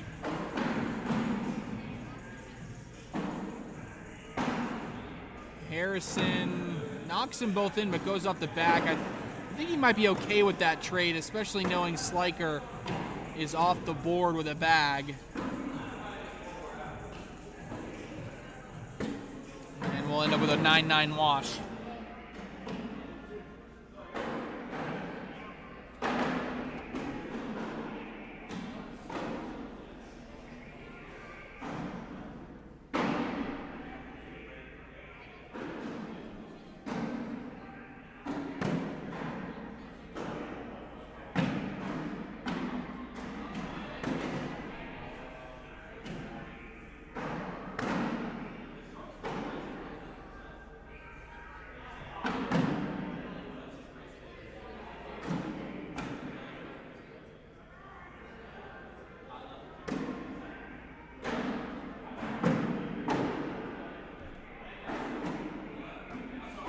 Oh, what a bag right there from Jacob Harrison to get everything.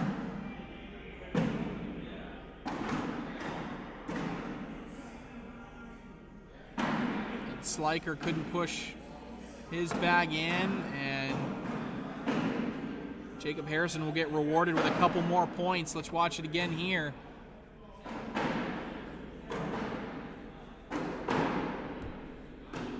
Don't know if he wanted to take it all or if he wanted to leave it, but he's taking it anyway, so good bag there from Harrison.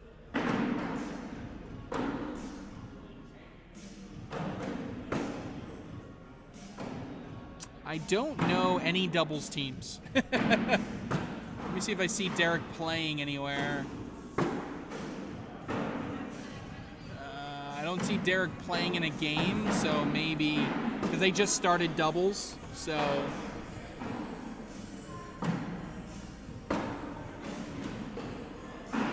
Harrison creeps in the side.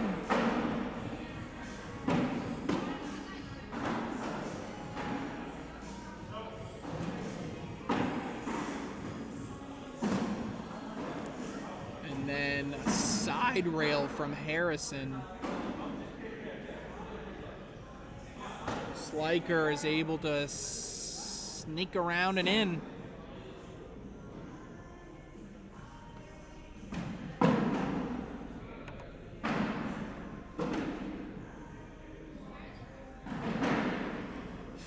To 5. Even Steven in round 9. Reminder, Tommy is the one undefeated, so he's got to be double dipped.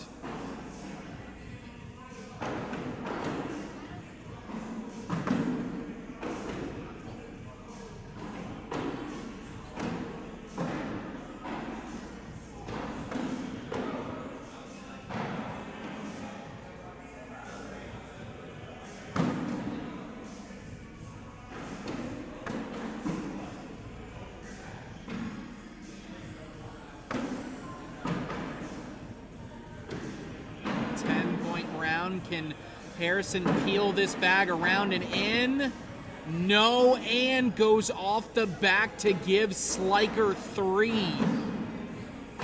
Worst case scenario there for Jacob Harrison. Sliker now up 8-5.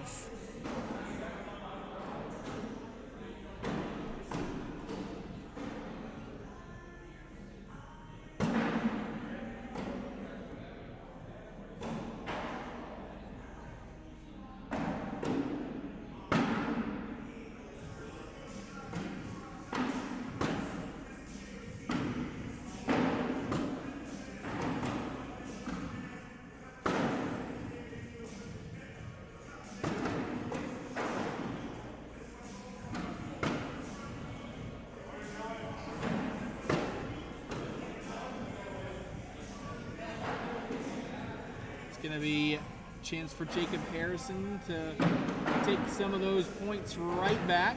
8-7.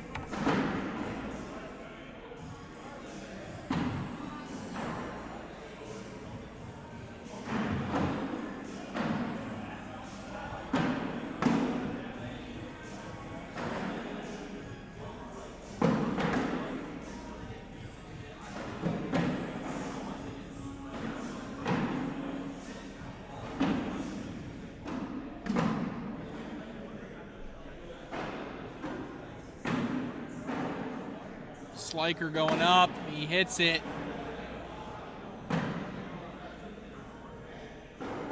Harrison, he's going hard after the pile. Knocks one of each in, but now he's kind of got one left, one right. And Sliker, ooh, interesting. Sliker gives a little bit of a bully, maybe creates a tougher collect opportunity here for Harrison. It's a little bit of a gamble. He's got work to do on bag 4, but it could pay off if he's able to hit it in the end. And depends on what Harrison does here. Harrison going after it only takes Sliker. The decision to block behind or sit in the middle works for Sliker and gets him 4 points after putting bag number 4 in. Very methodical approach there for Tommy Sliker that pays off.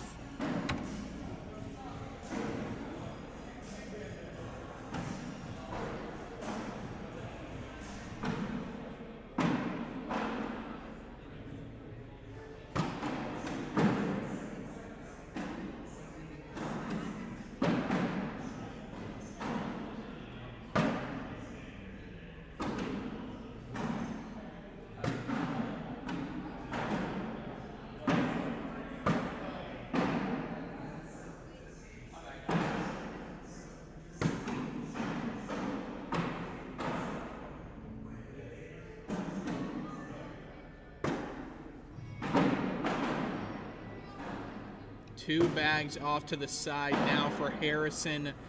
Things are starting to add up. And Tommy Sliker is getting closer and closer to an interstate championship on the singles side. 16-7, 5 points away. Sliker wins game 1, it's over. We don't need a game 2 if it stays like this.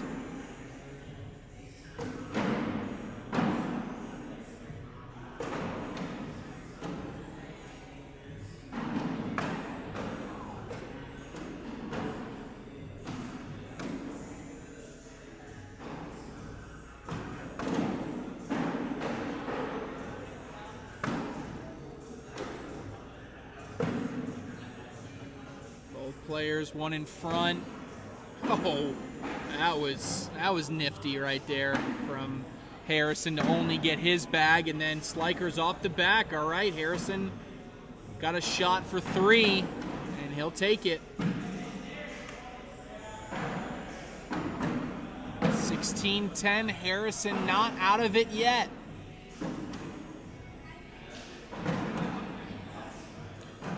Interstate championship, Matt, just gives each state director can hold a state championship. So the winner, it's everybody from that state that lives there. They're also given the ability, if they want to host an interstate championship within that state, meaning that anybody from any state can compete there. So if anybody across the country wanted to come and compete this weekend, they could. It's kind of like an expanded, more point valued regional in a way.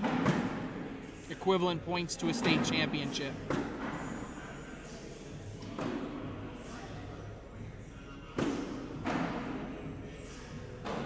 Bag stacked up on the left side. That's Harrison's lane side.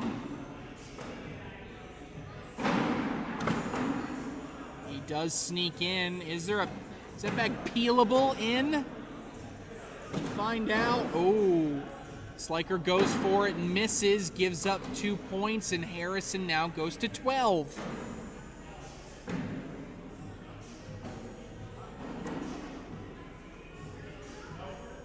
Still a 4-point lead, but Sliker would rather end it sooner rather than later.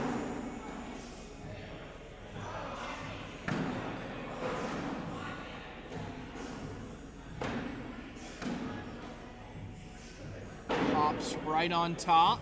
And Harrison cleans it all up.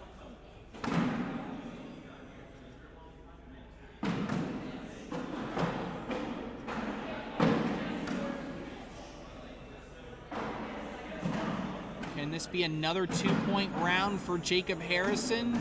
No, he misses. Still not going to give up any points, though. It'll be a 10-10 wash.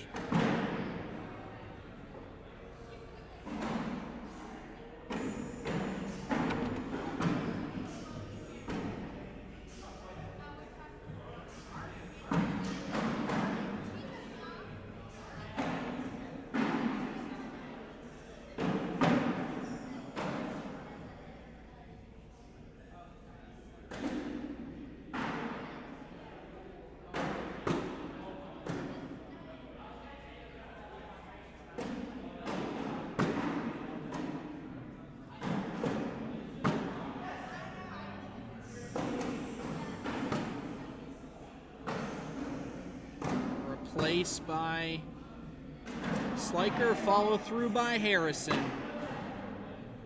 Even into bag 4.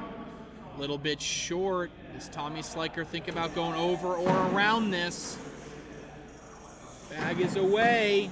Oh, and he tries to hop over a corner, takes it in with it. Another wash.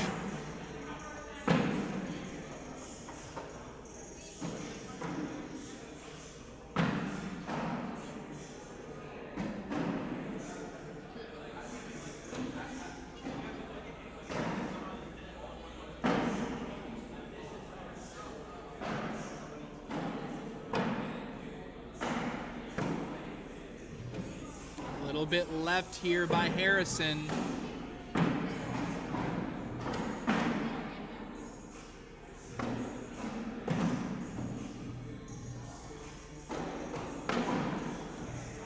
That's going to be tough to collect. Sliker could be looking at a couple more here. All right, he brought it closer. Oh, and Sliker, in a way, he made it easier by creating a bumper, but he made it harder because he's kind of sitting on top of the bag, so it's pinned a little bit more. So no surprise that Harrison wants the opportunity to come look at this in person. You see he's on the right side angle there. Left side angle on this view.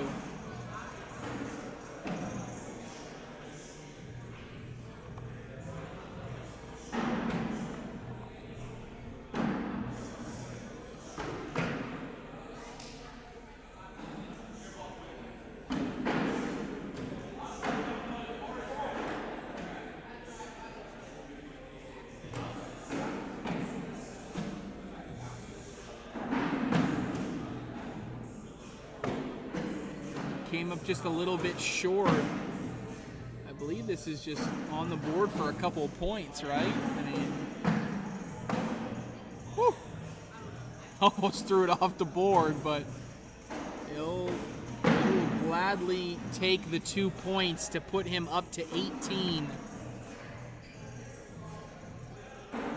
Tommy Sliker 3 points away from the singles win here.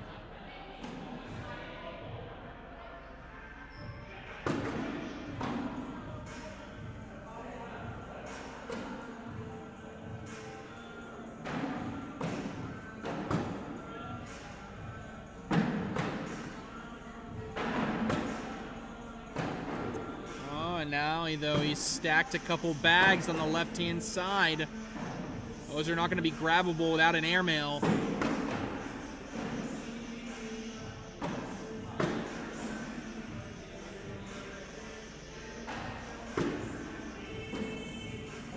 Harrison can go in for 4 to get to 16.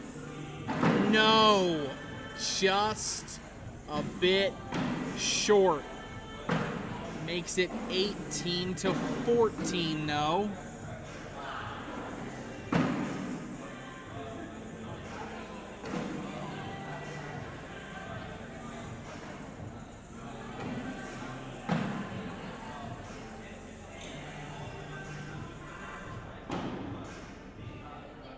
Takes a second to reset. Maybe rushed it a hair there.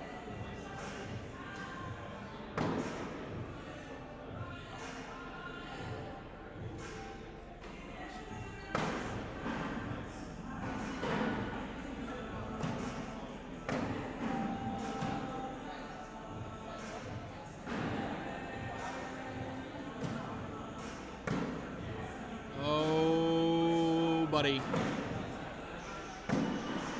Now Tommy Sliker is in a tough position. He can't give up a 7, which means he can't go for the airmail, which means he's likely going to be put in a position where he has to deal with just giving up that bag that's on Slick's side in the hole.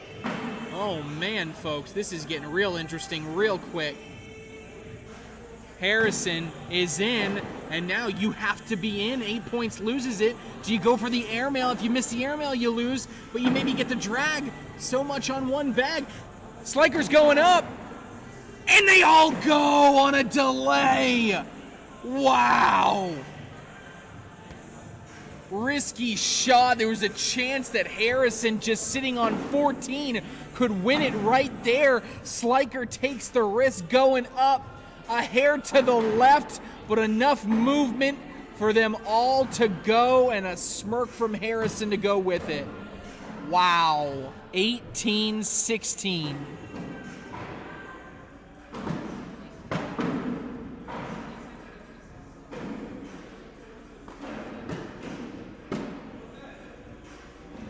Bag to the left for Harrison, bag in front for Sliker.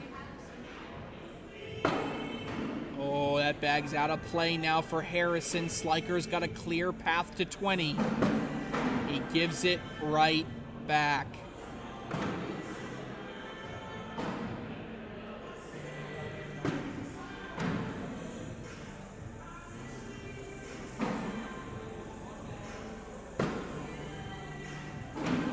Now we're all even and going into bag 4 for each player.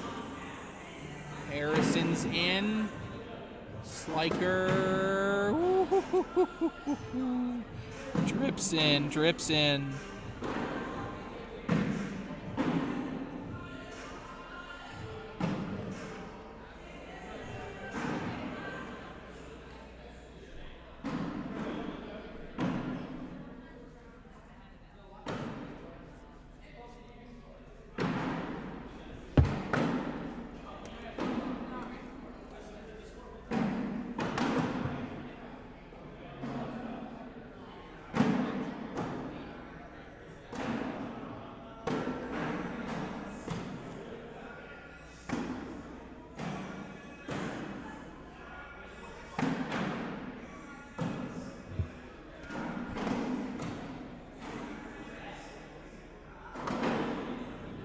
Go again, another double 4-bagger wash. We stay 18-16.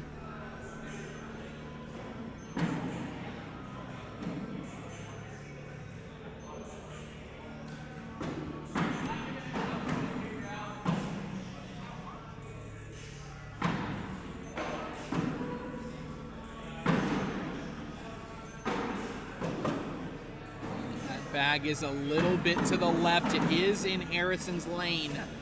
Can Sliker either completely avoid or bully it? If there's any positive of it, it kind of takes away the typical lane for Harrison, and now he's got to sit in front. How aggressive does Sliker want to be here? He's going to try to hop over, and he does. Takes away hole control from Harrison. Harrison, bag 3, rolls over, misses the hole, knocks in Sliker. Sliker likely to do the exact same shot he did on bag number 2. And there he is, bag number 3 is in. He's got 2 in. Harrison is on the ropes.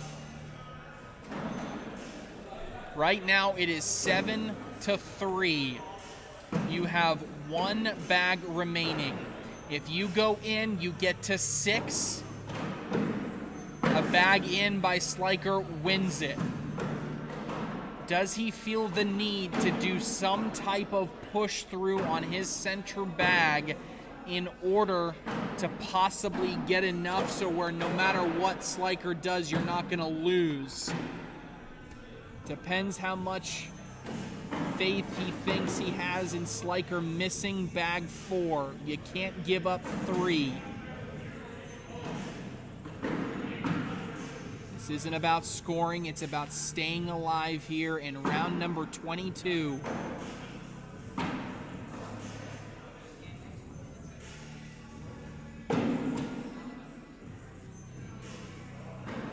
He's going after it and nothing moves. So that is going to do it on the board, and really actually doesn't even need to throw it. He's going to throw it anyway. Tommy Sliker is your champion of this Interstate South Carolina Championship in singles.